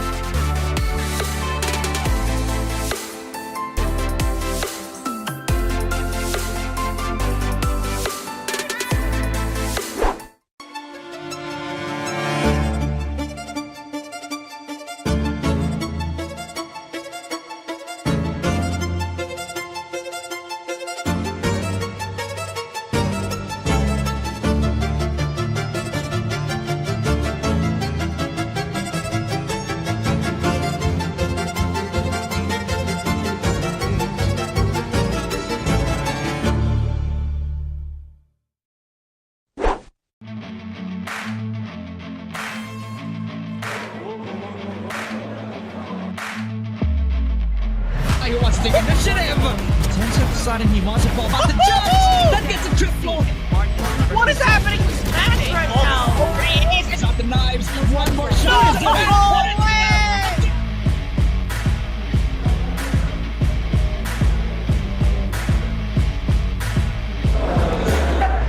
And he gets a triple. Drop subs, ends up finding Chad. It's a good sign for them on that. Timing. If they want a better shot from Taiki.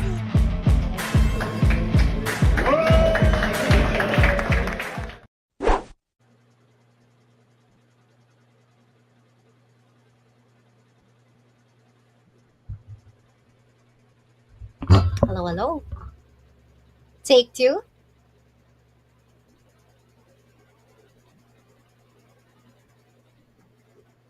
Uh, Okay, we're gonna see. Let's wait for Caster GT to actually check out himself for his microphone because so far he is inaudible. But welcome back, everyone, here onto the Dubai Police Esports Tournament, wherein we have been able to witness some teams already. Earlier on, we have been able to see Oyun as well as K-Boys, and it is, well, as a given, another 2-0 for our series. So far, if you guys will be able to get an access to our bracket, you will see that all of these teams clean record 2-0s. But this time around, we are about to see what does Twisted Minds and as well as Akatsuki has in for us, because here it is, our bracket. Because at the current time, so far, no one has been able to break this streak. 2-0 all the way. It's not stopping, and no one's actually showing up that someone's going to back down. But hello, seems like Caster GT is already here. Hi, hi. Hi. I was like, not again. This is every time this happens, it happens in Dubai Police. The first time we casted Ramon and I, this happened. The second time, the second iteration of Dubai Police Esports Tournament, it happened. And then the third time, it's like every single tournament coming from Dubai Police, there's always a moment where my mic is not working. So I will say hello to everybody, and especially to the people who are in the venue. It's quite late. It's the evening already. It's 7 p.m. as of the moment, and there are actually multiple tournaments currently being played today. Mochi, do you know that? Do you actually know what games are being played today?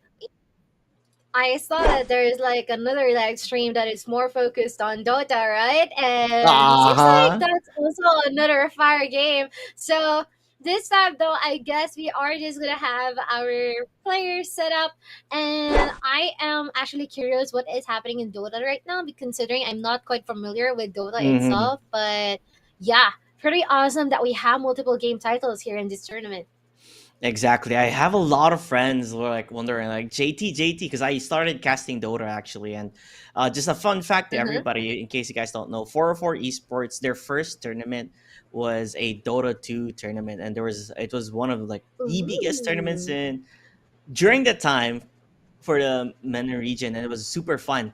But yeah, so they were like asking me, "Hey JT, are you casting Dota?" I was like, "Nah, guys, I'm preoccupied with Valorant nowadays." So, to everyone who is there in the venue, my friends, hello, hello. Good luck to your games, good luck to your teams, and hopefully you guys get through the bracket stage. Through the opposing team that you're gonna be playing up against. There's a lot of Filipinos who I saw registered in the Dota 2 tournament. But nonetheless, enough of that. Map selection. We have yet to see Sunset being picked, sadly, and Breeze. Actually, you saw a couple of those maps earlier on, but it is in the previous days. Today, though, it is much lenient on the side of the basic ones, like that one, Ascent, Haven, and as well as Split. Sometimes Bind is being played as well, much less than I expected, but now it is going to be nice to see as we are going to be back to the classics, the classic maps that we usually know and love. Yeah, but you kind of want to spice things up, right? Breeze is such a open area where anything can happen.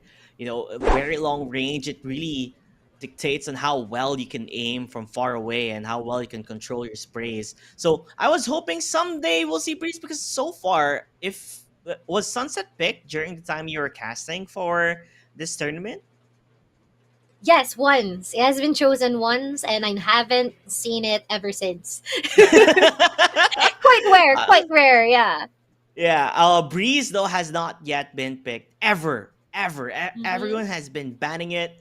They just don't like it, But Bind, Ascent, Split, Haven, like these are like always go-to maps of everybody who has been a part of this tournament. But like I said, I would love to see Breeze. Maybe, if one of the teams are out there already in the venue listening, maybe give JT the Breeze that he's looking for. Yep, indeed. But now we are seeing the agent selections here side to side. It is going to be quite interesting because I haven't been able to see any KO and some of the ascent maps that I have been able to cast on or even watch. So they are more lenient in doing the double duelist setup way back during Act 1. And we also have a double initiator setup, but not a KO. It is going to be replaced by a breach. But what are your thoughts about these?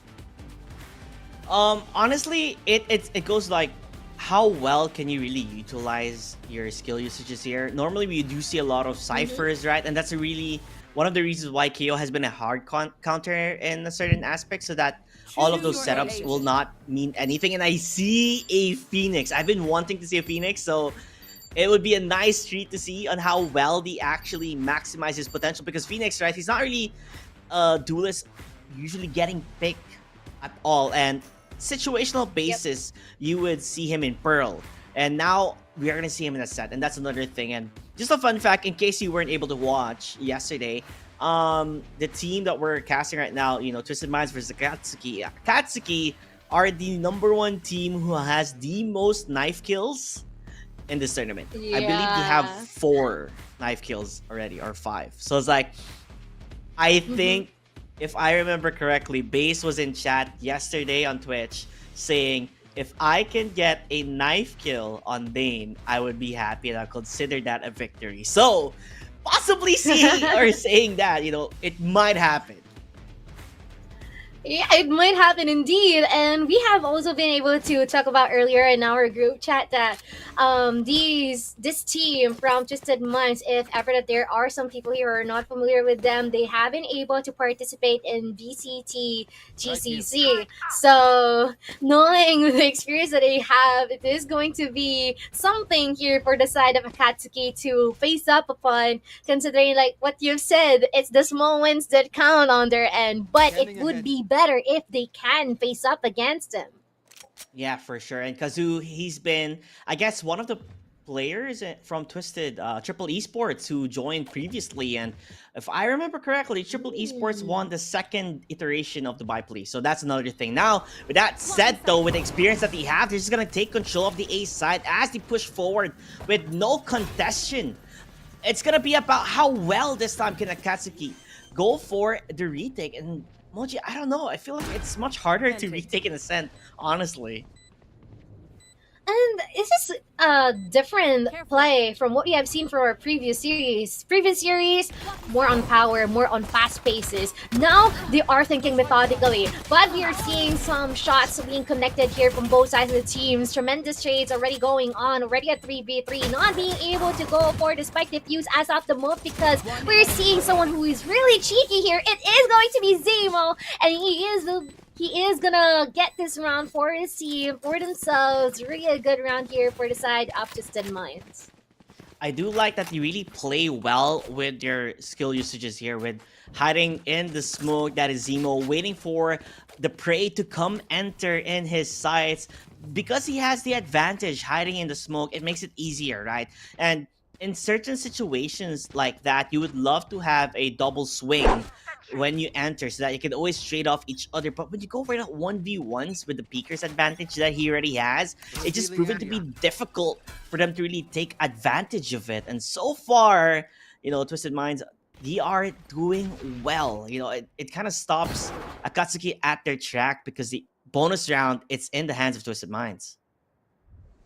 Yes, definitely. And so far, we are going to see some people here for the side of Twisted Minds trying to make their way over here at the tree area. Someone's just going to teabag, take a picture with that drone. Yep. But they're going to back out shortly, trying to contest Exit. Oh. But Exit will be getting both heads just so cleanly. And this is going to give them an He's avenue baiting to the push entire forward enemy here. team. But oh no, I think he's gonna be caught off guard by Hifir, and this is going to be the B side already on their own. Yeah, he did his job well. He made sure all the attention would be coming towards the A side because he heard a drone coming, and then when Exit started getting those kills, immediate rotation from Akatsuki, thinking it could be potentially an A take, but it was a trap all along. It was the mind games happening earlier on in this match, and it's just the second round. Just the second round indeed, but I think they no longer need to waste a second on this one because Twisted is just gonna twist everyone here from the side of Akatsuki, and it is going to be another round for themselves, not even letting them get into the site an inch further. So on the bright side though, Akatsuki is already on their bias, so more advantage, more gunpower, more chances to win this round. Another factor that we can talk about is when Akatsuki last played this up against Foza. They were 10-1, but this was during their time as attackers. And then the moment they had that switch happening, it felt like being the defenders is their weakest link here as per in the map in a sense. It's not really one of their strong suits here. So this could be a reason why their performance isn't on par as they usually are supposed to be. But nonetheless though, let's see how well Twisted might take control of the A side as iFly rushing in. He has that ultimate, getting information as much as possible. And again, it's just the bait here, Mochi. It's the B side. My, they are really twisting the minds of their opponents. They're not the one who is twisted here, but they are really good in terms of manipulating them and where they should go. Baiting them, indeed, and it is going to be a good one here for the side of Twisted Minds once again, and a potential third round on their side. But let us not cut this too short, because there's still a lot of time for them to work with here by the side of Akatsuki. They are going to see some shots being fired from both sides, not necessarily connecting onto anyone except for one. Exit getting this counterpart Jet attempted trade here from ASM, and now we are gonna see Base trying to connect some shots, but from the main, Dane will be there securing another clean execution here by the side of Twisted Minds. And you can tell how well Twisted Minds have been communicating with each other, right? The moment Kazoo saw the enemy at his sights, tells Dane, okay, dude, you can come in and get the kill because they're all focused on me as of the moment. Same with, you know, Zemo. Like, they were all shooting towards them. So Dane just got a free shot on towards these two players, make it easy pickings for them. So far, the way they strategize, the way, you know, they communicate, you can really tell just by the little plays that they've been doing. And I love the lineup. Love the lineup indeed. And just as it landed on the ground, someone died immediately. But heavy mid control here for the side of Twisted Minds, and iFly is not flying, but he is killing it so bad. B-side might be their target here, and no one is on there, which just means good news on their end. Two more people for the side of Akatsuki, which is going to be a difficult one for them to offer a retake. And in addition, they no longer have the guns in order to contest them, or rather, yes, they do have a pistol, but it will be difficult to work with. Yeah, it's their eco, right? Because they did lose their buy round, so no doubt in my mind, Twisted Minds are gonna be ahead. Like you said, the way they were able to manipulate earlier on is proving dividends, getting so much out of it, and their efficiency on making sure that when we have the advantage, we push it to the pedal, and it's really proving wonders for them. And when we were talking about the lineup that happened right there, he actually lands it on top of, I believe it was the Killjoy's turret. So it destroys the turret immediately. So they were able to hear it and figure out the position already. And that's like, you know, you could just normally just peek and throw, but he's like, you know, I'll show you some lineups, guys. But B-side, they're taking it. iFly jumping in already with the team. Exit as well. He should be changing his name to Entry because this guy is just destroying everybody. The moment he sees their sights on Saif, though, their duelist in the side of Akatsuki, we've seen him shine in his games beforehand yesterday, but somehow we need to see him activate himself, but not checking the corner where Dane was located at, pre-firing towards the entry on towards the side. Hoping to find more. Are they gonna push their luck here? It could be it. He is not afraid to take a stand for his team if he has to. as Kazoo just wraps around and gets a shiny gift for his team. 2 kills. Quick and easy does it. So clean. I mean, Kazoo even started from like all the way from mid. I'm not quite sure, but all I know is that he was flanking and he was nailing it. He's been able to secure the last couple of heads remaining here from the side of Akatsuki, and now the timeout is active. It is actually quite of food for thought for me here. Is I wonder why they just pulled out the timeout now, because usually whenever that it is already a 3-0, you will opt for the timeout immediately because there should be something wrong happening here. But at least they managed to put out the timeout here. But I think there is a lot of stuff they have to work on here, most specifically in terms of opting for retakes, because they usually retake with, already some players down the drain. And it kind of shows on how, their defense isn't really a par, because all the time the side is up for the taking. Always. You get what Twisted Minds have been doing is they will have one lurking duelist, get 2 pickoffs, and then the teammates will be going the direct opposite of the side that the lurker is going on. And so far, we have yet to see the potential of their defending side here, because it's been pickles after pickles after pickles. Maybe you just really have to hold for dear life and just hold that superior angle that you have and don't peek. And maybe that's what they have decided here. Losing 2 buy rounds already in a row doesn't really help them at all, economy-wise as well as round-wise. So let's see what they have here, Moji, because their mind has currently been in shambles and scrambles as they're getting cooked into pieces. Yup, and there might be a possibility that they might overdo it here for the side of Twisted Minds, because so far they have such a clean record. But I really like the stances here for the side of Akatsuki now. Someone is at the boat side, they're far back at the spawn area or the CT, which is actually a good sign because it just means that they're going for the safer route here in comparison to what they had from the previous rounds.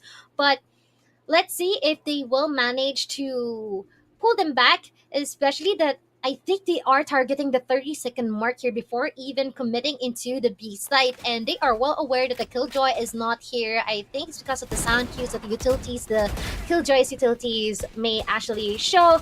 But yep, they're clearing every single nook and cranny here at the B site, and some free fires are not actually connecting. Maybe some shots, but not necessarily enough to make it quite lethal here for the side of Twisted Minds. And now they made their way here at B site with no problem at all.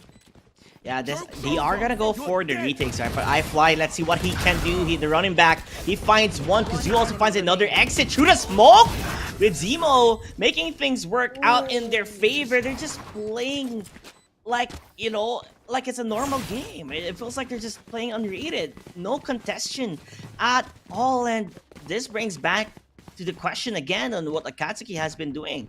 They have been playing a bit too, I guess, scared in the sense where they over-respect the attacking force of Twisted Minds here, where they don't really stay in the site anymore, right? In B, specifically B, you can hide towards both houses, you can reposition yourself to have a better angle, but instead they just give it all away and try to go for a retake, which doesn't necessarily help them.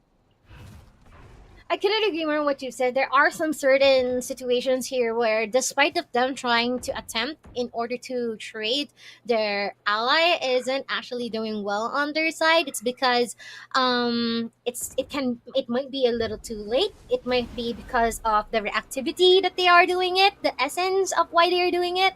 So that is definitely a struggle that Akatsuki is being hindered right now. But heavy saturation here at the tree area, they will be able to secure base, and he will be thrown back here, and as well as Mugiwara 3v5, and this is going to be a heavy potential for Twisted Minds to win this round once again. So far, Akatsuki having such a difficult time to try to face them all up, trying to narrow down their numbers, but they are so united, so coordinated in a way that it makes it so hard for Akatsuki to try and address them regardless of their attempts. The odds and as well as the numbers. Now all left to ASM. He would be able to gun down 3 in a row, which is a good sign for them. But the question is, will he have enough time? Oh, the timing is not gonna be in line with his goal.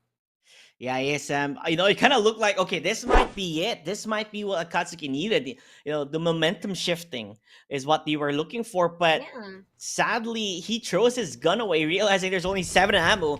Picks up another Vandal, but, you got stuck in that animation where you can't even shoot. And the moment that happened, Zemo just was able to get the kill scot-free. And just judging on how, again, I would like to emphasize, the way, Twisted Minds have been attacking, it just felt too easy for them. So maybe this is something different that we're going to see coming from Akatsuki with them playing more aggressive, but good placement to get information. I just love the way they're doing this. But nonetheless, though, getting that pickup towards Kazoo, knowing where the other players are located, playing with their strength with information as Mugiwara was just stuck in no man's land. He couldn't run, he couldn't hide, he was just done and dusted. Done and dusted, and will be able to get out of that cage. They are being kept here as pets. There is going to be the dungeon that is Twisted Minds has been able to guard them so well. A 2v2, and as well as from the shadows will be put out here by Zemo in order to get additional information. ASM is gonna be pinned down here at the heaven area, but this is already the lockdown commencing here. Good chance, but I guess not, because they will be able to catch them out before even putting the lockdown, and this is going to be an 8-0. Yeah, just looking on how they're playing, like, you can't really say on who the star player is for this team or for this squad as a whole, because everybody is pulling their weight. Everybody has been playing phenomenal, especially with the duels that they're doing. Like, everybody can take a 1v1 hands down easily. Even in that 2v2 situation, it felt like they were always in control, and it's just not stopping. And an operating shot missing already. Let's see how well they can capitalize with it. And iFly, he's just rushing in. He's looking for the kills, looking for the plays. As A site again is free as he take control of it. And now it's about the retake here. How well can he retake with an operator? Not from safe where he's whiffing and missing. Ooh. That is rather costly. You wouldn't really want to see that. You need those shots to hit, need to land. If they can find Emoji.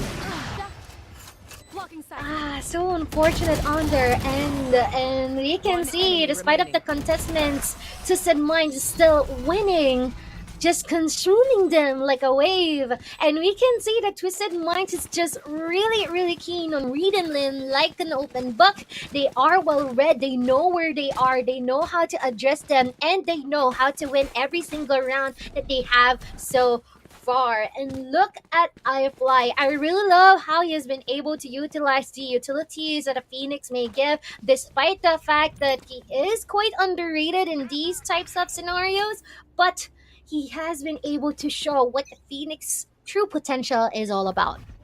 Yeah, and I do love seeing Phoenix being used. And the funny thing is, he always has his ultimate. It just goes to show how many kills he already has. He's currently the top of the leaderboard just because of it. And another round here for Akatsuki, going on that save round. They're back on that eco, hoping to find a glimpse, just a small glimpse of light for them to get something out of it. And this might be it, Mochi.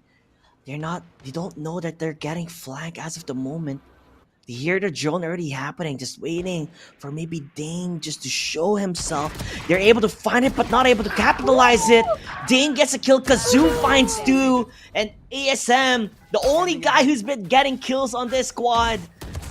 What can he do with this sheriff? Not much, as he gets, caught off guard by every single angle that you can think of. Caster JT, I'm quite confused because they already saw the light at the end of the tunnel, but just as they are approaching that light, suddenly all the rocks just fell onto them, and suddenly it's already at 10-0 here. Major advantage for the side of Twisted Minds, and even a couple of ultimates available for them to use in order to close the 2 remaining rounds of this first half. It's just really crazy for me to see how methodical they operate. They operate as a mechanical unit, so unanimous, so coordinated, and so well put. And I just want to put in certain perspective here. When you're in a situation like this, sometimes the biggest opponent is yourself, you know, with overthinking, having your nerves, the pressure. You are your own worst enemy. So you kind of have to just understand, relax, chill, maybe have fun, and then you'll see certain different plays coming out for them, because right now it's all Twisted Minds. Akatsuki yet to find, you know, a foothold on towards this game, because they're just tumbling down one by one. Even with the blinds, you can see how, you know, crazy Exit has been playing with that confidence that he has. But maybe this is it. Maybe this is the light they're looking for at the end of that tunnel, Mochi, because they are ahead in terms of, you know, bringing back to a 3v3. Not ready yet. Just as you are about to mention it, I guess not anymore. It is going to be a 3v2 there, but the Rolling Thunder is going to be used here in this fight. A good sign, but the 1v2, this is not looking good for this remaining person here. Base will be falling down, and it is going to be an 11-0, and quite unfortunate here. I mean, this is already a showcase or an exhibition of how much experience Twisted Minds already have. So, I don't know. I think it's just a clear one-sided match. This is gonna end pretty early, just in case that Akatsuki will be able to figure themselves out how they will be able to gain the advantage on the contrary. Because so far, I guess it's safe to say that they are indeed being dominated here by the side of Twisted. Yeah, they're in deep water, is drowning as it may seem. So as Hipper, he wanted to hide towards the side, and again, they're running back. It's back online for the Phoenix. It's just so quick with the amount of kills that he has, having his impact alone in the game. It's been phenomenal. I don't know what is gonna stop them at their tracks when every player are playing perfectly. Maybe if you are in the side of Akatsuki, you just have to talk about maybe map number 2, but Base, he's gonna go for the wall bang. He finds it. 2v3 though, not entirely still in their favor, just because of how the Twisted Minds have been playing tremendously well. It's a 1v2, make it a 1v1 Scythe.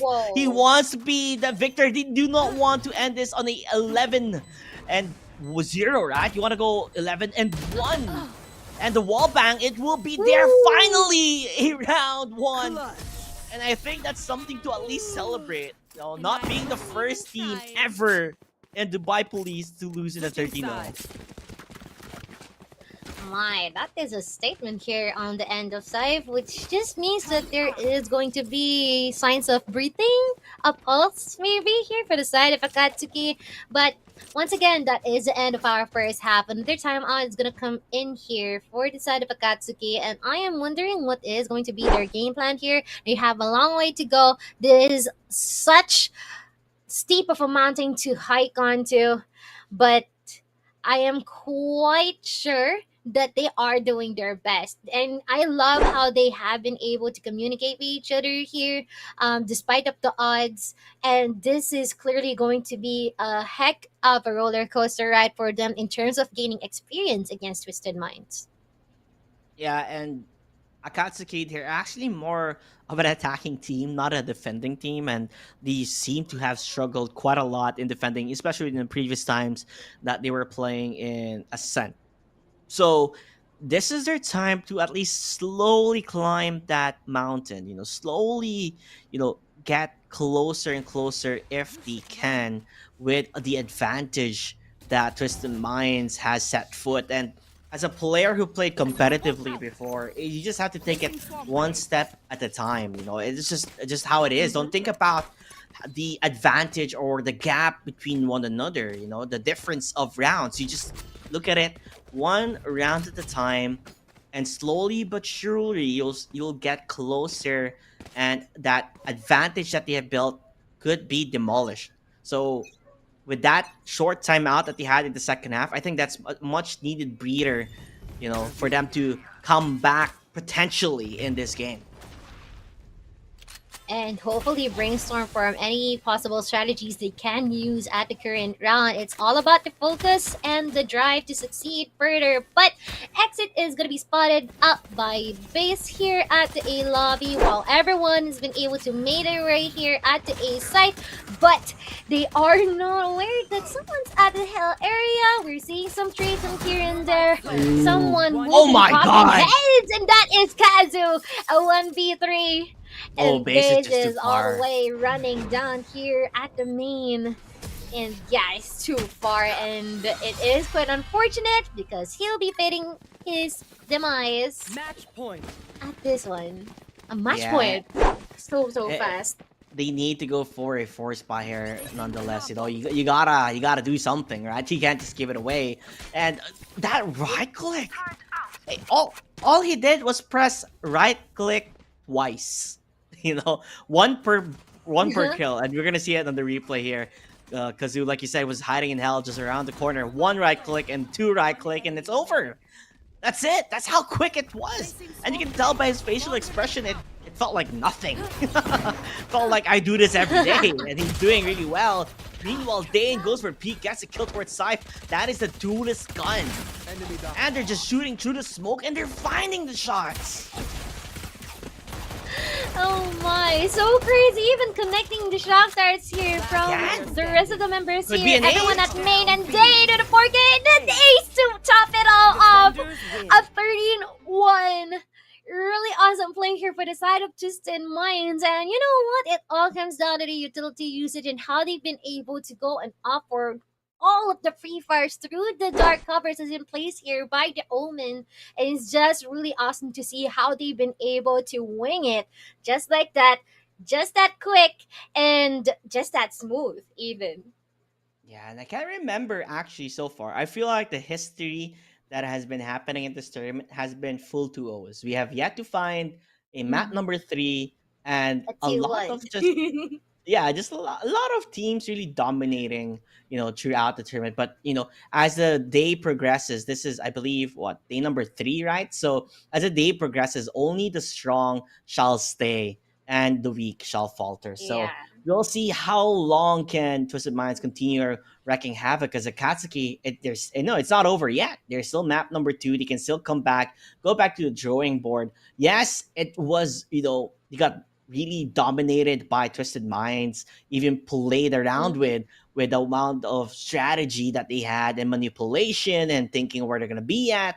But, you go back to the drawing board, take a breather, take that long breather and just say, guys, listen, whatever happens, but let's just play our hearts out and see where that goes. And who knows, it could potentially win the map number 2, but so far, Twisted Minds, you can tell by the screen that they were showing as well as the webcams, like they were just relaxed. Yeah, calm, composed, and cool as a cucumber, as what Killjoy says. And we can say that it is definitely natural selection doing its thing, but the main apex predator that we have here is going to be Fly on the Phoenix pick, and we all know the reasons why he has been able to become the MVP for their team. Number 1, he gets the job done. Number 2, he's so good in terms of, I know he is a duelist. His task is to free space and get kills, but he's getting tremendous amount of information for his team as well with the run it back that has been maxed out, and he's been able to use it every single time. And I don't know, for me, that is already, a steal to have him as your teammate, because so far it's just really well done on there. And I wonder if it's going to be the same thing here for our second map, which I may recall is Haven or Split. Something about between those two, right? And either or. Okay, there. The production says, guys, don't worry. He's like, I got you guys. I know what's next. Thank you. Thank you, thank you. It is gonna be Haven. And I think another thing about iFly, this guy he doesn't just fly, he soars from above, he just makes, you know, tremendous plays with a running back, even if he isn't really the one entering. Sometimes he's the one lurking, and just the amount of pressure that this guy has alone as a player, you can really feel on how well he gets those 1v1s, not even 1v1s, 2v1s, before the entire team will be like, oh no, iFly is on the other side. Let's go. They're gonna be entering here, but it was just a trap. It was a fake out all along, and I'm not surprised why we always saw his ultimate was online. He was the MVP player, and there's a reason why. But overall, for me, everybody in Twisted Minds was the MVP. They all played well. That's so hard to distinguish. Like, everybody, if they were given the chance to get kills, they will get kills. And so far, Yeah. they are one at mind, while Akatsuki though scrambled apart. But if you guys watch the anime, they are the villain. So who knows? They might be the underdog of this matchup that can be the dark horse that no one would expect in Haven. Might possibly be their villain arc, yeah, but at the same time, you can point out how mechanical these people from the side of Twisted Minds operate. They know how their opponents think, and they are well aware how to take advantage of that one. But now that we are in the land of Haven, these are one of four things: defaults, balance, aggression, and as well as discipline. So these four things will be very much crucial in a Haven map, most especially that there are a lot of stuff or a lot of sites for them to work on. How they be able to implement all of those strategies, may it be by the book or by creativity, who knows, right? But I really hope that these people from the side of Akatsuki will find their way on how they can even get an inch further here, in contrary to what Twisted Minds is inflicting on them. Because despite of the experience difference, you can never be so wrong into trusting your comrades and being able to set that drive in yourself to improve further and further as time goes by. Yeah, definitely. And I think you were talking about this being a really big map, right? With three sites alone, and Yep. Ascent itself was only 2 sites, and it was just easy and access, right? Coming from Twisted Mind. What more for 3 sites? It feels like you already have less people defending the site, and the way that Twisted Minds just enters in, like they own it. It's so hard to just play around and strategize. Like, they've done retakes, they have done getting as much numbers that they have in the site, they have done trying playing aggressive, lurking from behind, but all of those options did not give them a shot. So either Yeah. yeah, be prepared, get a really good agent composition where you can really defend, or if you're going to be attacking on the early end, get a good composition possible, right? You can go double duelist Naven and just pull on aggression and entering the site. You could do that. That's what Twisted Mindset in the sense. So you can do the duality. Either you go full on defensive and just get as much rounds as you can, or you go full on aggressive and also get as much rounds as you can. So you really got to think on what you can play on towards this map. Although who knows, right? Five smokes. Like, I know you guys were talking about that a while ago. I would love to see that too. 5 smokes with judges. I was talking about this yesterday as well with Wasabi. I was like, 5 duelists, 5 smokes, 5 sentinels, everything. 5 of everything. And I would just love to see how that transpires. But Haven though, I think in Game Changers there was Team SMG that did 4 duelists. So I'm not gonna count out the possibility of everybody going duelist, but if they do, I would be entertained. Yeah, right. I mean, even if that one scenario is like a accident per se, Mhm. because they thought it's check ping, so they still decided to go on with it. It eventually worked out. It showed how much potential having that type of lineup still can actually give to its team or to its holders. But like what you said, this is going to be something interesting just in case that any players from any of the teams are winning right now or still in the tournament. I hope that you guys give us or grant our wish Hopefully, just in case you will be able to get 5 sentinels, 5 duelists, 5 controllers, 5 initiators. Even I don't know. Mm. That's gonna be really fun and entertaining to see. Yeah, and I believe we're about to jump into the agent selection already. I could already hear it happening as of the moment, and it feels like double duelists. Yes, they're just gonna bank on it. They're gonna go for a double duelist and hope for the best. But wait, aren't they on the defending side at the first half? This is defending, right?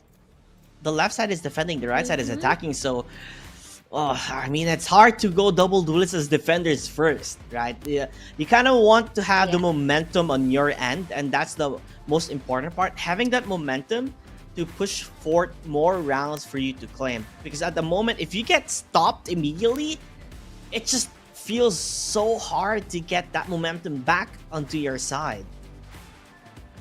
You know what? I was about to even mention that Akatsuki almost go on with double duelists and double controllers, but I guess Mugiwara thought that, you know what, we need a sentinel, you guys. They might even opt to using a jet because, you know, Haven is really big on jets and raises. So yeah, a good decision on their end. And on the contrary, we have Twisted Minds having a Viper and as well as an Omen. Really good choice of controllers because one encourages commitment and, you know what, rechargeable smokes here for the side of Viper, and even an Omen encouraging flexible rotations, all around adaptability, and even getting this spike just in case you have the ultimate available. You can just take it up using your ultimate and run into an available site for you to go and complete your goal, which is a good thing to point out.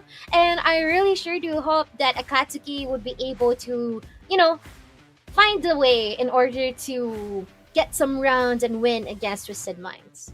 Yeah, and I do like the fact you were talking about Omen and how well he can really utilize his kit here, especially in the bigger map. And if you're gonna go up against a Cypher, Omen actually plays better on that type of situation because you can just teleport right in front of the trap and you're not gonna get caught. You can just catch them off guard and you can make the most out of it. As we can see on the final picks here on, you know, the agent composition wise, quite how do I say, textbook worthy from the side of Twisted Minds. It's just a regular type of agents that you normally get to see, although Viper currently always being picked nowadays. He used to be not really picked as much, but because on the boss, because of, you know, seeing the meta change, Viper has been being picked a lot. Yeah, couldn't agree more. I mean, there was like a slump in terms of pick rates during the fact that they've been, you know, nerfed, but okay.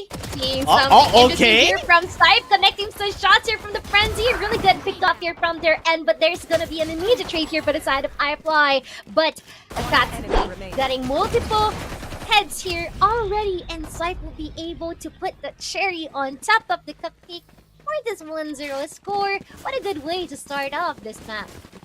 Yeah, and I love to see it, you know, Akatsuki are smiling, which is on how that, you know, happened. And maybe, just maybe, Viper's wall didn't really work out in their favor because it was already smoked out towards that entrance, right? And they were just all set up in one line. It's like when you're at school, guys, line up. The teacher tells you to line up, and then when the moment he peeks off, everybody was just there and they got it for free, you know. And I love it. Free real estate, free kills, and they're gonna continue on with that bonus round with the guns that they have. Can they make the most out of it, Mochi? That is the number one question and the number one concern. Hopefully they can, because they already have a lot and tons of resources in order for them to make this round work out. The numbers and how they've been able to, you know, make their way in order to advance against Twisted Minds. Scythe, though, in a really aggressive angle, gonna be spotted by the Trailblazer, and just one shot from that Sheriff exit would be able to say goodbye to Scythe. But now it is a 4v5, and they might attempt and commit into B.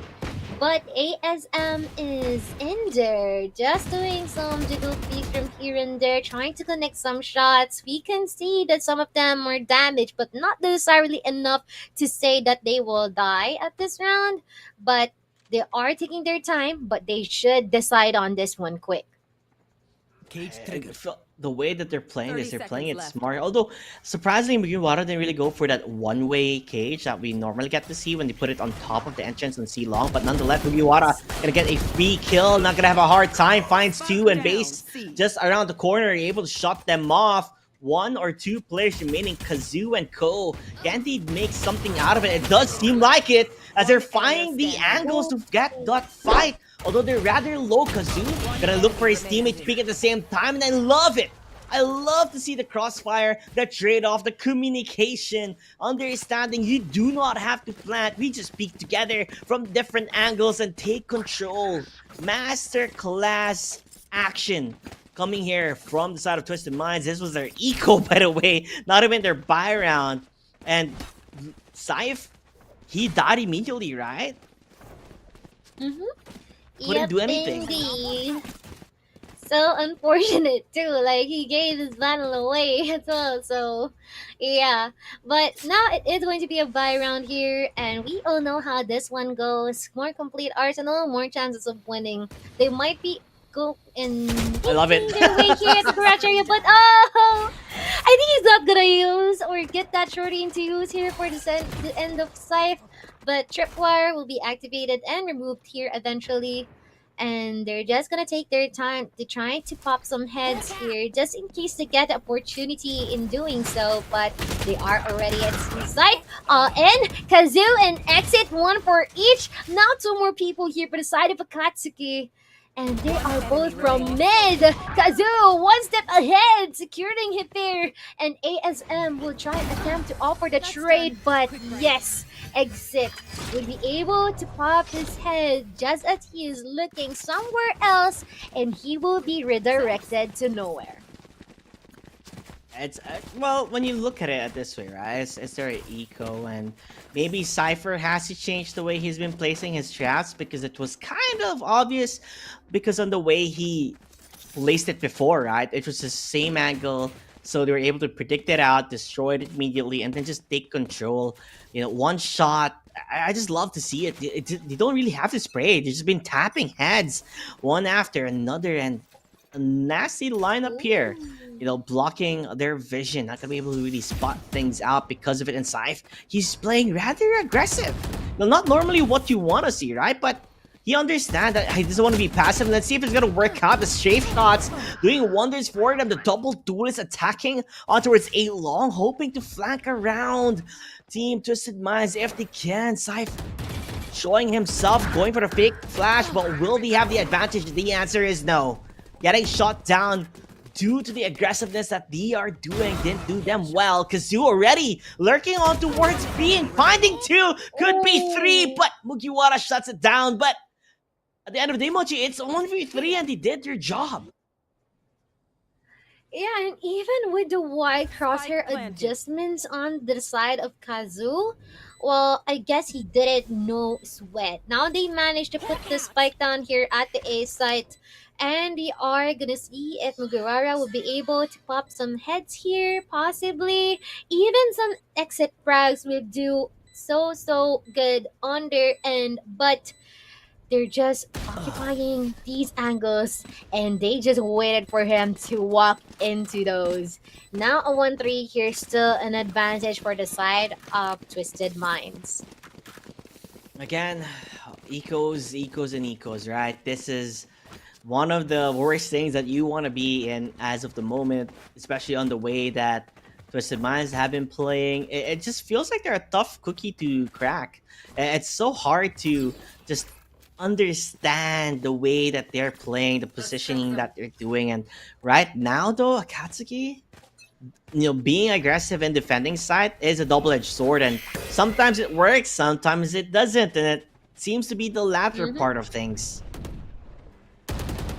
Yep, couldn't agree more. And look at this, they have a lot of ultimates for them to even use, just in case they want to supplement their win on this one. But oh, how aggressive Scythe could ever be. One shot here onto this guy from Twisted Minds and they'll be able to get an advantage. But until when would this advantage last? Because we're quite sure that these people from the side of Twisted Minds are pretty keen and popping multiple heads, but just done by a single individual. But we are gonna see that they will go onto the A side ever so smoothly, try to detect all the people in here, and now they're falling down one by one. So unfortunate on their end, and now they have been able to put the spike down. No, it's like when you watch the Olympics and you see synchronized swimming. This is synchronized movement coming from Twisted Minds. Just the understanding on when to really push the boundaries and understanding when do they peak together as a team, as we can see right here.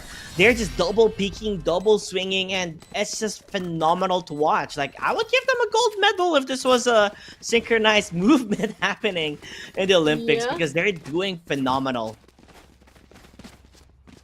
It's like they are an army just entering a single territory, and everyone is well behaved and disciplined into what areas they should occupy and where they should look at, right? Really, really well put here for the side of Twisted Minds. But now lockdown is available on their end, and a possible blaze storm into the hands of ASM, just in case that he would be able to get an orb or a kill, which is gonna be nice. But someone's gonna walk onto someone's crosshair here. No casualties, and it seems like Dane will be the one who is gonna be killed by the couple of duelists that the side of Akatsuki has. But there is going to be someone here at the garage area, be forced to back out, and base will be left here unscathed, and they might commit possibly at our B side if it were run from the tripwires that the cipher's been placed here. I'm slowly liking the decision that Akatsuki is doing because of this very aggressive peaks with the double duelist, understanding that if you get something out of it, that's good. And they have, made it work, but overheated at certain scenarios at certain times. Now that the lockdown is currently being used, it's not gonna be the B side. They're faking it. Oh, Scythe! Oh no! Not like this! He's gonna get knife right in front of everybody else, and Kazoo gets two again! He does it, the magician, the legend, Kazoo! My, how could you get away with murder and even make it two? Nonetheless, he does finally fall down. ASM sees the head, but will be traded off immediately with a jump that he did to the grave. I fly. How well can you soar? He soars high. Hipper left alone. 2v1, and they're gonna play it smart with an angle with a double peak. No doubt in my mind on how well they've been playing it, as I fly gets a triple in this round and still looking dominantly again in map number 2. At this point, I cannot necessarily say that they are one step ahead. They might be even like a street ahead, a village ahead here into what they are doing and trying to, manipulate their opponents into thinking on what they should do next. Because so far, yes, they baited the B side and Kazoo has been left all alone, but he managed to pull every single one in his side off this round. And now Blazestorm active here in the hands of ASM. A good pickup here for the side of Scythe, which is going to be a good sign of life here for the side of Akatsuki. And so far, they're just gonna wait it all out, trying to scour for any additional information, possible setups, and space being occupied by both sides. Yeah, this is it again, though. Scythe is going aggressive. Let's see how well this works out. Just around the corner, but he spots 3. It was like, oh no, this is not what I wanted. This is not what I registered for. Getting destroyed immediately. Kazoo will get one. I fly as well with a tap, tap, tap, tap, tap. Finding the head, finding the kills. 4v2. Look how fast the tables have turned. They were at an advantage and then slowly but surely lost it immediately. Although they are able to at least get some certain damage to iFly, but I don't think it's gonna be enough, Muchi, because just the way they're positioning, it's just too difficult coming from the side of Akatsuki. Oh, they're gonna get one. Maybe it's not too late for them to make a miracle play here. Although it's just gonna take a couple more seconds. There's a spike. It is tinkering about almost destroying them. They ain't getting that kill, and Kazoo will shut them off. My oh my, 6-1. And it's feeling rather hot in Haven as it smells like someone is cooking. And it might be one of two things. What they cook is well done, or what they cook is overcooked, because so far they're trying to saute or even grill Akatsuki so bad. But it's just the first half. There's still a lot of chances awaiting for them, but once again, you can never, get enough of those chances. They should really do better in every single one, but they will be extending here at the grass area, ASM as well as Scythe, and they might actually expect that someone would be pushing here, but everyone is already at the A long, which is not a good sign on their end. If they decide to try and opt for a flank, they might actually die, but the timing, and it is going to be ready for before base though. Just at this corner, looking for anyone else who will try to push them forward. He is gonna get 3, a good one, but Kazoo will try to step up this game in contrary to base. Now, 50 seconds on the clock. They will back out possibly, but they will still try to contest here for the side. Timing again. Yeah, this guy, master of timing. He already has 4 kills by himself, by the way, Mochi. So, potentially could also get the ace. They have the camera spotting Kazoo out already, but Kazoo, he's not gonna feel a bit threatened about it just because they're a bit too far anyway. And the best play that they can do in Akatsuki is to push together, because Kazoo, he has the information now, understanding where the player is gonna be, waiting for the peek from his teammate, but doesn't want to peek alone as Mugiwara. I'm not gonna give you the ace because we do need rounds, bro, and that's what they're gonna do, right?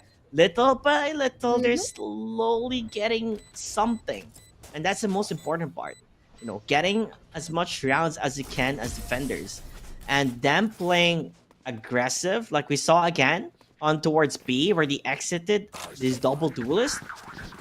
This is what they need to keep doing, and sometimes it works, sometimes it doesn't. But you can't just be static.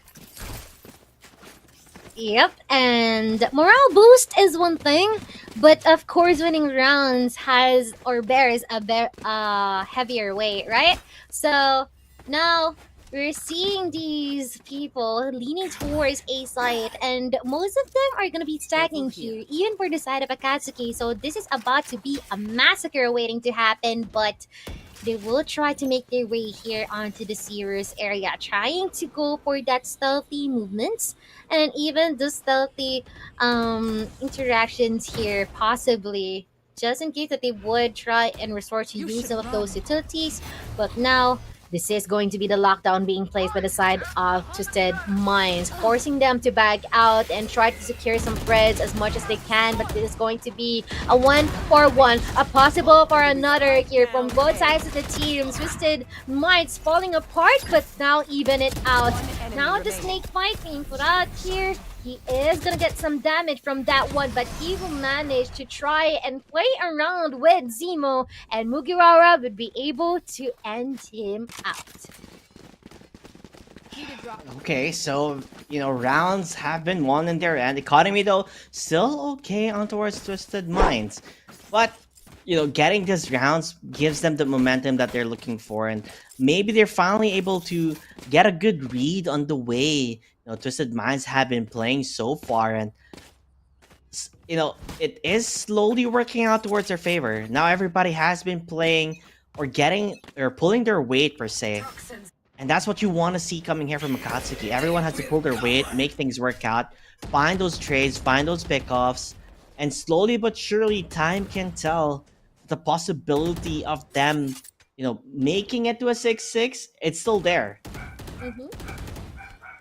Yeah, it's already up for grabs onto the table. It's just up to them what is going to be the dish that they'll be choosing. And so far, it is going to be a good one here. Good placement and as well as discipline from the side of Akatsuki. But Now, they made a move here for the side of Twisted Minds, trying to opt for jiggle peeks here from the side of Scythe, attempting to secure some heads, but he will be the one who will be eliminated instead. Now, B side readily available for them to take, just in case they will decide to go for some frags. Once again, pretty similar to what they did earlier on, they can do that. Kazoo is still the person who is gonna await for any potential frags here once they offer a retake for the side of Akatsuki. But now, a lot of them already falling down. Bad news for the side of Akatsuki, and now it's already 2 more people remaining. And Kazoo, he might get one. Landing a shot, he missed it, but he will be able to redeem himself. And another 4 exit. Just seeing how Twisted Minds have been playing right there, there's always gonna be 4 players entering towards the side, and Kazoo has been the lurk from time and time again for the team. And look at the kills that he has. He has 19 kills already. Nobody is double digits except him. Other than, of course, Hipper dying 10 times, but Kazoo has 19 kills already. You know, and you can tell how well he has been playing this. He goes to B time and time again and finding like 2 or 3 kills. This guy is unstoppable, although this time Scythe gotta go for B, gets 1. But that's all she wrote. Yeah, you know, you want more kills, you want to create an impact for your team, but this is just a tiny small impact, which not is entirely shaking the side of Twisted Minds at all. And you know, there are even some moments where like kills doesn't cut it. Even if you get a lot of kills, sometimes it doesn't work out on your team because of clutches or, you know, a lot of reasons. But we are going to see some shots landing here for the side of Fair, but he is going to be closed up upon between these 2 people, Zemo and as well as Dane. But now Mugiwara will be falling down as well. And now from the shadows already being used here. And they will be putting the spike down here onto Seaside, leaving base alone. I think he kind of knows. He's been watching his back, thinking that there is someone lurking, and there are 2 players already moving around, maybe creating a sandwich, trying to trap him, or potentially he is gonna save his gun instead. But again, you know, Akatsuki, they're still at the standstill of really finding an advantage. Maybe because he did go for a double duelist, they're just gonna go for, I guess, you know, as much rounds as they can as defenders, but not. But then, you know, base currently being hunted. He's gonna be able to find one. Now that they know where he is, he has to run away if he can, but will not be able to do so as Kazoo again. I think this is his 20th kill already. 21st. Whoa, okay. Yeah, that's so awesome. 21-6-0 here for Kazoo. And most of his kills even comes from lurks, right? So, I don't know, this dude is just so on point in terms of game sense, reaction time, as well as this aim. So, this is going to be a good one. And if they can do that much during the attack, I wonder what more they can inflict the damage here for Akatsuki during the defending. But still, this is the last round for the first half. And we can actually see that they are trying to opt for some contestments here. Akatsuki is not backing down. They're trying to, you know, get some advantage somehow. But Twisted Minds already got their job done at 2C, and it's already about time for them to focus on the main objective here. Ooh. Okay, that was a pretty cool shot. You know, Hipper gets his revenge because he did get caught off guard when the smoke was placed, supposedly for him, but he does die. But nonetheless, though, going through sewers, Dane quick with the trigger finger. He does find one, looking for more base. He what was he doing? His gun wasn't out. Was he too busy smoking? Yep. High possibility that that is the case. Sometimes you're just gonna be, you know, lost in thought in doing your deed, but not necessarily enough game sense to catch on what is happening. But it is still the Viper's bit active here, but the side of Twisted Minds, good time to actually use the neural theft, but it might possibly be also too late. But let's see if that will be the case, because they were able to get Scythe and a major trade from ASM, but Both of them will be forced to get into the pit, and that just means death.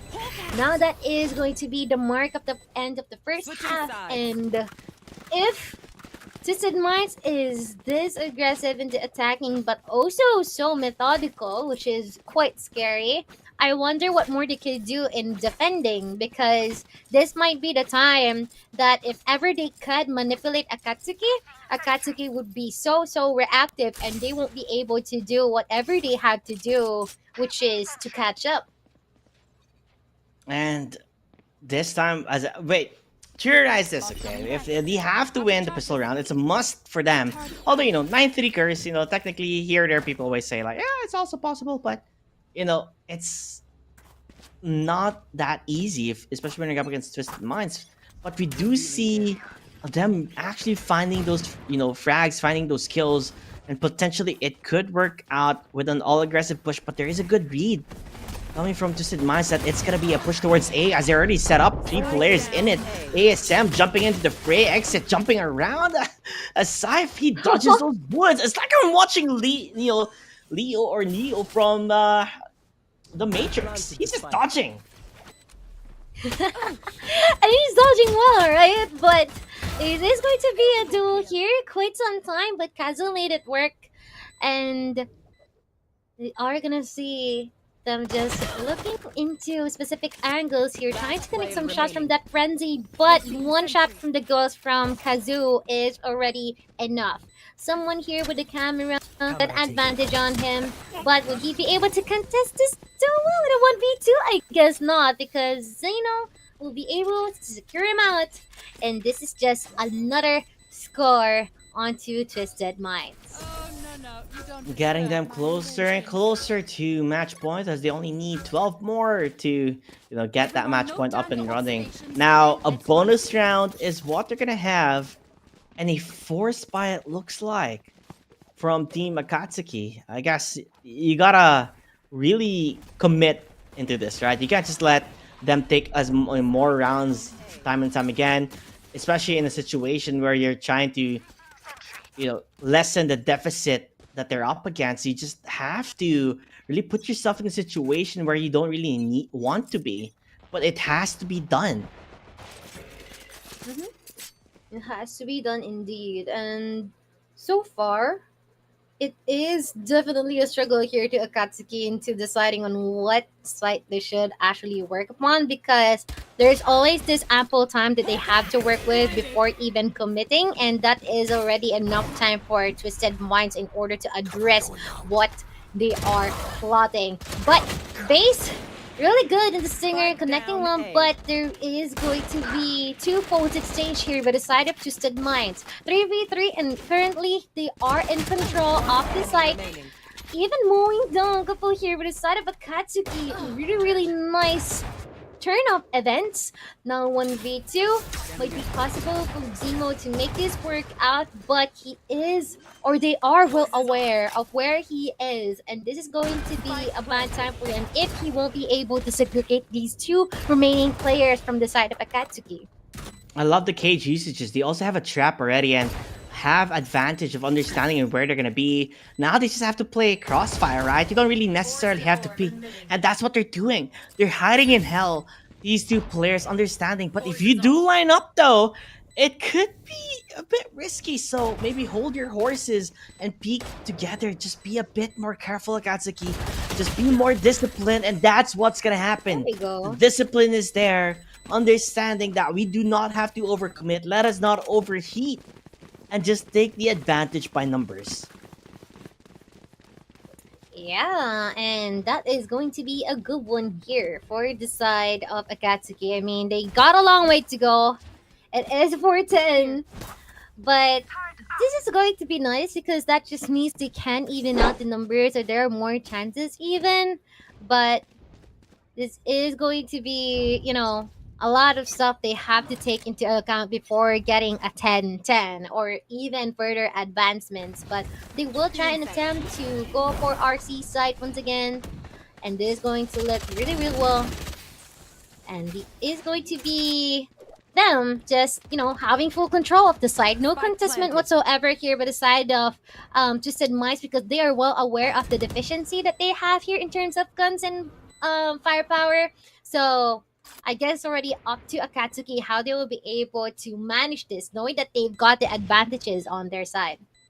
Exactly, and that advantage is rather big, having those it looks like specters and vandals, right? So it's much harder for them to just be able to rush in. So they're gonna play with their smokes, but the gun advantage proving dividends on how much it's helping them, getting that firepower that they have as Exit. He's all alone. He can't really do much on his lonesome. Maybe finding a kill, and they're just going nuts. They're just going crazy as a flawless victory.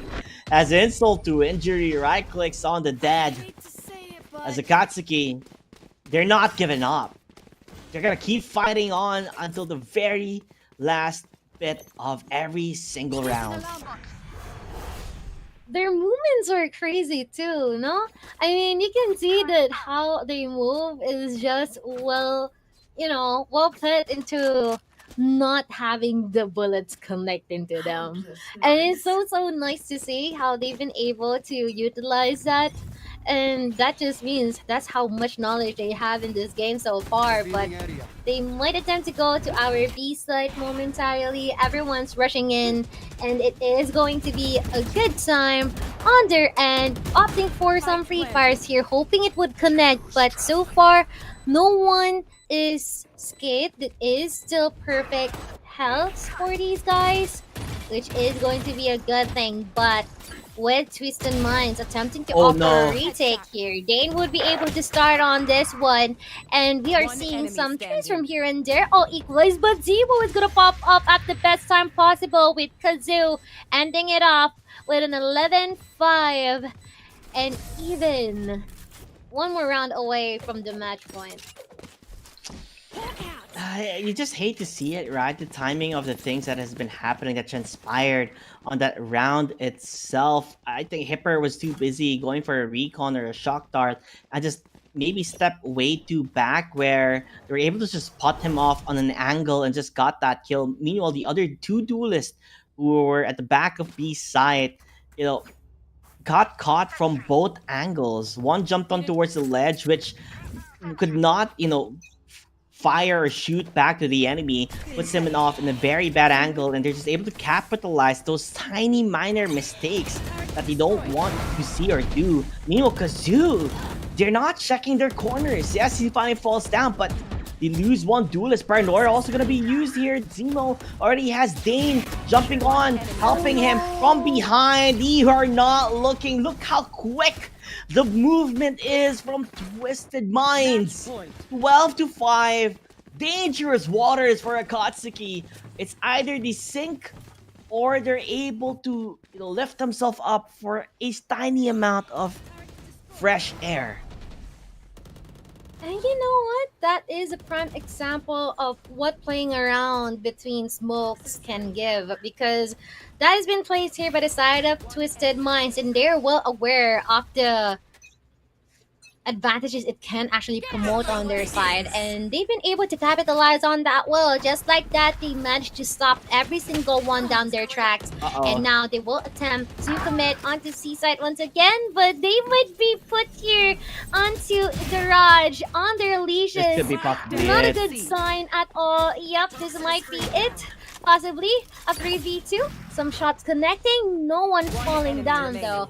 But Zemo, hot as ever, won't be able to connect it into base. Now a 1v2, Mugiwara will try and attempt to make this all work out. He will put this spike down, and even using the neural tech, but by the silence here from the Garage, it is going to be his exit. Now that is going to be a win here by the side of Twisted Minds, and once again, everyone, what a dominating series. Yeah, it's so hard to really think about what really happened in the game. Akatsuki, they tried their best. They got more rounds this time in map number 2, but it's still not enough. The effort that they put in, it just goes to show how far ahead Twisted Minds is when it comes to experience as being in a team as a whole, right? They really fundamentally understand how to really use or maximize the kit coming from their agents and then take control of that. Not only that, but the communication that they have, understanding on when to double swing, understanding on what angles should they be able to do for the crossfire, and just capitalize every mistake that Akatsuki was doing. But nonetheless, though, thank you for Akatsuki for joining in at Dubai Police Esports Valorant tournament. You guys, tried your very best here at the very end. You guys also put a good show with your knife kills. I'm looking at you, Base, with the amount of knife kills that you guys have done. Thank you so much for that. It has been very interesting. But, it is what it is. But you can always get better again in the future tournament that hopefully Dubai Police will be organizing again with 404 Esports. Meanwhile, the MVP, the one and only Gazoo. Well, I guess no doubt because it will be the MVP here. I mean, despite the fact in just using the Killjoy, he has been able to be on point in terms of his lurks. He has been able to stop everyone who is attempting to catch up in his team on their tracks, and all of them met their demise. Unfortunately, they have gone into heaven instead of haven. So I don't know, it's just really good here for the side of Twisted Minds to show off or establish dominance here. Like, this is how we play, this is how we work, this is our process and how we operate. And so far it is just really astounding for me to see that they really are methodical in terms of their activities here. And I'm really looking forward for them, if ever that they meet any aggressive team, if they will be able to slow them down, just make them, what do you call this, more susceptible with what they are doing. So a lot of possibilities, a lot of stuff awaits us, and I'm looking forward for any following series after this one. For sure. And I feel like when it comes to Minds, when it goes to Twisted Minds, like, they kind of look like they are a perfect match for Team Falcons or Team Fraggers. Like, these guys, they play really well. Maybe Piff the Puff as well. I feel like these players could really play one heck of a matchup and potentially see a map number 3, because so far 2-0 since the first day, and it's already day number 3. We have yet to see a map number 3 at all, and we're still kind of craving for that. Now, with that said, though, Twisted Minds, let's see how twisted their minds truly are with trying to understand what goes through their gameplay, their game style, their in-game leadership, and what they communicate, as they are going to be set up on an interview with our host on the venue. And I can't wait to hear them, as they're going to be on your screens right about now. We'll see you guys there. Thank you so much, JT and Mochi. What a game. I'm joined here with Twisted Minds Exit. How are you guys feeling? That was your first win of the Dubai Police Esports Tournament, and I believe you guys flew in all the way from Saudi Arabia. So tell me, what made you make that choice? What attracted you to the Dubai Police Esports Tournament? Yeah, thankfully we won our first game against our friends. We actually flew from Saudi Arabia like 3 days ago just to come for this tournament, and we prepared for like 2 weeks for it, and we just came to win. Awesome. We hopefully win. And you guys definitely did win. So tell me, what is your practicing regimen? You said you were practicing for 2 whole weeks. What does that look like? It's basically like we're just practicing in game and outside the game, the mental way, and actually in-game strategic. We try to do strats and we try to adapt on it. So that's it, just basically. And also focus on our individuals also. All right, that's a pretty good answer. Tell me a bit about Twisted Minds, your org. Tell me, has it been founded for quite some time? Are you new yourself? Have you been new to the org, or have you been old? Yeah, Twisted Minds is such a famous organization in Saudi Arabia. It founded in 2018, and also we have won the last year Gamers 8 best team in the world. So yeah, and hopefully we'll win it this year. Yeah, definitely looking forward to it. Now tell me, what is your confidence level after playing this game? So now you know how the level field is. Do you think that you're going to make it all the way to first prize? Yeah, we're pretty confident. Me, myself, I see no competition that will struggle us. So I'm such confident, me and my team, and we just came here to win. I love that attitude. I love the confidence. One more question before I let you go. So you are a professional esports player in Valorant. Is there any advice that you can give our viewers who are hoping to also follow in your footsteps? Yeah, I would like everyone know how to play, and actually it's pretty easy to play, but it's not easy to focus on your mental and try to to not tilt as much as other people. So you have to be to have a good mental to play the game professionally, and that's it. I don't think there is a lot of tips and tricks I can give. I think he signed an agreement with Twisted Minds, like don't give away too much information. That's why he's not giving too much away, but he did give us the important points. So thank you so much, Exit. We appreciate you. Guys, do not go anywhere. We're going to go for a short break, and when we come back, more games to come, so stay tuned.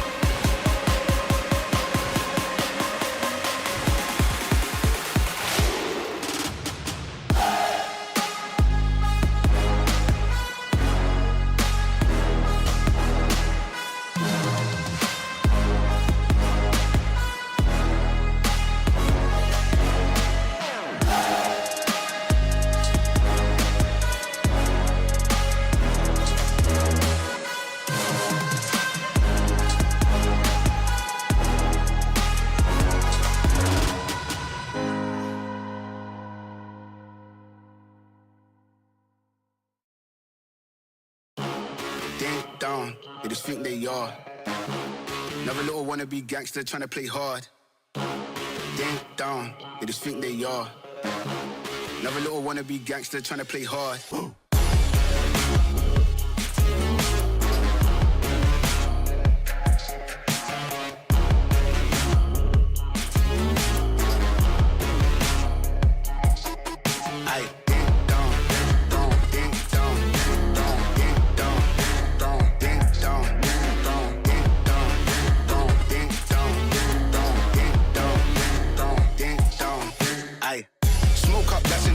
Free up the guys, then dip out the ends. Jump in the ride, then burn out the rims. Don't stop, don't coach the boy that I'm in. Now we doing the block with the up for events. Skin get close, cause you plotting on them with the tips on 10. Back in the back, that's on tap, all ready to go and jump in. Ding down, they just think they are.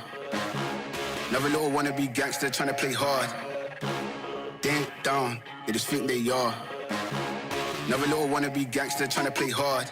Ding down, ding down, ding down, ding down, ding down, ding down, ding down, ding down, ding down, ding down, ding down, ding down, ding down, ding down, ding down, ding.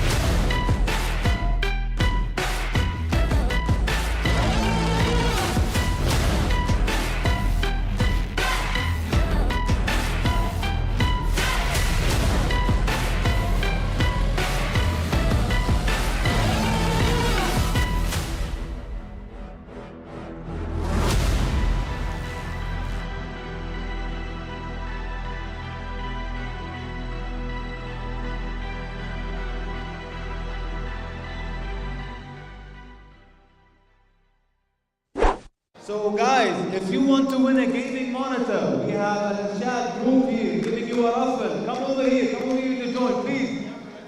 We have some exciting news for you. Dubai Police and Al Irshad Group collaborated to give you guys a monitor, a giveaway for each day here in the Dubai Esports for Police Club. So guys, please come ahead and scan your phones and join the raffle. And today, right now, we're gonna announce the winner for yesterday's raffle. So are you guys ready? Yes. Are you guys here? Are you ready for it? So we're about to announce the winner for yesterday's raffle. So if you entered, come join us because you could be a winner. And you could be a winner tomorrow and even after tomorrow. So please come do your scans here and join us. Okay, give us a drum roll. Okay, bismillah. And the winner is Ahmed Musa. Is Ahmed Musa here? Give him a big round of applause. Where's Ahmed The big Musa? hand for Ahmed Musa. Someone Ahmed Musa. Today, but we're going to contact him We and give can it to dial him. the number. We're going to contact him and give it to him. But guys, please come join for tomorrow giveaway. It's a 32-inch Ultra Geek monitor. It's an amazing monitor. You can come and have a chance to win it for tomorrow's offer and even after tomorrow. So please, come in on stage and do your scans and join the raffle.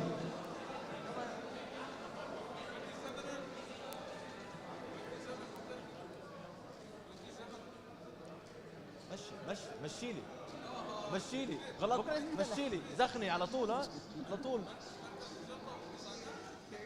32 بكره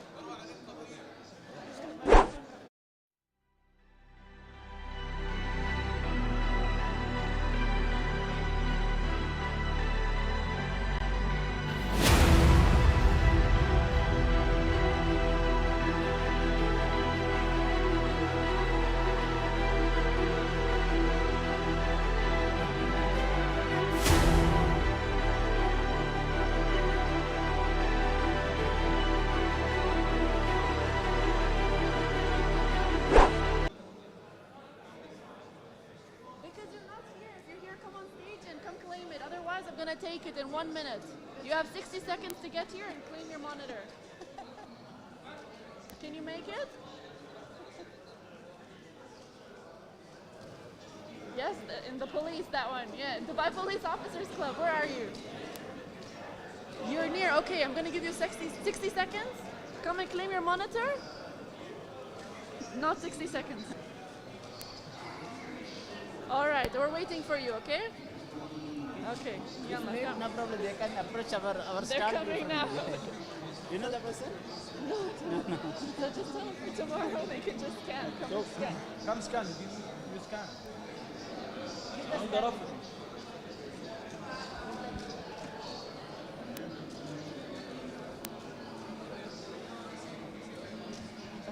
ها شباب سويتوا؟ إن شاء الله بكرة. Yesterday someone win. It's coming. All right, we're still live on air and we're waiting for our guy to come here, but we're gonna stick to that 60 seconds and we'll split it half. Let's see. Can you please introduce yourself to us? Yeah, my name is Mohammed Ashraf from Al Irshad Computer Group in Alain Center. We are in all over the UAE. We have our head office in Alain Center, and we are in Abu Dhabi. We are in Sharjah, Bahrain, and soon we are operating in Oman.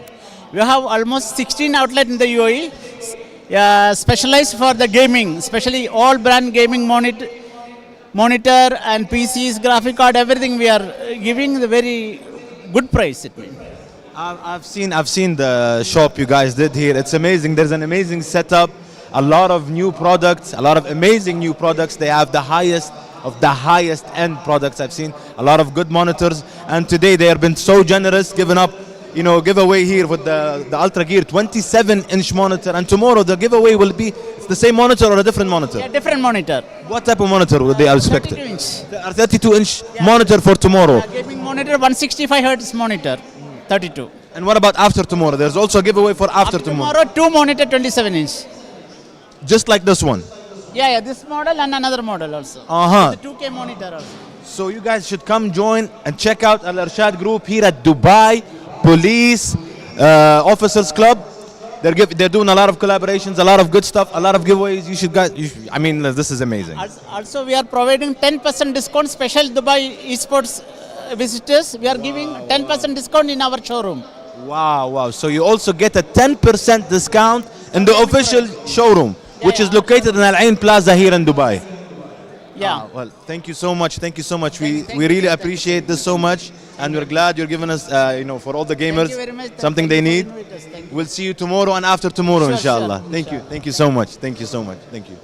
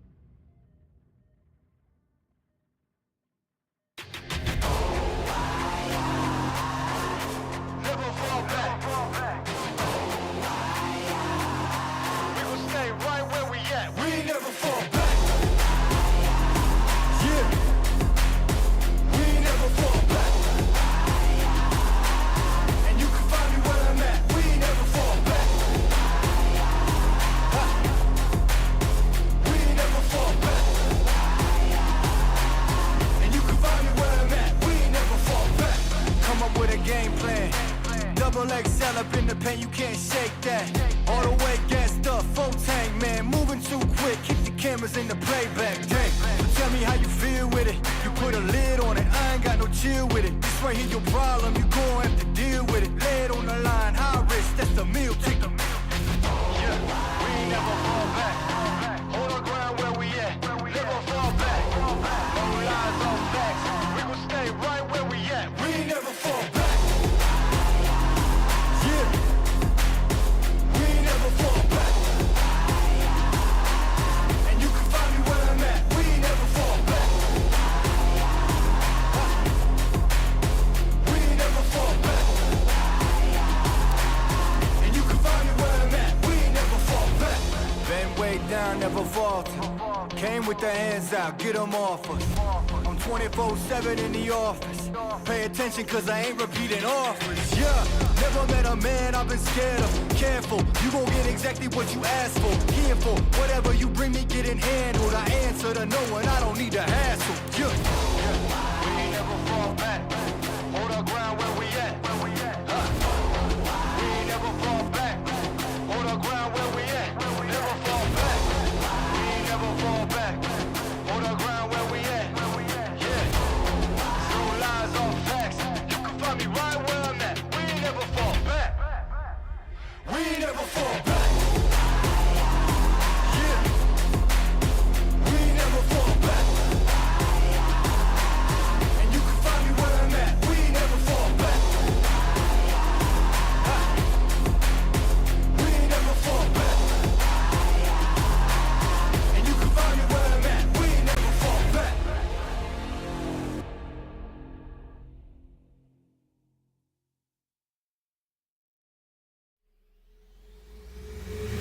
This is automatic. This is automatic. This is automatic. This is automatic. This is automatic. This is automatic. This is automatic. This is automatic. This is automatic.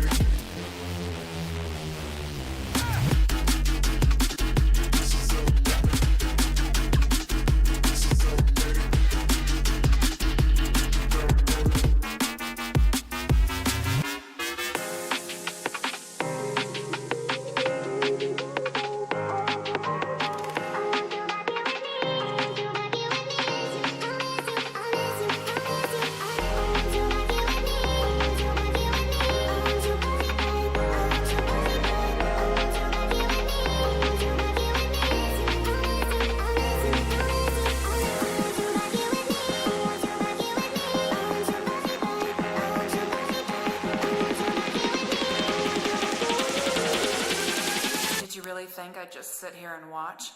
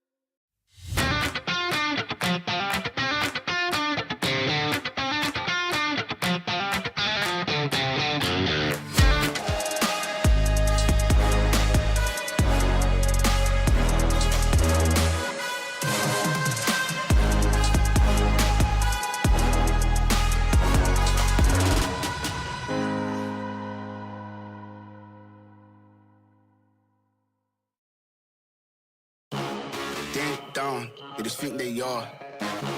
Another little wannabe gangster trying to play hard. Ding down, they just think they are. Another little wannabe gangster trying to play hard.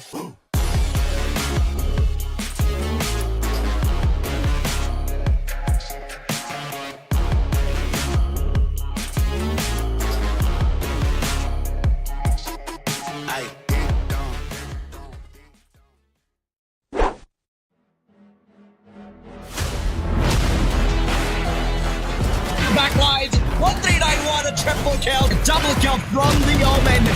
And this guy is spotted the Mortier 4 jacket.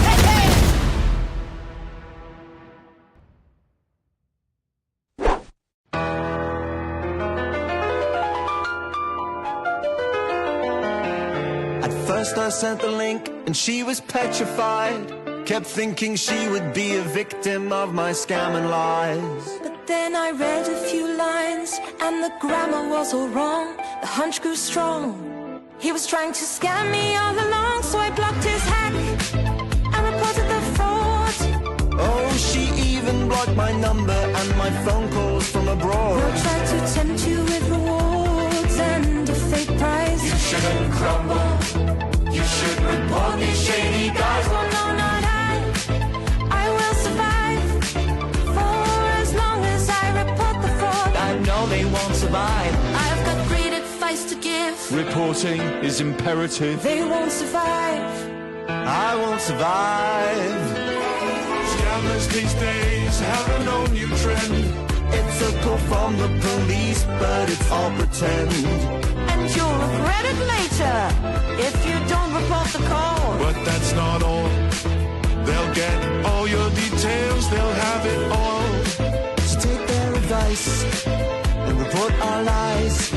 Just call now and give these guys a rude surprise. I've got great advice to give. Reporting is imperative. I will survive. I will survive. Hey, hey.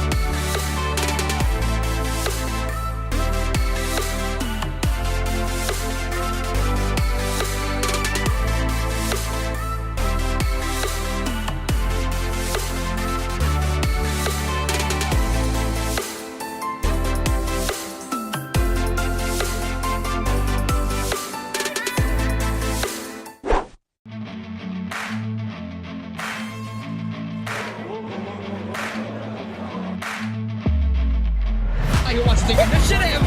Tenso deciding he wants to fall back to judge. That gets a triple.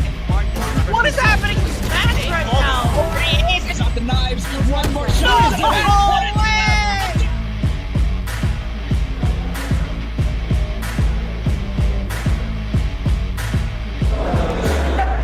And he gets a triple. Drops up. Tenso finding Chad. It's a good sign for when on timing. If they want a better shot from Taiki.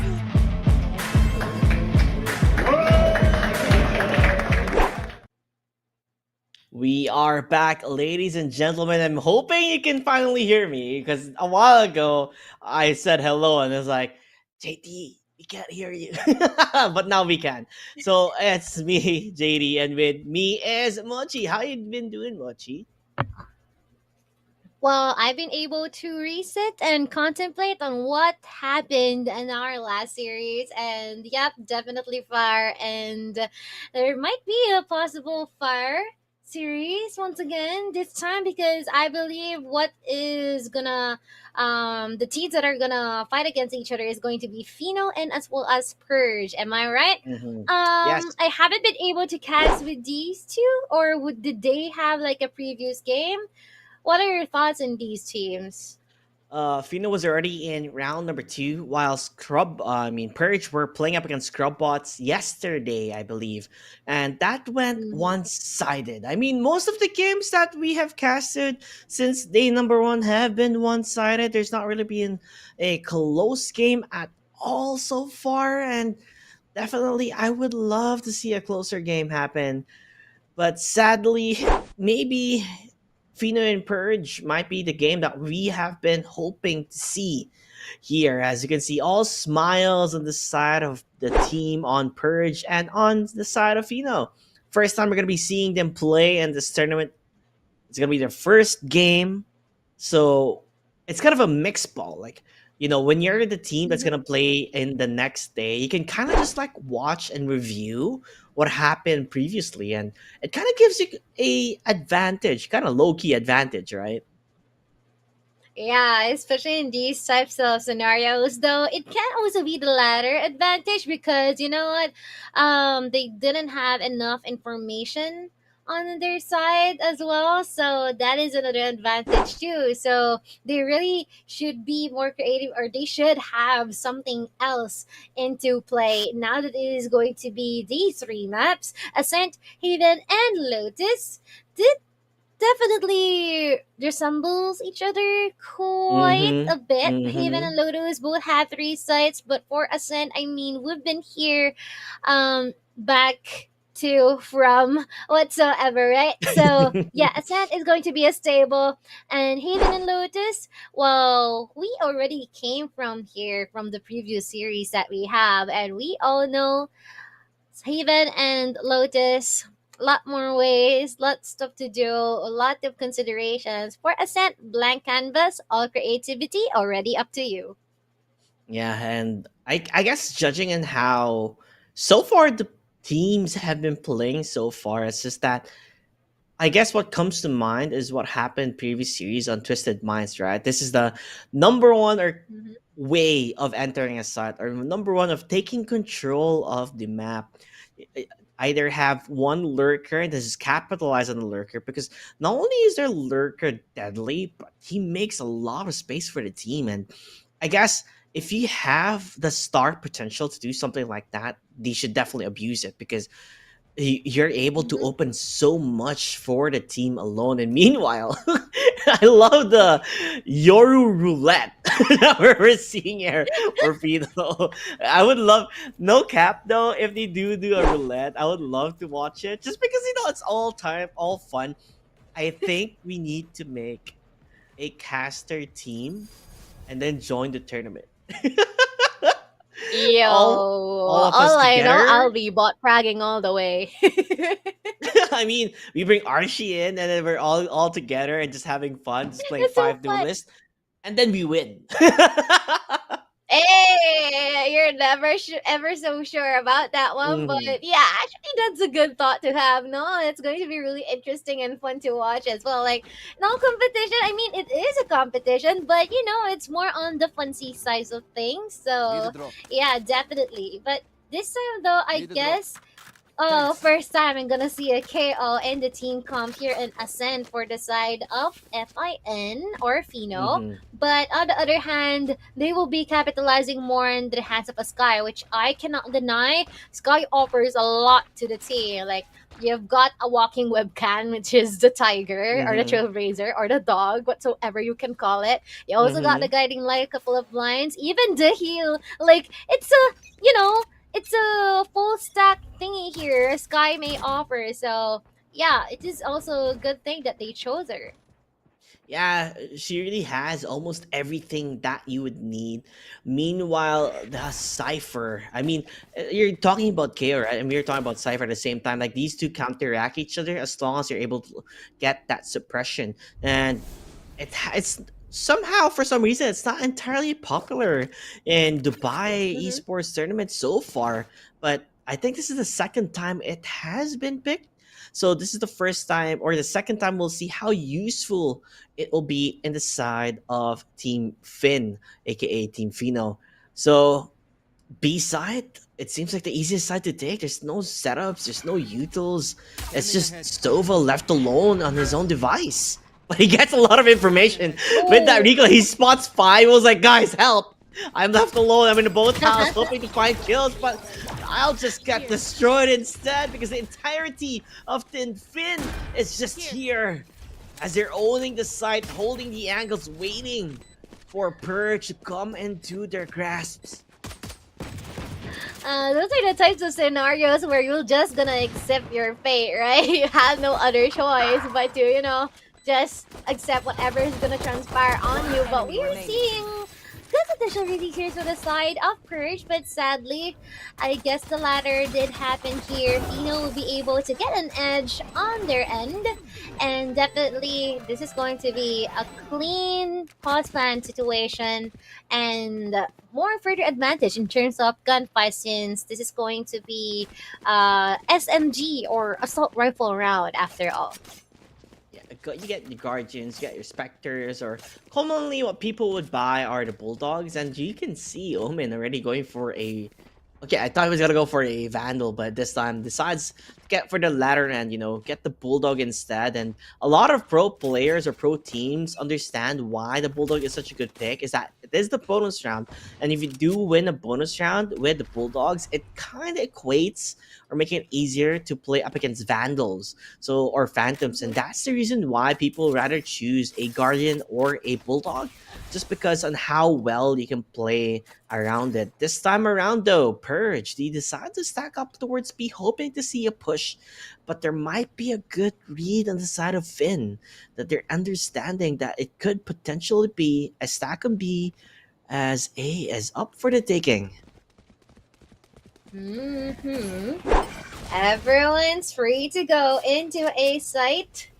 Oh, welcome. They don't even have to knock. They can just barge right into this entrance, and they will be able to clear every single area here. No one is in sight, which just means that there will be a full retake here for the side of Purge. But with the disadvantage of their pistols, I am not quite sure how this is going to turn out, because they can just peek gun down, rummage down, even a possibility of a running gun.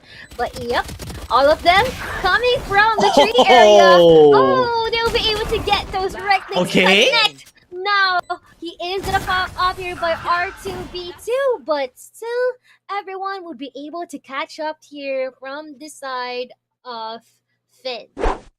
I think I'll be happy inside of Purge, right? I mean, it's your eco round, and you're just trying to dwindle their numbers down so that economy would be, I guess, hurt quite a bit to a certain extent, because they did go for Bulldogs, which is a bit more expensive than Spectres, right?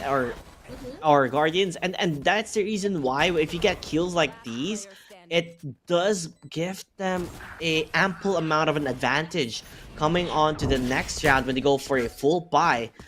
Meanwhile, though, it does look like a rush on towards B, as lockdown is already there, surprisingly, on the third round alone. As Purge, you have to run away. They can't stay in the site, or they'll get trapped into the grasp of this lockdown. It's time for quarantine in B side, as they have complete control.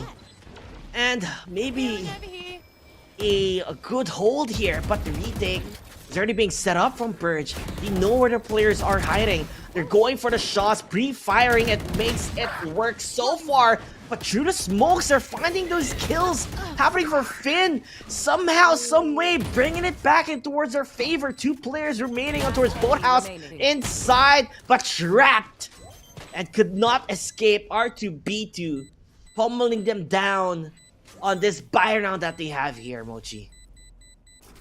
I really love the collective effort here for the side of Purge, Caster JT. I really like how they've been able to, just take them down one by one and overwhelming them in terms of numbers. Been able to segregate them as well as they should, which means that it is going to be a bad scenario here for the side of Pino because they'll be resorting to a series of pistols and even a stinger here under the hands of 69420. But yeah, it is going to be a good one for the side of Purge, which just means this is also another potential round for them in the taking.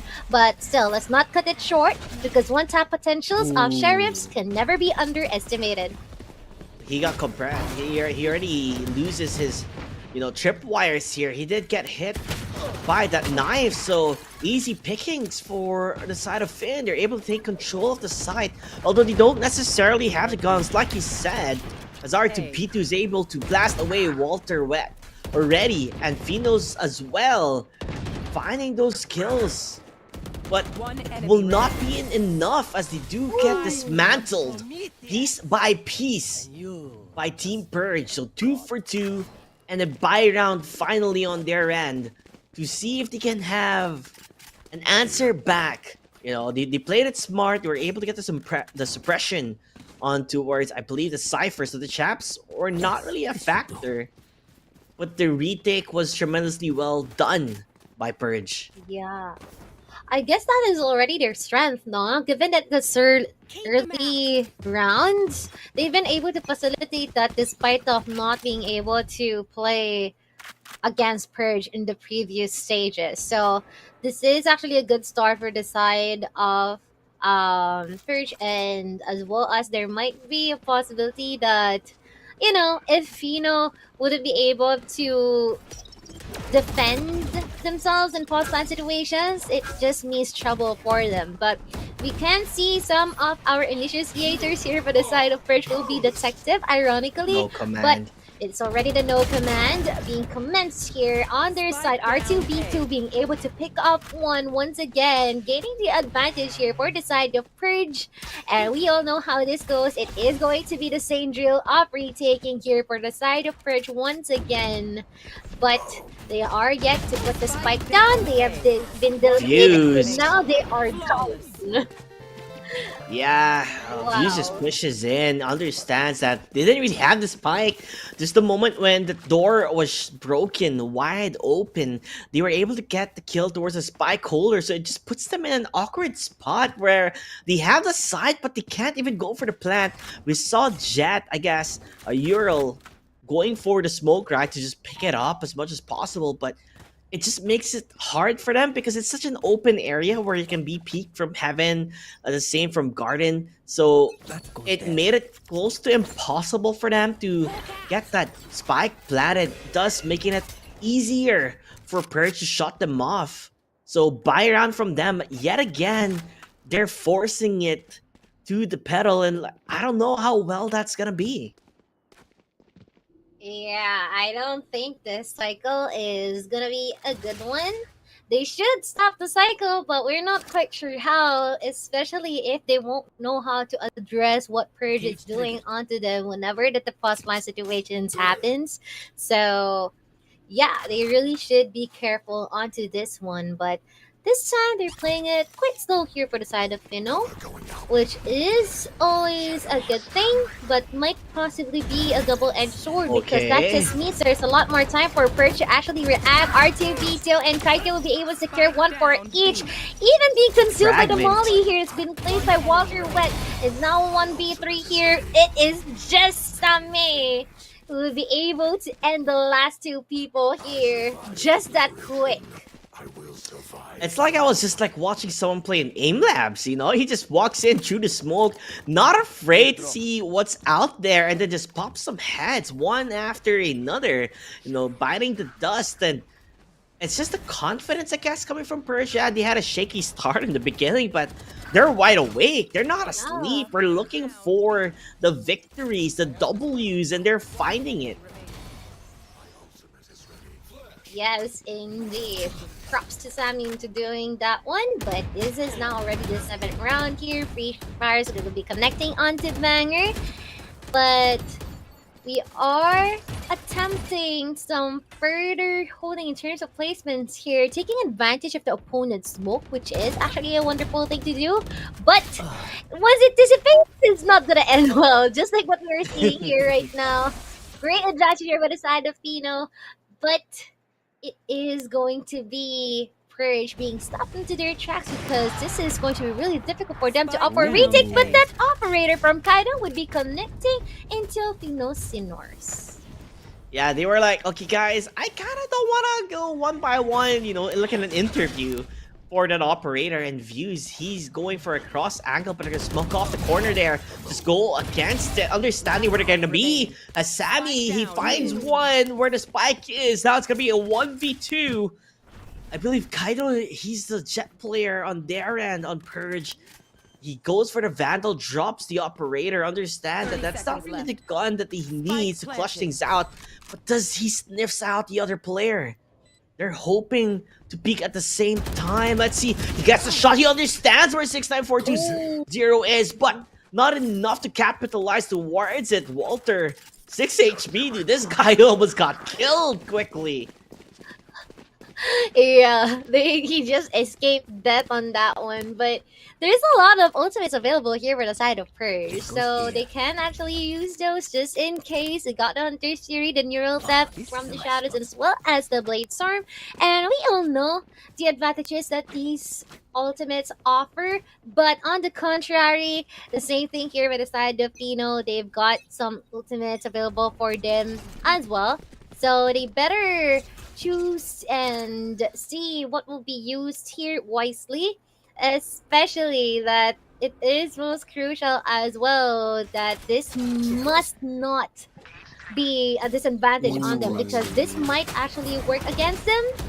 So let us see. They are inside the site now. Views will be able to get 1, 2, a potential 3, and yes indeed, he's popping off, and last person here just able to catch up to the 2 more people remaining here. Sammy will be able to get a couple. Really nice one. I mean, there's nothing else to analyze on that one. Like, everyone just got into the entrance and everyone's been mowed out.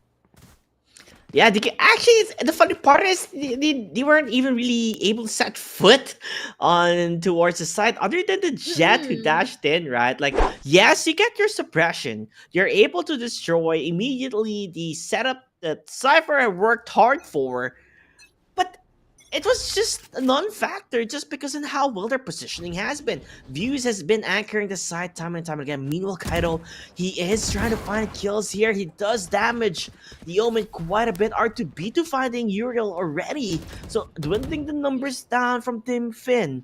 And not what you want to see, because they lose their duelist immediately from the get-go. Thus making it a bit harder for them to just try and enter the side here. And Mochi, without a duelist, where's your entry? How are you gonna go in towards the side? You just have to pray and hope to get pickoffs. Yep, and I guess they really have to try and work around with what resources they have right now. I mean, they've got blinds, they got some info, they got smoke, so they can entry slow if Purge won't stop them, because, you know, Free Fires do some wonders from time to time, most especially if they decide to extend forward, knowing they've got the advantage is going to not turn out well for them, just like what is happening right now. Now 2 more people here at the engines, not being able to peek up or stand up against them, knowing the disadvantages, and just like that, this round will be ending, and this leads more to 3 more, and hopefully Pino would be able to get those. Yeah, Team Fino, they were really doing well, right? For quite some time, like in the earlier on, and then they kind of lost their momentum the moment the buy round came up from Team Purge. When that happened, it just looked like they lost their way. And by the way, almost everybody in this lobby have their ultimates, other than the Sky from Team Purge. And by the way, a bit of an intrusive thought, but somehow, some way, you know, Oprah Winfrey comes to my mind, like, you get an ulti, you get an ulti. Everybody gets ultis. It's a matter of how you're gonna use your ultis, though, right? That's the most important part here. And they're gonna bait it out with a lockdown towards B side. You know, could you imagine like how next level are people playing? but they're not biting the bullet. Yeah, they're not rotating at all. Look at absolute anchoring here for the side of Purge. They are well aware of the possibilities. It might actually, unfold, which is a good thing here for the side of Purge. But now Hunter's Fury will be used here, connecting onto them.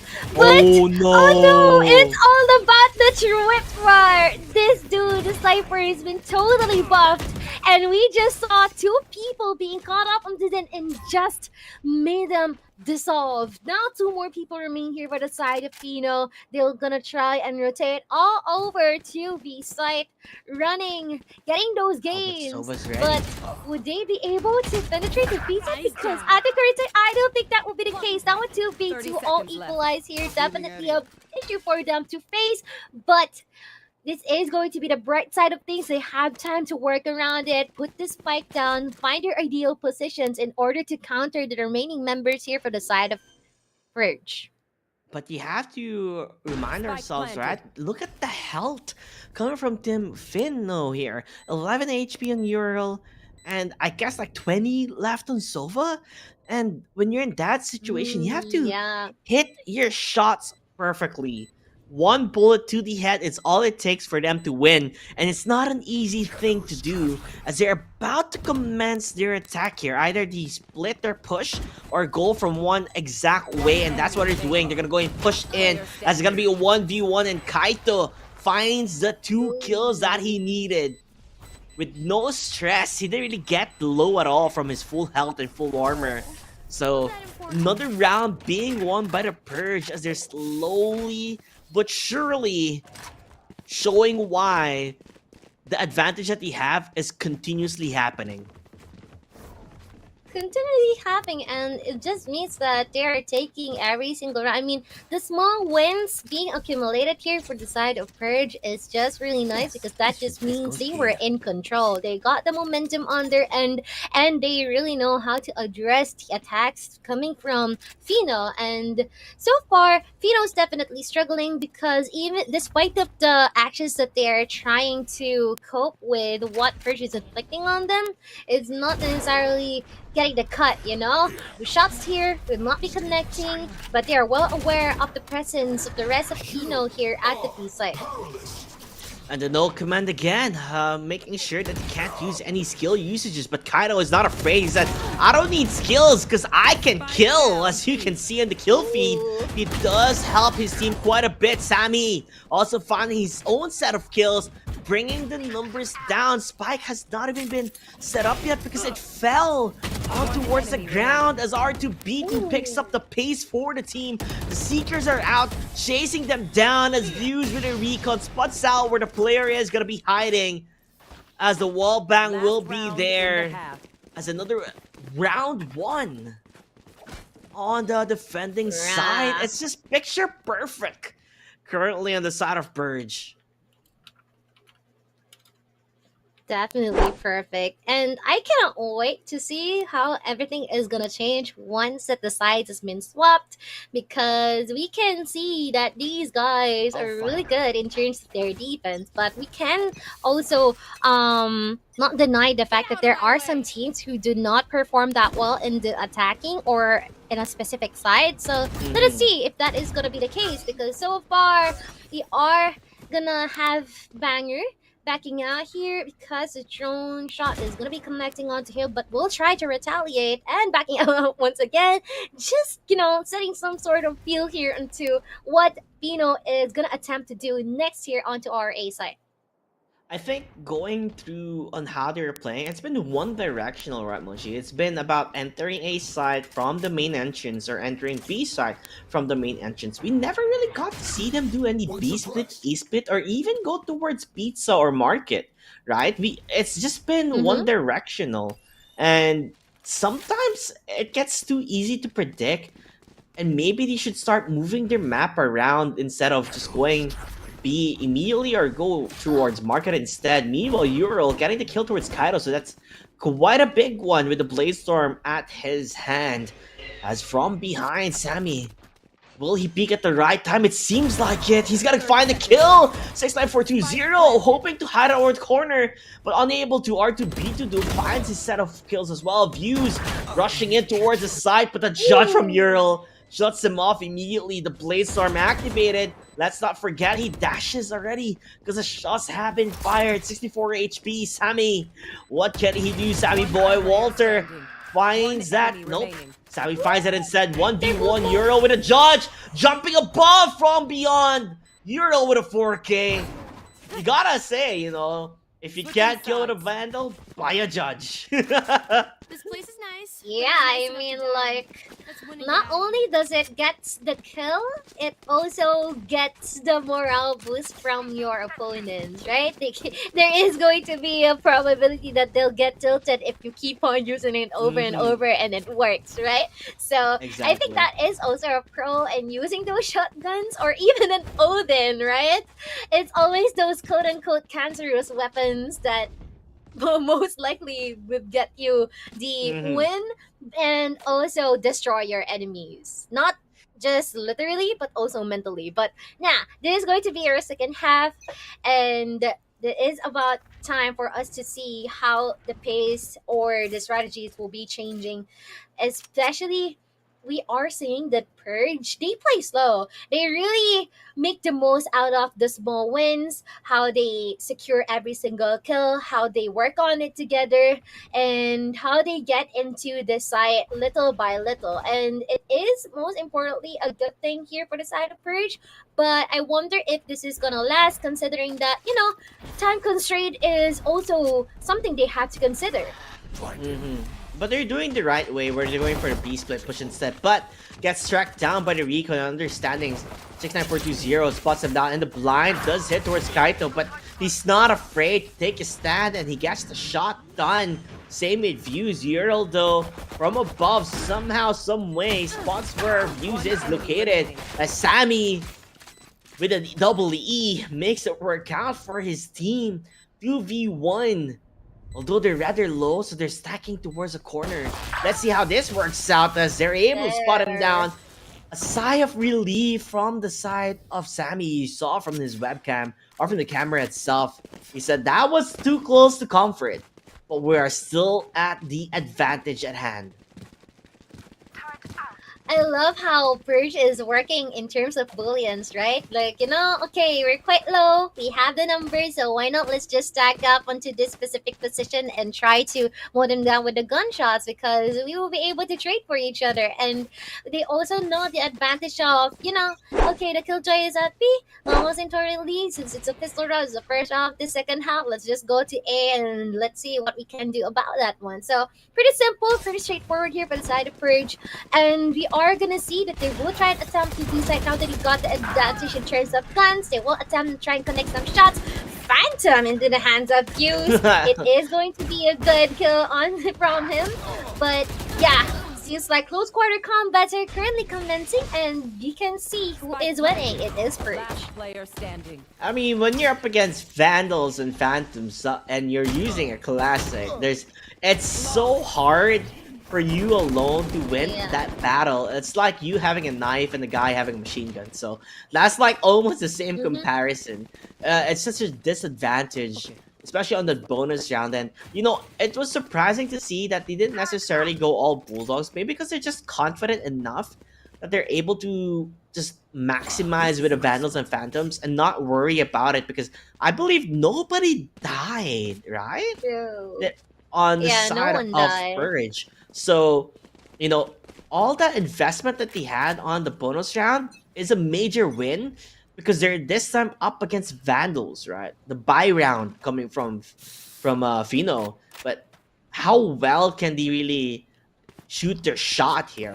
Will it be tremendously well, or will it be bad? Now it's just a matter of time as they are pushing towards the site. But the information, dude, that's a lot of information coming from Trailblazer. So do you know where two players are already currently hiding, as you can tell from the pre-fire? But Fino able to find that kill, but getting it off so quickly. Advantage from the beginning, now gone with Views, shutting them off as well towards Market. Again, number advantage from Purge. as they're slowly but surely chopping them off one after another, and it's not looking good at all for Team Finn. Last enemy remaining. Couldn't agree more. And you know what's really nice to see here for the side of Courage as well is that whenever that Fino is gonna throw something at them, they always manage to throw it back in 2 or 3 folds. Pretty similar to that one. Yes, Fino has been able to get some pickoffs here before they even enter the site, but they managed to narrow them down into 2 more people remaining on their end whenever that or when they try to offer a retake. So that is actually a powerful thing to have here for the side of Purge. Definitely purging every single one here for the side of Pino. And now it is just one more round away from the match point. Yeah, it's getting closer and closer to, you know, a place that's full of discomfort for Team Finn, as another attack on towards, I guess, the B side. They're going for the wall bang, unable to find where Kaito is currently hiding. Hopefully trying to get the kill, 62 HP, so he is low. Meanwhile, Banger finding the kill, I believe, inside the site alone. So 4v3, complete control, as A site is actually where they're going for. You know, fool me once, shame on you. Fool me twice, shame on me. Because this is the second time, you know, this has been happening time and time again. Yeah. And they're playing it smart. They're not playing it one directional. They're playing it in a multiple ways. As R2B2 through the cage. Somehow he gets those kills, and the match point will be given to Purge, as they're having an easy time, enjoying the time of their lives, as Finn have been suffering. It's like a nightmare that they have been stuck on repeat. Stuck on repeat indeed. Look at that, how smooth this swing is gonna be, right? That's so satisfying. And also, it is just astounding to me how much Kaito has been able to, you know, get all the attention on him all the way from B side. They managed to rotate onto A when they've been able to put the spike down already, and that leads to like 3 more people remaining here for the side of Pino. So yep, it is gonna mean trouble for them, but it is undeniable that they still have a chance considering that they've got the guns. But oh, with that judge connecting, yep, he's gonna go down. Definitely, no questions asked. And now it is already a 3v4. They will try and attempt to offer a retake despite of the disadvantage that they currently have. But let's see how this goes. Yeah, it's gonna be very difficult, but let's see how Fino are gonna retake this as Banger! Oh my lord, we don't even see it! We don't even see it on how quick he executes! The entirety of Team Fino as they all wind up to his crosshair. Come to me, he says. Easy peasy, lemon squeezy. As Fino, oh no, they lose a map already in this best of 3, as Purge are up ahead in map number 1. Never mind saying spray and pray. That spray is calculated. It's so clean. I mean, I am very much looking forward to what they will have for this next map, considering it is going to be in the land of Haven once again. And we all know how this goes. Is pretty we have been able to like explain it over and over from our preview series that reactivity is the absolute weakness you won't want for your team to happen. So as long as you'll be able to try and return something to your opponents in hopes of like evening out the efforts, evening out the advantages, and lessening the disadvantages, then that will be perfect for your team. As long as there is growth happening, then why not, right? But at the same time, they should really be keen on, you know, how they'll be able to plan out into taking those sites and keeping it within their reach. And I've yet to see an Astra being played as much. I mean, I've seen it happen in Lotus, but I feel like Haven is also a possible, you know, place for Astra to play, although heavily dominated by Omen, right? Just because Omen does have the better Yuto with the Paranoia, but if you're able to play around, unleash smokes. I mean, technically, Asher has more smokes, right? With the amount of stars that you have and the Cosmic Divide kind of shuts off a lot of sound cues and information if placed correctly. Yeah. But it's something that can be possibly been used. Then there's the dead agent called Deadlock that no one really plays, and ISO is also pretty cool, right? ISO in Haven, like that would be fun to see, especially if you are a really good fragger, just because you're able to get that extra oomph, right? That shield that you need. Yeah. And the MVP actually so far is R2B2. This guy was like the Terminator. You came to get kills after kills. You cannot touch his side. He was like Gandalf, or you shall not pass, you shall not enter. As he had a harder time, right? Just entering towards the side. Even if he get the suppression, he activates his cages immediately, making it sure that that's enough time for his team to be at the proper setup, at the proper place, to get a good crossfire from the entrance. And that we saw in a couple of rounds, right? Where they were just stuck at the entrance and they were getting mowed down through the smoke. Yeah, I mean, you can say that there is like a battle stage, but this is a battle sniper if we could ever see one, right? Because he's just really, really good in terms of getting those frags, promoting information for his team, and anchoring a site down. I mean, I could have never asked more for R2B2. Like, if you would ask for a perfect sentinel, I guess this is what you will be given, right? So yeah, in this amount, I just want to go back into the topic earlier on. Having an ISO on your team might actually be doable, right? Because this is pretty big in defaults, and that the wall he uses might be a good promoter for putting out all of those utilities, specifically blinds. So I think that might be a good one as long as you have really good aim and accuracy. So yeah, let's see if you could see that one. But I also feel like Chamber would do better instead of ISO, considering that it's pretty good in terms of the headhunters and as well as the tour de force and an instant TP, just in case that he would need that. And most specifically in terms of like the early pickups at the window, C long, A long. So yeah, I guess it's already up to them which one would they be comfortable to work with and which one suits their playstyle more. Yeah, which makes sense why Chamber feels like the overall better pick, right? Not only you have the slows, the traps, but you can also TP to a side immediately. If you're at C side, you can go to B side quickly. Yeah. If you're at A side, you can go to B side quickly. So it's much easier for you to get a response on defending a certain side. So in fairness, that is correct.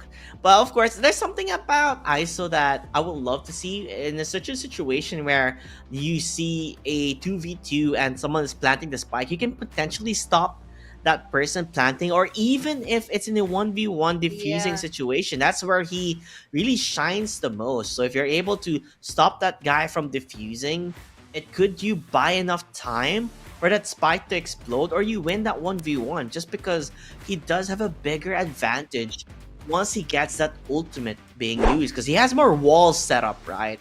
So it's much harder to predict if he's going to be on the left, if he's going to be on the right, or is he going to be standing still in the middle, dead center. You just don't know. So if you are overall feeling confident, being the fragger that you are, the duelist that you are, then maybe ISO is a way to go, because it makes it easier for you to also rush towards C long, just because you have that shield to push forward. So there's no operator that can stop you. There's no really much utils that will stop you, other than the Cypher, I would say, and the Swarms. So like those two are always a major factor that can stop you at your track. But yeah, I'm an ISO believer. What can I say? yeah, indeed, right? And most especially like the grid shot mechanic, where you will be able to gain some shields whenever you opt for duels. If you are an aggressive duelist, or like you're really confident in terms of your aim and it never fails you, then definitely ISO is good to go. And not only that, in terms of the skill contract, I don't know, there is this certain aspect that whenever we play against an ISO, we always like, no, I hope that I won't be the one who's going to be chosen in the skill contract, or I hope that I won't be able to be the one to go for and offer this 1v1, because it makes you nervous. It almost makes fun of your mental in some sort of way. So yeah, it's also a good thing to have that ability or this ultimate in turn for ISO as well, because it's already up to you how you'll be able to withstand the pressure and stuff. So I don't know, it works in a fun way because it does not necessarily just affect you with how you play. It also affects what you're thinking about while you're playing. Yeah, and I think one of the number one things as well is that you can really stop them at their tracks if they're gonna go for a full on aggression entry, right? You can really stop them immediately before they're able to even do that. Like, imagine having your duelist ready to enter towards the site but gets vanished away, where he's not going to be able to give you that entry, then loses.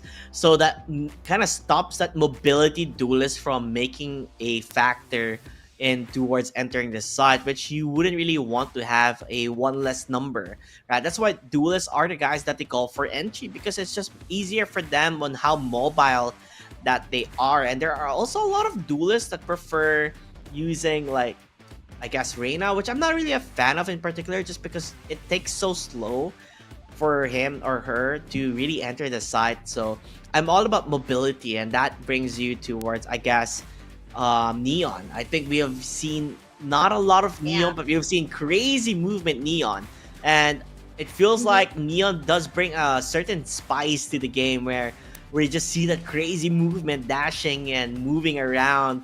It's just so fun to watch, and I feel like Neon is another thing that I would love to see in Haven, just because of how fast you can move around the map and on how good you can use your mobility with you running around, because it's so hard to shoot something that moves very fast and quickly.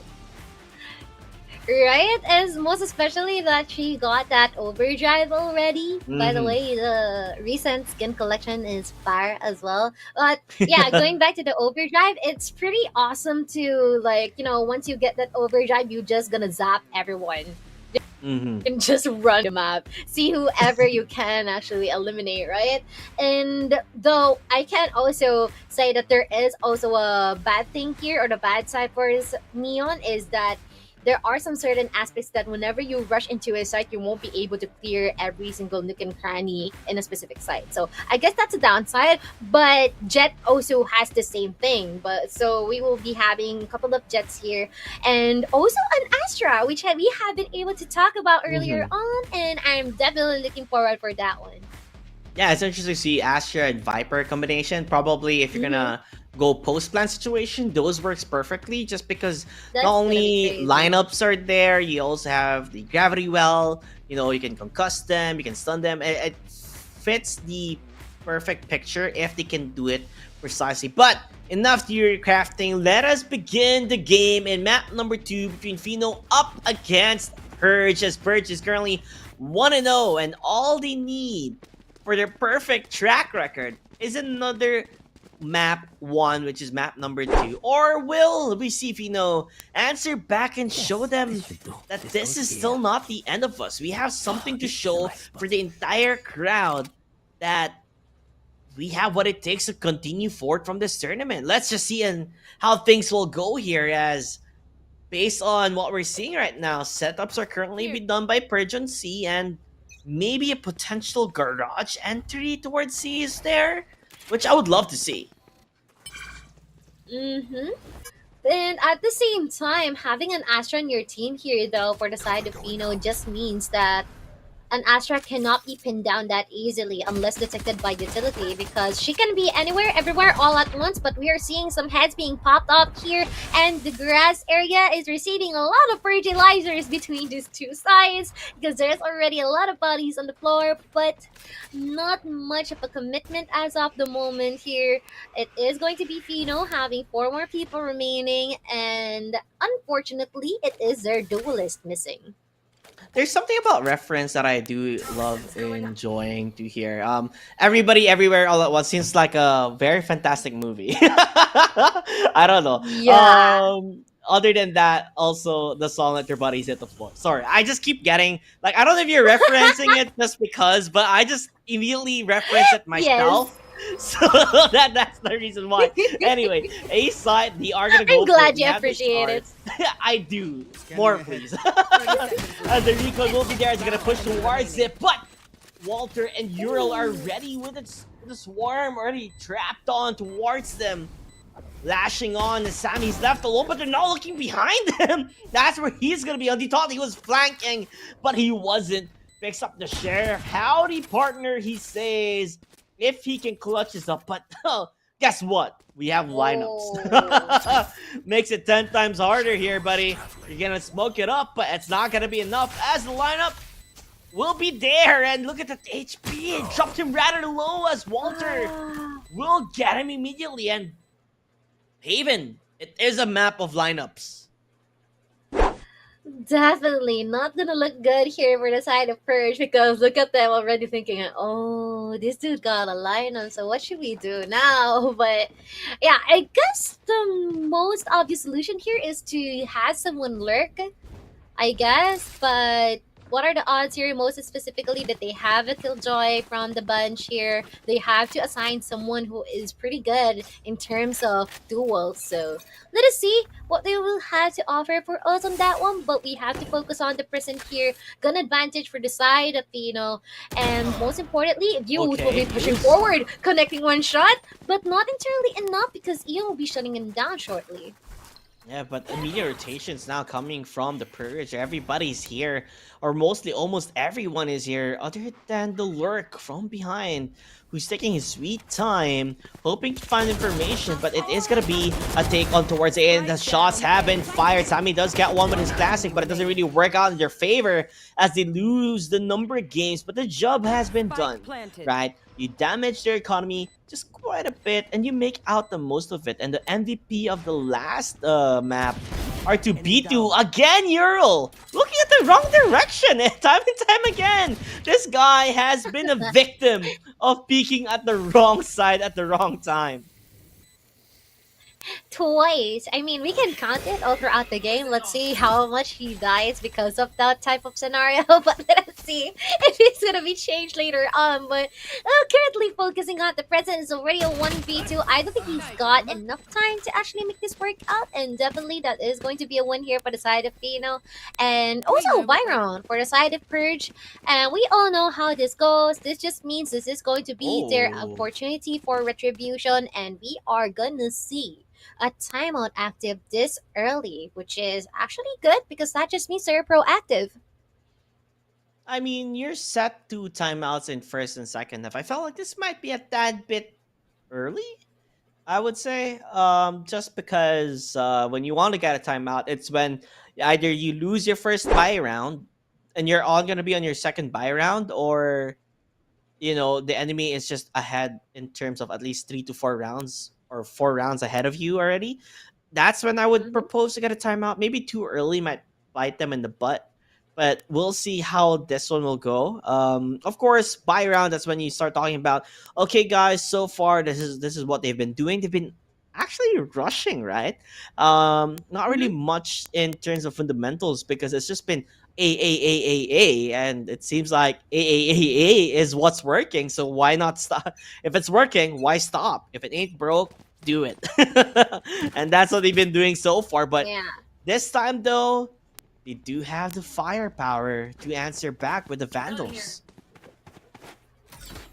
And you know what? The main struggle here is that they cannot give the site away because that just means everyone would be well prepped in order to do the lineups. All the smokes will be blocking you. You won't have that much information. And you cannot contest that much because, you know, there might be a bad possibility that you'll be retaking lacking in numbers. So you guys gotta have to find the fine balance in order to address the attacks that Fino is actually throwing at them. But now they are going to play this low. Really good toxic wall placement here at the B area, making them assume that they might commit onto B, but at the same time being hindered by the series of reports being placed here at Garage and as well as B side. But we're seeing trades here already much more earlier than expected before they even commit into a specific site, but they will make their way here at B. and we are gonna see if there is a possibility that they will be able to take someone out before putting the spike down, because I guess that would be a struggle for them. And just like that, Purge is already at an advantage here in terms of numbers, and eventually Uriel will be cornered, and it is going to be a good revenge round. And also, I think the timeout played well for their side. Yeah, definitely did. And I love the discipline come from R2B2. He was on towards a link, understanding that there could be a potential lurker, and that was actually Walter. You know, they tried to enter towards the B side. A was actually free. I feel like Walter should have communicated to his team, like, hey guys, A is actually free. Let's go regroup instead of pushing towards B. You know, it's like entering into the unknown, and the unknown is always the scariest thing. And you don't necessarily want to be in it. Meanwhile, though, R2B2 is playing a bit confident on his peeking here, just because he does have the cages, the traps set up for him. But Garage, they always go for a dual setup when possible, as Banger waiting for this smoke to dissipate, but needs to be a bit more careful here, Mochi, because C is the one at their sides. A lot of information being offered here for the side of Purge as well. Just as you have mentioned it, they are indeed confident and they are capitalizing on that, you know? They're serving it as gas in order for them to keep moving forward. It is already a 2v5 before we even know it. It seems like it's going to be a struggle here, but Walter will be able to get Sammy. And there might also be a potential that they will try to go for potential exit frags, because just in case that they would decide to like rotate, it might be their downfall, considering that there is someone waiting for them. But R2B2 will be tagged quite a bit. They are running out of time and they've got nowhere to go but C-side. Yeah, they have to commit, and if they ever go back, there's already two players sandwiching towards him, so they're gonna bite the dust, bite the bullet, and just pray for the best. As Walter, he does get the shot, so a couple of seconds remaining. The spike. Wait a minute. Okay, I mean it's the default plant, right? So he knew what was happening, and kind of was like, you know, it is what it is. I be doing like that every day. Every day. So, Kaido currently 5 frags on his name, and again, you know, they play it. This goes here. Like a goes there. Like they understand, like, okay, listen, you know, we don't necessarily have to force things up. Let's just wait for them to push in. Let's just get information, as information is the name of the game, with the cipher at hand. So it was proven to be so difficult for them to even play around it. Although Mochi, I'm surprised they just leave A side always. Maybe because they're that confident with their retakes? Might be possible.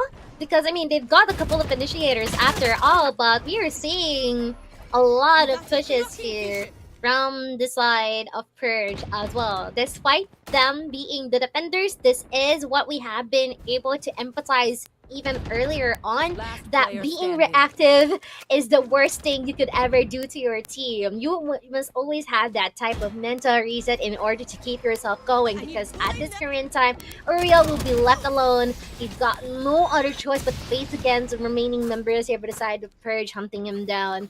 And definitely, I guess we can say they are confident, but not overconfident, to the point that they're losing respect to their enemies, right? Because they've been able to put themselves in a really good position, as always, in order to take some segments here from the side of Fino, but not necessarily over pushing, if you get what I mean. Yeah. I mean, they're still playing this, I guess, you know, with confidence, but not overconfidence. And that's the most important part. You know, you just have to, you know, understand that these players can still take advantage of the confidence that you have. And so far, though, A side, that's what's happening. They do have the op going for the repeat. Kaido hoping to find the player, unable to do so, as A side finally, Fino, they finally found the answer that they're looking for, which was A side all along. Which, by the way, I think that's the side that they've won most of the time, right? So They're making it work on there, and Kaido jumping in, but the crouching tiger enough to find that kill. Meanwhile, Banger, he fall from heaven and delivered them to the grave. Sammy as well, shutting them down. Lineups galore. Yeah, sure. Let's see if that works out for you. I don't think it would matter at the end of the day because it's been halved already. So they're just waiting as time it is dwindling down. They know where Banger, gets the blind off, and they understand where he's gonna be at. And that's enough time for them to get that defuse. 4.52 seconds more to boot. I think that's also the problem with putting your poison cloud in the spike, right? Because yes, you can offer the free fires, but you're not quite sure necessarily where they are crouching or diffusing the spike. So yeah, using your snake bite and capitalizing on the poison cloud is one thing, but the latter is also something that you have to consider. I always remember my ranked games where everyone's pushing in, right, and trying to defend the side, and there's this one player just outside setting up for the lineup. So sometimes it could be pretty bad, especially if you don't have the numbers. Meanwhile, Kaido, misses a freebie right there, Mochi. It could have been good for the team, but sadly enough, though, at least, they didn't lose too much out of it other than one player. So you wouldn't want to see it. But oh my gosh, Senores, he's hiding on the side. He heard the shots coming from Sofa, and he's up and open. Where was he looking? Did he think that someone was already in the side? Oh, okay. 3v5 then. So gives life for Fino to just take A for granted, and it's gonna be so hard for them to retake this without having enough numbers. As we see R2B2 again on the flank. He just loves flanking, but has not really proved, not really given anything as much as he wants to. But proves me wrong this time, Mochi. I'm gonna get my one. True. I mean, not gonna lie, they are really keen in overwhelming them with these amounts of utilities, but in terms of gunfights, it seems like it is going to still be an advantage in terms of Fresh, but not for long, because Fino, with how much information they've been able to gather from Purge, I guess that is going to be a round for themselves. The rounds right now are pretty close, the scores are pretty close, even the ultimate numbers are the same. So let us see how they'll be able to utilize this one to their utmost advantage, because so far Fino's been having series of victories here heading onto our A side. Purge should really address what they should do next on this one. And it's always funny to me to see Banger, the Sky player coming from Purge in Heaven. This guy always just jumps down, even with broken legs. He's able to find the kills. Guys, come on! This guy jumps from Heaven, goes down, and then just shoots, and it works really out time and time again. I mean, I don't know, man. This guy, I think he's an expert in jumping out and finding kills. It's kind of flashy, kind of cool, but could capitalize more into it. As A side again, if that's the side that's working, that's the side they can push, but they traded off with a Hunter's Fury. Banger just heading on towards the side, now setting up with the poison coming from Fino Senores, but he gets killed immediately by Banger with a complete 180 as Walter hides on the corner with Ural just around the side, but the Seekers are out. You know where they're hiding. I know where you're looking at, as View shots them down with a triple of his own. Banger spots the final player. Ural is left alone. He has to hide, but he needs to do something. As View gets the quad. 5-3. Verge. They finally understood what they needed to do. Like you said, regroup, recuperate, and maybe change some players around certain sites, with Banger staying on A, holding the door, making it impossible for them to really take control of A side alone. That is so well put here for the side of Fresh as well. I just want to point out, Butte is so fitting on him because he almost got like a 360 view on what is happening and how or what step should he take next. Most especially that he is on an initiator role as well and a Sova too. So yeah, well played for views. Blade Storm already active here for 69420, but we are about to check it out if this is gonna give them something, because yeah, someone is on the flank, but he's gonna find out just shortly. Even on the follow-up, it's not gonna serve them right, and this is going to be their opportunity to proceed towards our A side. I mean, it's the usual, you know, you get the A side, we win. That's just how, you know, simply look at it. So I guess more props, more scores, more victories on their end. I just like how they are able to sniff it out as well. You know, they knew that there was someone in the flank. Normally, you think only one player's at the flank, but 69420. Look how young he is, man. But he's playing really confidently, but does fall down, and somehow they turn it around. Just talking about Purge doing well, then you know now Finn are struggling back. It was looking good with an earlier kill with 69420, but Purge finding the shots, finding the angles, maybe the overcommitment, rather than just holding the angles on the advantage, right? On Finn's side.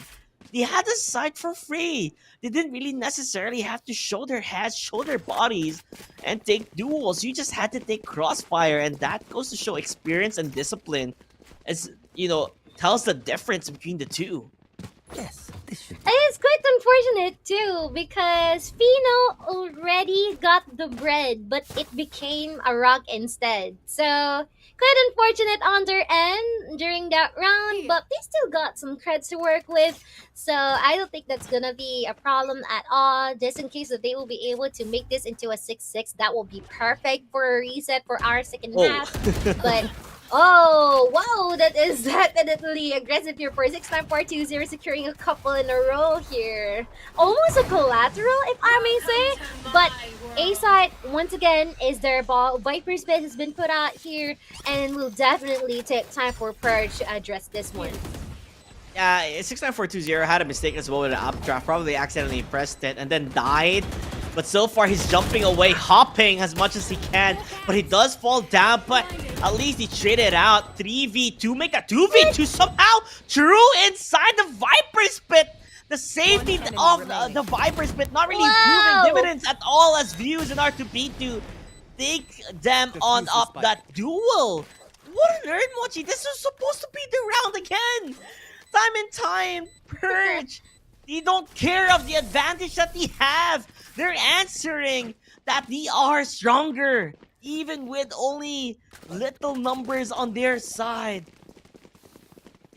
And you know what? They're not just stronger, they're wittier as well. You know what they did there is they just definitely played around the smokes that Fino has been putting up in hopes of getting themselves the advantage and depriving information to Purge. But instead, it's been turned around against them. And now it is already a 7-3. We saw how good this Cypher and this Sova views, and as well this Cypher has been able to work around the Viper's Pit despite of the temporary damages it actually inflicts to them. It's fine. Like, they didn't care at all because they're pretty confident and they are well put in terms of how their opponents move. And they capitalize on that one. They've been able to spot them out by getting in and out to the Viper's Pit, and definitely an astounding series of wins here from the side of Purge. Yeah, and I was checking out, you know, when they were showing the players. I think one of the players from Purge were showing some love. I saw some heart signs, you know. I guess probably someone is watching towards chat, showing some love to the people that is supporting Purge. And we do see quite a lot actually supporting Purge. So, you know, they're saying thank you so much for the support. And hopefully maybe, you know, maybe there's some Fino fans out there that is supporting them as well, hoping for them to at least come back, because it's been looking rough for them. And, you know, it's a type of thing where, you know, in Goku, like, give me that energy. But what energy can you give when the Hunter's Fury hunts them down into pieces. Kaito already somehow in the window catches them off guard and gives the spike immediately. Dashes away to safety and dwindles them down piece by piece. 4 versus 3. They should have stuck at A, but the traps, it's all there. And the lurk from behind from Sammy will be found out by the bot. So at 69420, they know what's up. He doesn't take the opportunity. He doesn't take the chance. He understands. Let's not push the boundaries of the information that they already know. Let's just wait at window. Let's just wait for them to peek, and he peeks it perfectly. Gets the head, tiny pixel as it may be. Even if he falls down, he has done his job. As it brings again to the number advantage of Purge. That's so good for Sammy too, right? You know what? He is trying to take advantage with the sound cues. Like, you know what? Let them think that I am going back into the B site and rotating. And then just a few seconds later, he comes back into the window, secures the kill onto that jet on 69420. Really wonderfully done here for the side of Purge, but this is still a 3v2. You can never be so sure with the numbers advantage, but 10 seconds at the clock. Kaito is well aware of where they are, and that is going to be another round for Purge, even garnering a 3K on his end. Yeah, finally the last round before the switch. And, you know, it's just that a very good understanding if they go towards B. It's just so hard because there's so many areas open, right? You can't necessarily go towards B because you have to worry about C-Link, A-Link, window from the flank. So it's just too difficult to defend. So what they did is to have one player on towards C logs and another player on towards garage. So they have a perfect view of the entrance, the entryway, and they just take advantage of that. Meanwhile, as we're starting a new chapter in the final round of the first half, they're just gonna stick with their guns, and this is the only thing that's been working out so far for them. As Banger, he does find the kill, so no Viper at all. Actually, that's pretty big. You're losing your Viper, and the lockdown currently being used, but they're not afraid to take a fight here on Purge side. Kaito, he said, I don't care if I get locked down. I don't care if I even get stuck, because I'm able to get the kill and get away even if he was detained. And wait a minute. You can't do that. Through the smoke, he gets a kill. R2P2 is just insane. The Eurotap will be there. He's going to be able to figure out where the last player is. He's jumping around. He knows where they are. Euro's left alone. The shots have been fired, and they have done it. 9-3 in the first half. Much needed on their end to prove that they are the stronger team coming up to the second half. I mean, do you know the trend of never let them know your next move? I feel like Purge is gonna fit so well onto that one. Just because of the types of plays that they've been able to inflict, so far. They are doing stuff that normally you wouldn't actually think about doing in a competitive or a ranked game, or for like an average or casual player like us.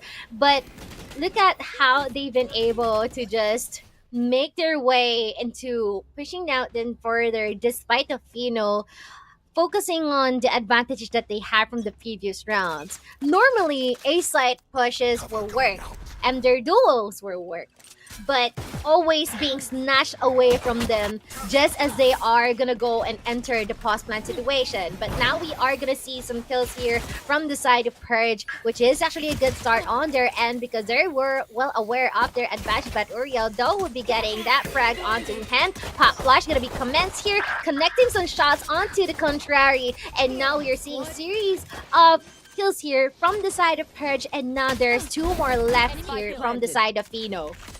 Yeah, I love that the Sky played it, understanding that we need the heals instead of, getting the dog, the Trailblazer. Just play with what they have. Meanwhile, Sammy's around the corner with a right click.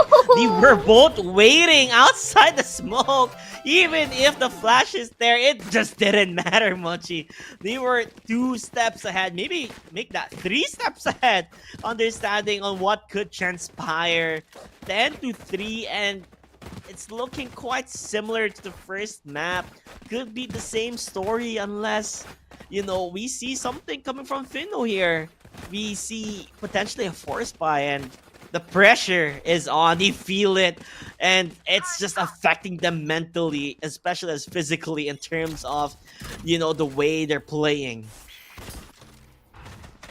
Yeah, and this is supposed to work really well if they resort into like a cramped slide. Pretty similar here in A for but once again, let us see how this is gonna turn out because Kaito is just taking himself his own time. But Walter, we able to get this kill onto R2B2 already from the mid area, and this is going to be their time in order to set up and try to take them over.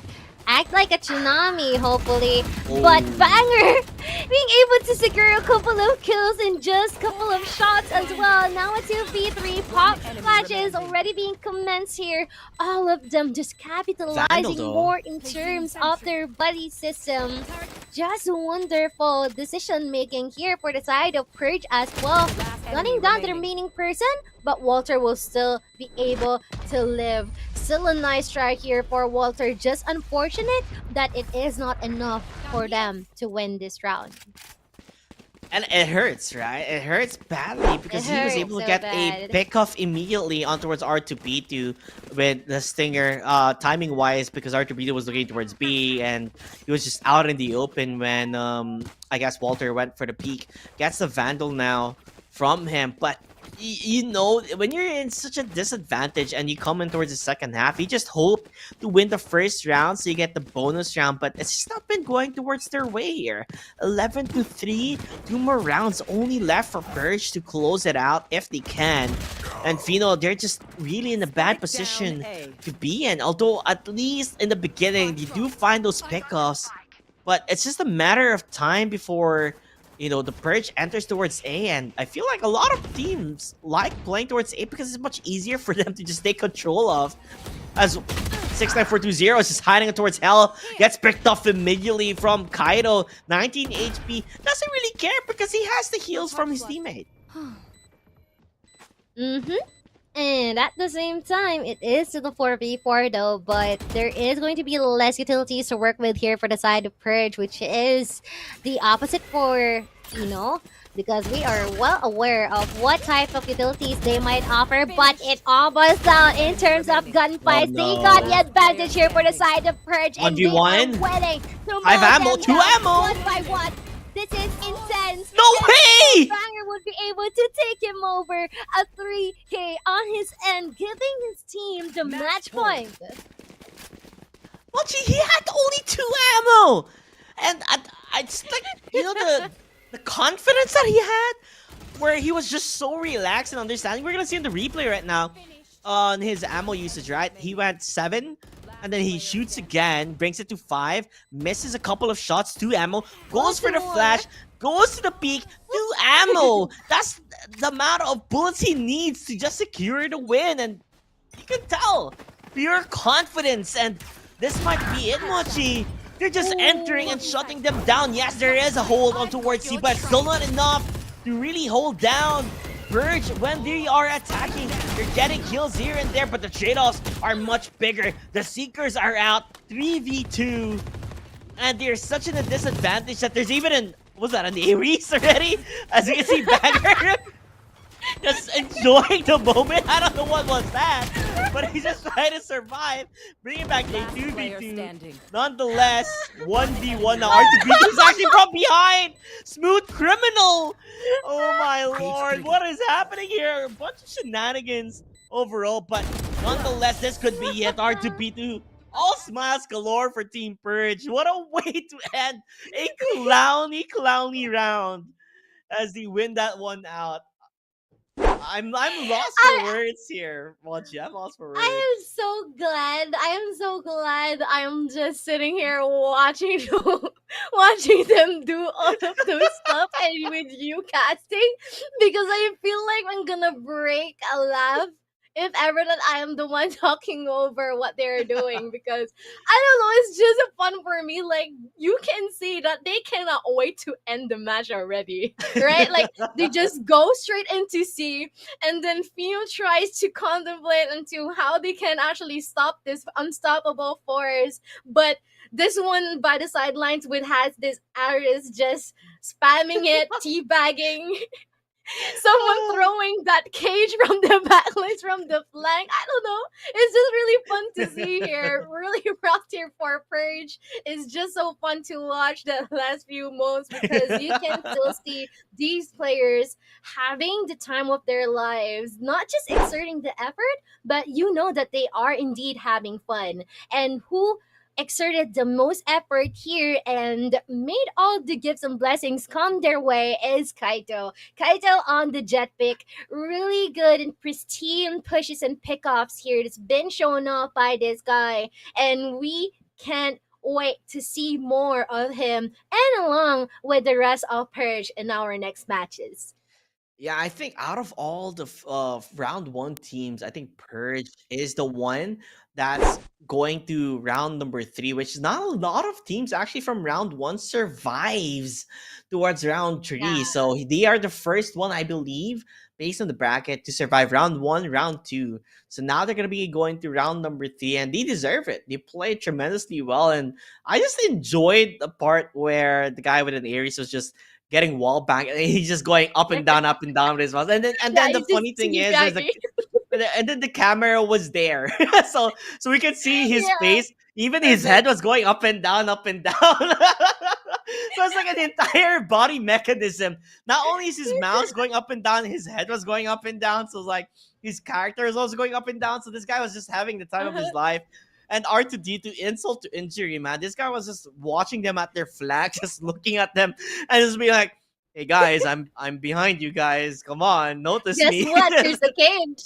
And then he throws a cage just to say, like, "Bro, I'm here." I would laugh if she throws a pistol and then shoots, because honestly, that's crazy. So you can tell, like, they really had fun, and I think that's the most important part, right?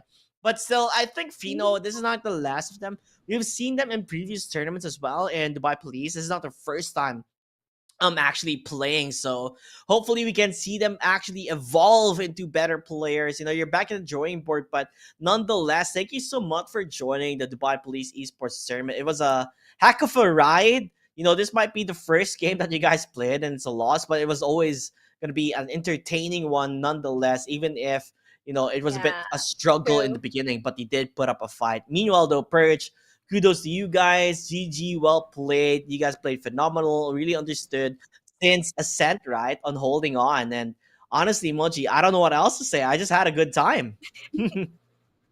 Definitely. And of course, this is already time for us to know more what you're feeling, what happened. Archie, take it away.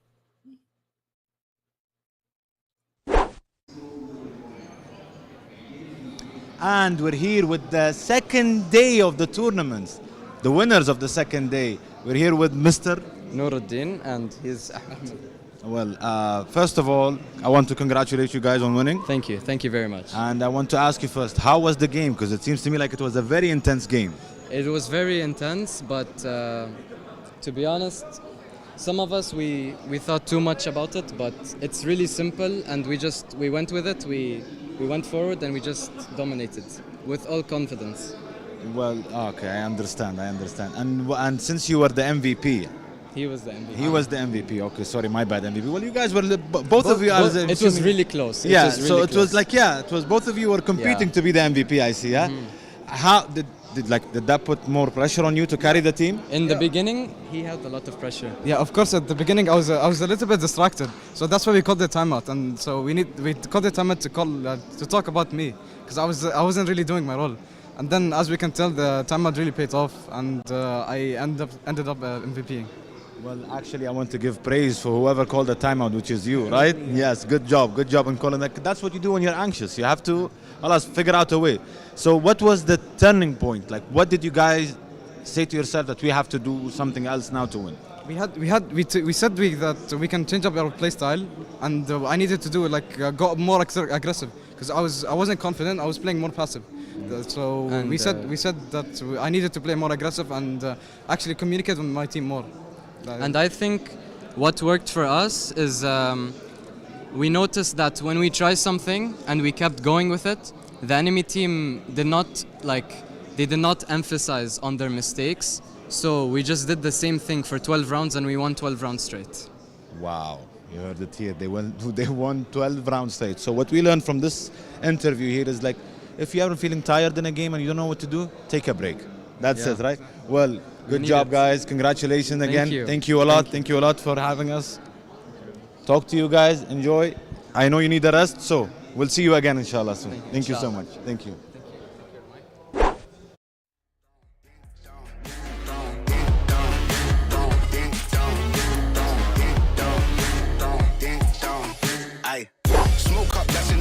Free up the guys, then dip out the ends. Jump in the ride, then burn out the rims. Don't stop, don't catch the way that I'm in. Never done a block hoodie up for events. Skin kept close, did you button on them with the tits on 10? Back in the back, that's on tap, all ready to go and jump in.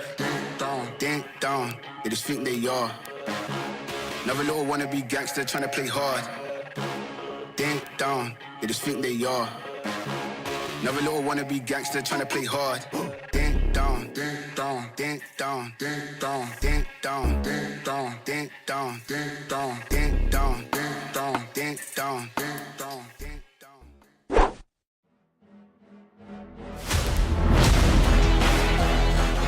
Backlines, 1391, a triple kill, a double kill from the Omen. And this guy is spotted the Mortier 4 jacket.